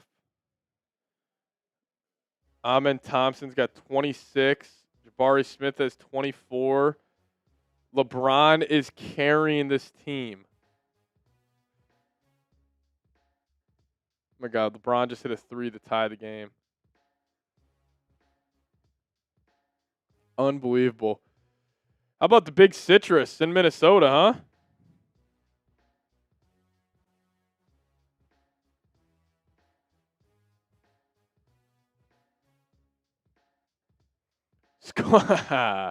Let's go. That's hilarious. I thought there was no chance that was going to work. Get those orange emojis in the chat.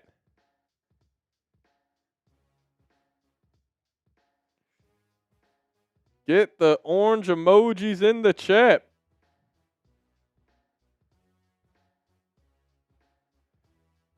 Come on, everybody.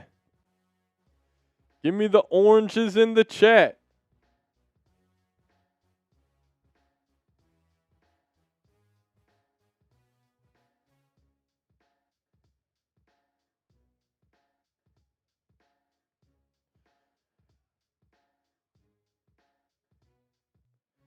All right, now let's see what the Vikings decide to do here. Back-to-back picks coming up.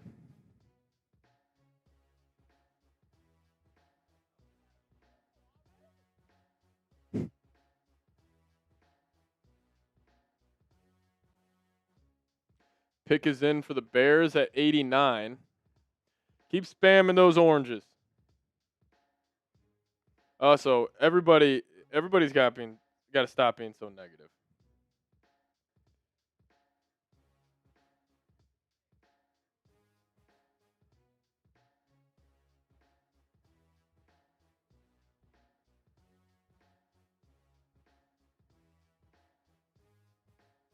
Ooh, Savion Thomas.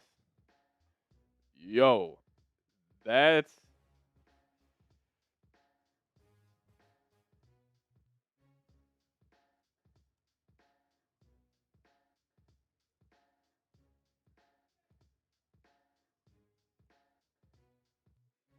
a great pick by the Bears. Savion Thomas is a stud. See, now with the Vikings having back-to-back picks here at 97, 98, they should draft Jermon McCoy. I mean, take a risk on him. I mean, if the need sure's up, like my dream here at 97, 98, take who, McCoy? Yeah.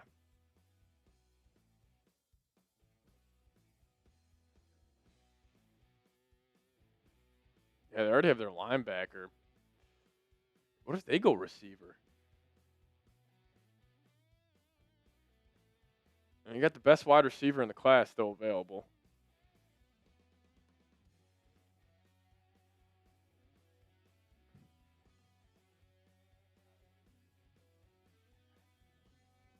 I can see him going deny too.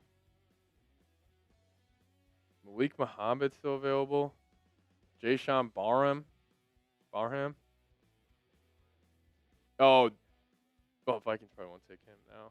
Oh, I could see Alarms Or here. Pat, what do you think on Jalen Kilgore? Credit to you.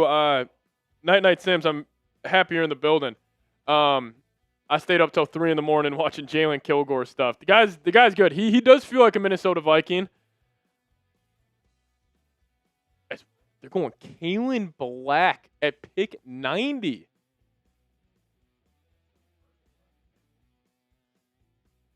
Price. Yeah, really like Jalen Kilgore though.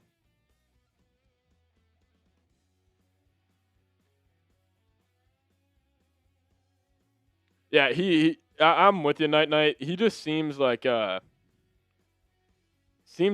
Flores guy. You know who I was actually looking at too is Barham, the edge out of Michigan. Night Sims. He reminds me just of Andrew Van Ginkel. Very, very similar to Van Ginkel. Physical profiles are pretty much the same. Actually,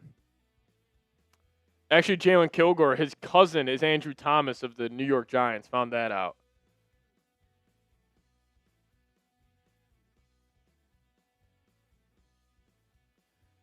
Yeah, like 6'1". I think he was like 210, Kilgore. Played some nickel, some in the box, some at free safety, not really an outside corner. Lined up all over the defense, mostly at nickel though. That's like, see, that could be the Vikings' big nickel.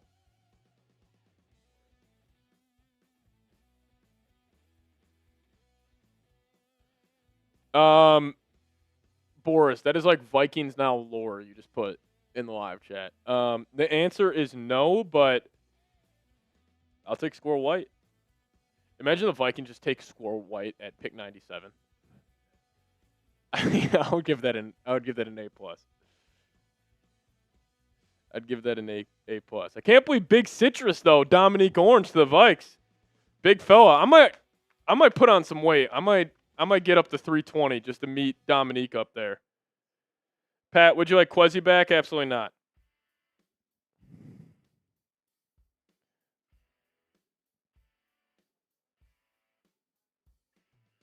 All right, we do have some super chats rolling in. Shout out to all of you guys in the building. We'll get to those here in a second. Yeah, I think we got to get the movie talks. He had a 5 and then a 2. Yeah, personally, I like Brandell at center. Sorry for being a little late on these guys. Just a lot going on right now. Personally, I like Brandell at center, and I would draft a center until a later round. I'm still stuck on McCoy. By the way, nice gains, Pat. Thank you so much, movie talk. Yeah, I'm cool with Brandell at center. Like, I kind of agree with you. I would be cool with them waiting until the 5th round to get a Pat Coogan, for example. I'll be curious what they do here. I mean, imagine they spend the first 5 picks on defense. I would doubt that. I'm guessing they might go on Emmett Johnson. Maybe they go a wide receiver like Elijah Surratt. Tight ends already ran off the board. Probably for sure good at defensive tackle now. Maybe you go an edge or a corner and a safety. Like they could double dip on defense, but yeah, I'm with you. I'd be down to wait on a center. Skull Vikes coming in saying, if the Vikings select a decent wide receiver, pick up one like D-Hop, what do the Vikings do with Ty Felton? He hasn't really gotten a chance to prove himself. I mean, this could be a simple situation as he is your wide receiver 4. If somebody gets hurt, he's going to step in and he can just continue to develop. I don't think the Vikings should be like, oh, we spent 102nd pick on Ty Felton. We need to go play him in year 2. Like, I don't think you're thinking that. I think they're thinking like, hey, if he develops and by year 3 he's a starter for us, that's a great pick. But yeah, I don't think they're in any rush to get Ty Felton out there on the field.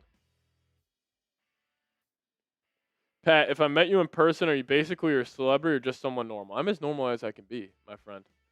I would probably be weirder than you would be weirder than me. I promise you that. I would probably be extremely awkward if somebody came up to me. But we also had Parker DeFish. What a name. Parker DeFish saying, let's celebrate that pick, pouring up some whiskey. Parker, what are you drinking on? And also, Parker just sent in a 20. Can everybody give me a skull Parker down below in the comments section? Show him some love. Can everybody show Parker some love?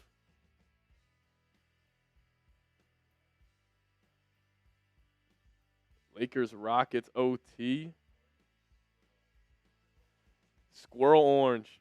This is just Vikings brain rot right now. Vikings now brain rot in the live chat. Emmett is still available.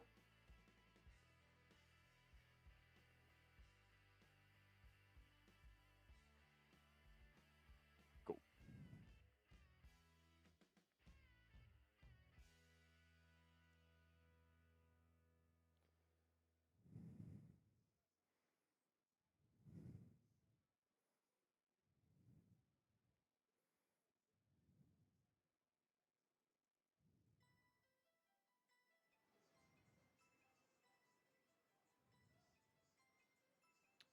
Elijah Surratt still there. Let's do it.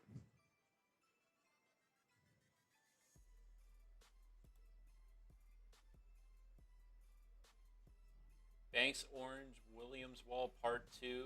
What do you think of that?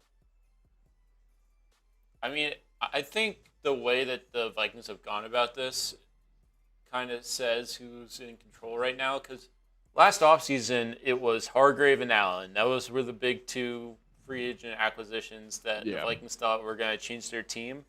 They're like, okay, that didn't work out. We're just going to go and draft the guys that we like. And they go ahead and get Dominique Orange.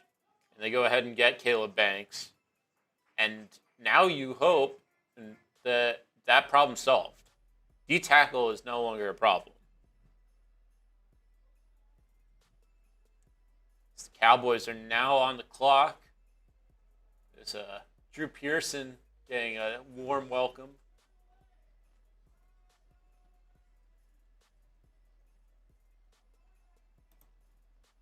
Who are the Cowboys going to take? As we got Kaleb in there saying Wolves in 5. They have a pretty good chance. That series has been incredible, though.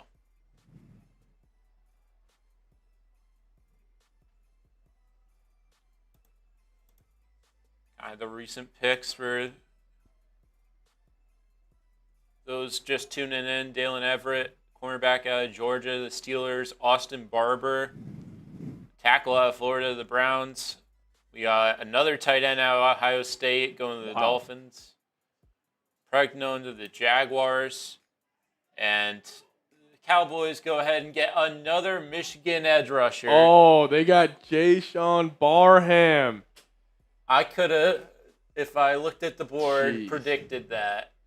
They love Michigan edge rushers. Tom compared him to Van Ginkel. Really? Yeah. Physical profile is the exact same. I like that pick. We got Trey Zune, center, going to the Raiders. Connor Liu and Hecht, I don't think have been picked. You know who? I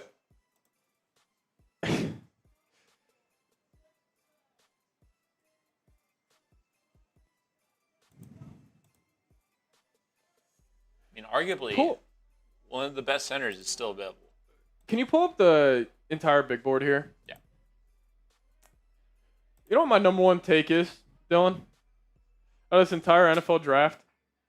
NFL draft analysts that aren't with NFL teams have no idea what they're talking about. I think this year might be a one-offer, but the difference between like the consensus big board and the big boards for all of these NFL teams have been completely off. I mean, like, listen, we had a Shador last year. That's going to happen. But we have, like, Keontae Scott was getting late first-round buzz, according to some people. Jermod McCoy. Zachy Wheatley is still available. Chris Bell. I mean, if we keep going, these are all top 55 guys. We're at pick 93. You have another list there? Yeah. Like, Keith Abney, Jennings Dunker. Everybody's like, oh, Jennings Dunker would be a steal late round 2. Kyle Lewis, all the draft analysts love Kyle Lewis. Deny Dennis Sutton. I just think draft analysts are so far off.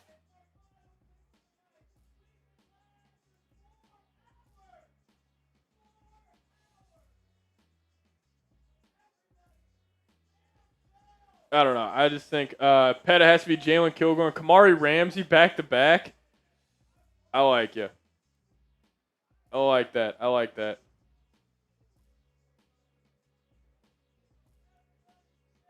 You still think McCoy, or are you out on that now? I don't know. Since they have back-to-back picks, I'd be in. Just because you can take a risk. But, I mean, clearly it's a risk. I mean, we'll get something. I could see McCoy going undrafted. Like, at this point. Like, I mean, when you see these runs, like, who is the guy? Oh, fuck, what was his name? I think he went to Atlanta. I think it was a corner, too. Oh, he went undrafted. Was it Kobe? No, it wasn't Kobe Bryant. I forget who it was.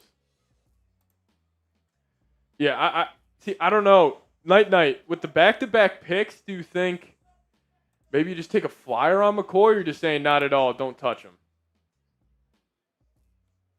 Kobe Bryant? Kobe Bryant, yeah. Kobe Bryant. I remember everybody was like, Vikes got to get him in the 3rd. He goes undrafted. Yeah, Will Johnson still went drafted, but yeah, Kobe Bryant. Like, I could see the same thing happening to Jamal McCoy right now. For me,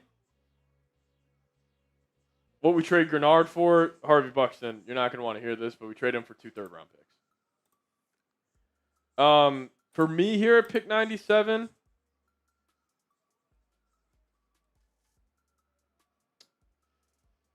I'd probably go Elijah Surratt. That's just my guy. I'll go Surratt and Kilgore. Surratt and Kilgore, I think, would be pretty good.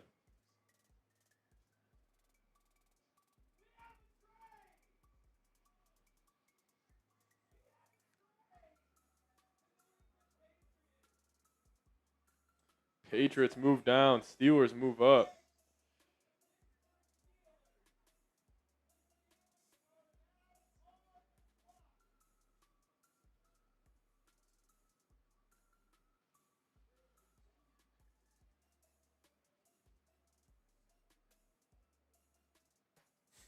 Surratt spam is starting to occur. Give me Surratt, baby. Oh, the Dolphins just took Chris Bell.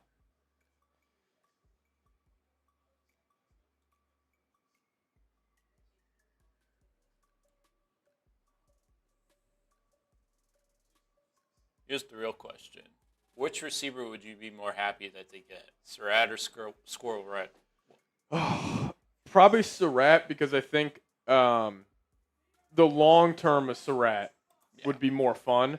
But like that adrenaline rush of like the pick is in, the Vikings are drafted Squirrel White. I don't think we could top that. Like I think they'll be up there with a Super Bowl for us. That is the Super Bowl. I'm serious. Like that, I would we would peak. I would probably not show up to work on Sunday if we got Squirrel White. I'm just retiring. We know the Rams pick. Yes. Yeah. We could go back to it. The Rams picked a tackle or guard at Missouri. I am heck. And Dolphins went right after. And they got the Louisville wide receiver who's actually really good, but he had some injury history as well. Tore his ACL.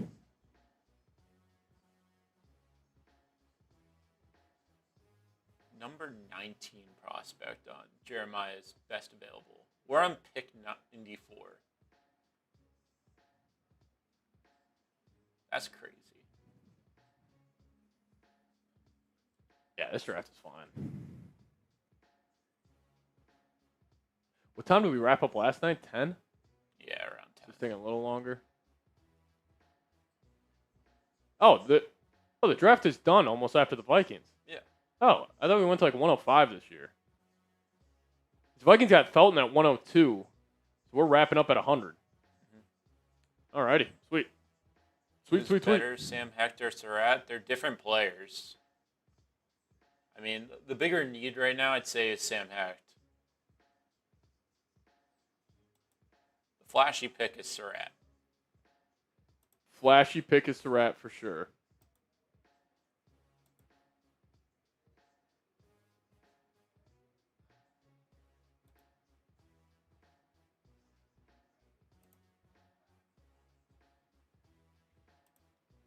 I like the Xavion Thomas pick for the Bears there. Kalen Black's just insane.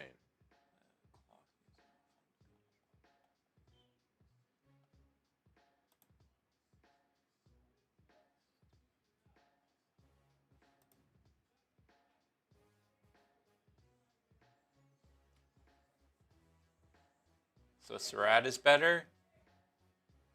If you want to go ahead and get a guy that's going to be another contributor to your offense in terms of weapons, Surratt's better. If you want a guy that's going to be there for the long haul, Sam Hecht is better. Surratt will make an impact right away. Like he'll start week 1 as wide receiver 3. Sam Hecht could be your center of the future.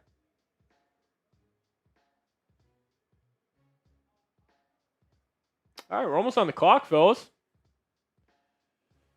We got back-to-back picks here.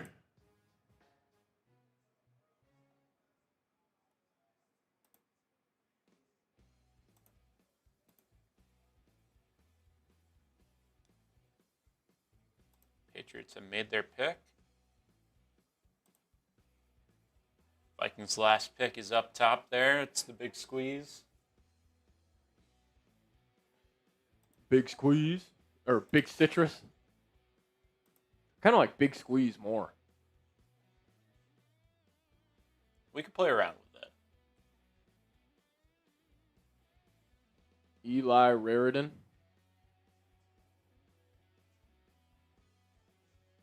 There's definitely been a run on tight ends this year. I think the change in the way the NFL is going, teams are loading up on them. Definitely. All right, there. He's lined up in the slot. Like,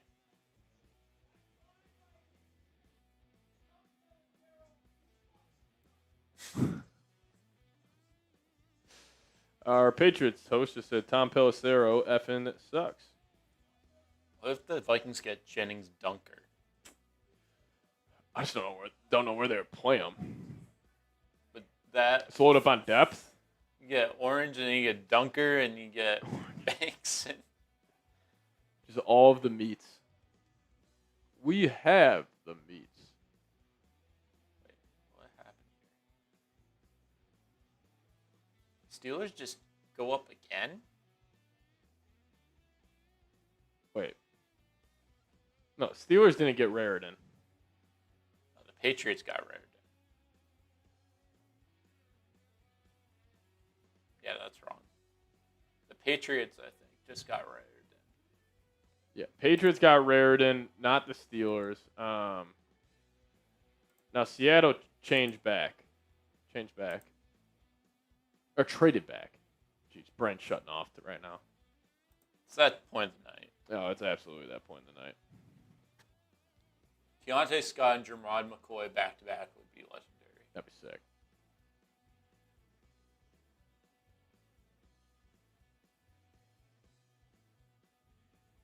It'd be hilarious. These are both defensive players again.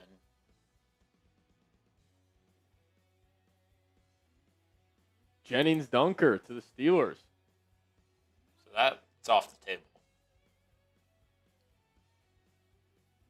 Look at this.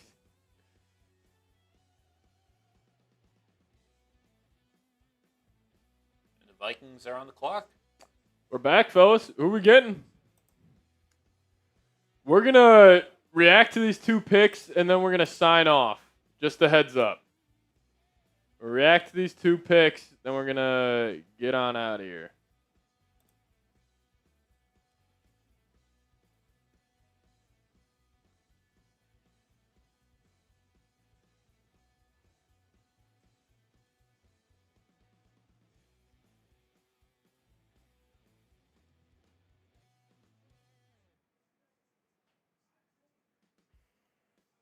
What does the Vikings... Surratt and McCoy.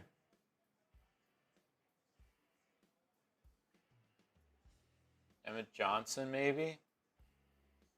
Could go Emmett Johnson.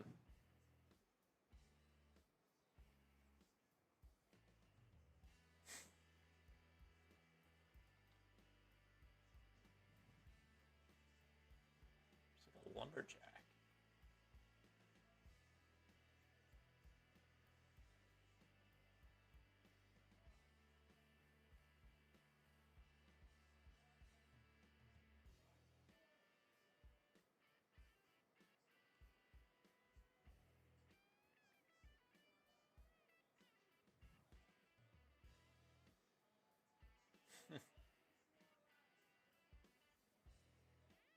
NFL Network put Jennings Dunker's hair on Rich Eisen. Oh, my God. All right, let's see who the Vikes get here. Pick is in. Pick is in. Brian O'Neill. Rolling back out.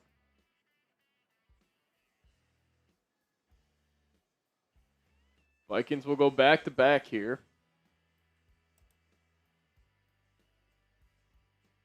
They've been hiding their picks all night. Give me Surratt.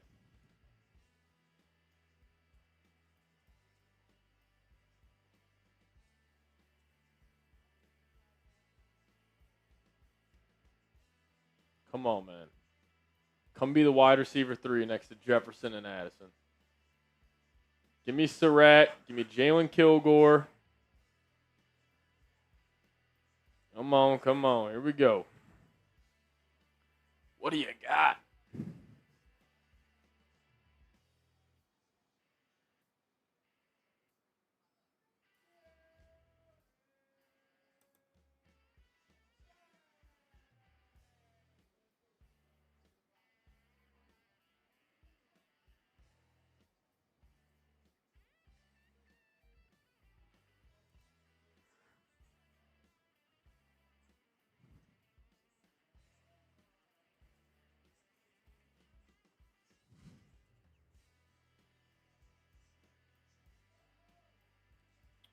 What are they going to do?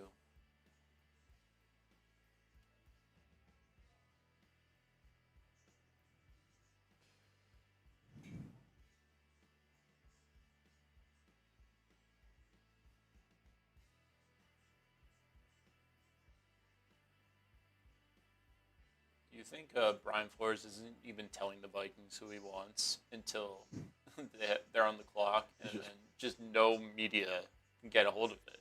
It's just something. They've kept all these picks tight to the vest tonight. Ooh, the Vikings are taking a tackle. Kaleb Tiernan out of Northwestern. They're going Kaleb Tiernan out of Northwestern. With O'Neal announcing the pick.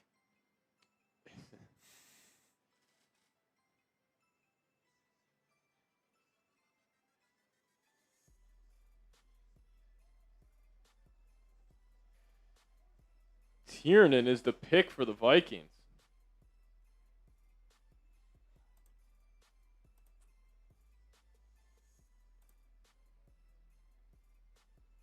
Some versatility with swing, tackle, guard, flex. Kaleb Tiernan at 97, 6'7", 320 pounds.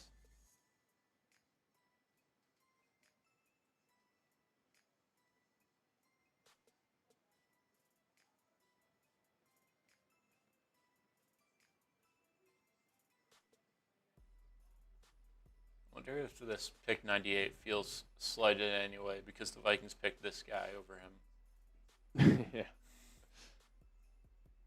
Like, how do you make that decision on who do you call first? Alrighty, Kaleb Tiernan, welcome to the Minnesota Vikings. Grade the pick. Seen a lot of B's. I like this. I mean, you get some Christian Darrisaw insurance here. I mean, the Vikings also. I mean, School's gone. They got Van DeMark as a swing tackle. Now Tiernan. I mean, the Vikings have 4 tackles who can play. All trenches. All trenches for the Vikings.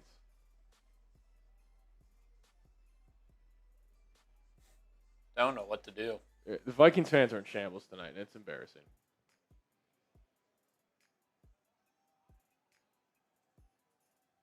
Pick is in.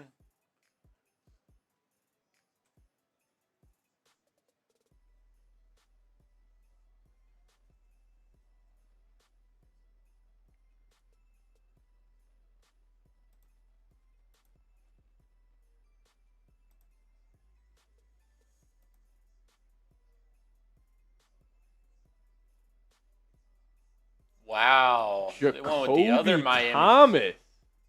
One of the other Miami safety. Okay.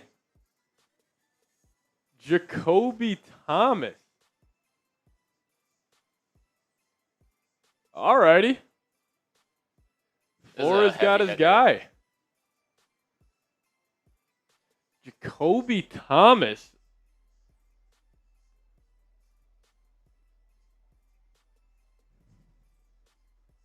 All right, Jacoby Thomas, 6'1", 211 pounds. He had 76 tackles this past season, 3.5 sacks, 6 PBUs, 5 interceptions, 2 forced fumbles. Heavy hitter. That's my... Big-time hitter, aggressive player.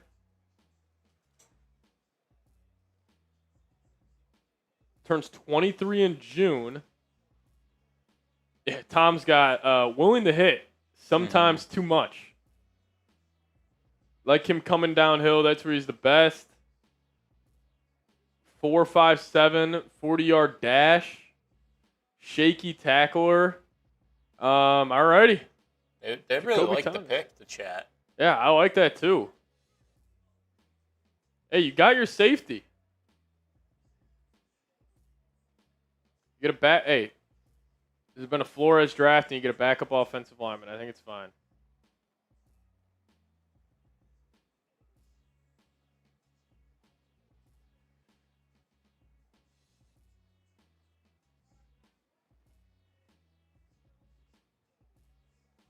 Julian Neal out of Arkansas. And Jacksonville is going to round out the night.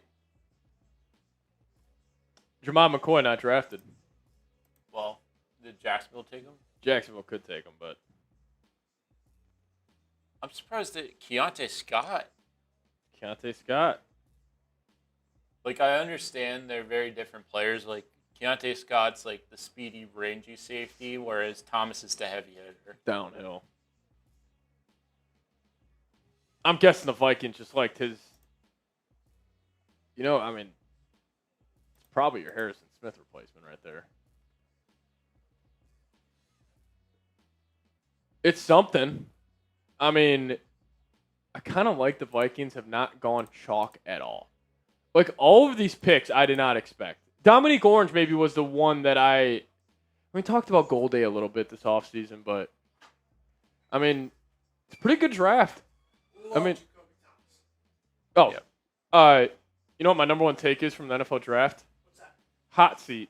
NFL draft analysts. Like, the nerds that cover the draft full time. They suck. They are horrible at They're their horrific. job. Like, they have no idea what the big boards are. Keontae Scott. Everybody, early second round, all these guys. It's like they don't know the big boards in here. And then they'll all go out and grade these drafts, and they'll be like, oh, I'm giving this team an F, I'm giving this team an A because it's based off my own big board. I think draft content is the worst stuff in sports media. Went 4 overall. Do you know how many mock drafts of the millions probably had that? 2% maybe. Dude, yeah, it's like, unbelievable. But Jacoby Thomas, beast. love that. Fantasy volunteer oh really? for Miami. Okay, hard hitter. That's the dog. Hard hitter. Alrighty, everybody. All right, let's see what the Jags picked, and we'll sign off out of here. They already picked. Oh, who'd they get? They got Maryland safety, Husky. Oh, Husky. Okay. All right, everybody. Listen, we've been live for almost 5 hours. So we're going to get on out of here. Another video coming out later tonight. Appreciate all of you guys for tuning in. Really cool stuff, though. So shout out to all the real ones in the building. Vikings make 5 picks today. Or 4 picks today. Who was the 5th?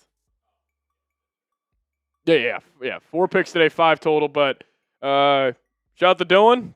Shout out to myself. Shout out to you guys. All love. Appreciate all of you guys for tuning in. And video coming out late tonight. So make sure you guys, if you guys are a late night scroller on YouTube, we got something cooking up for you guys.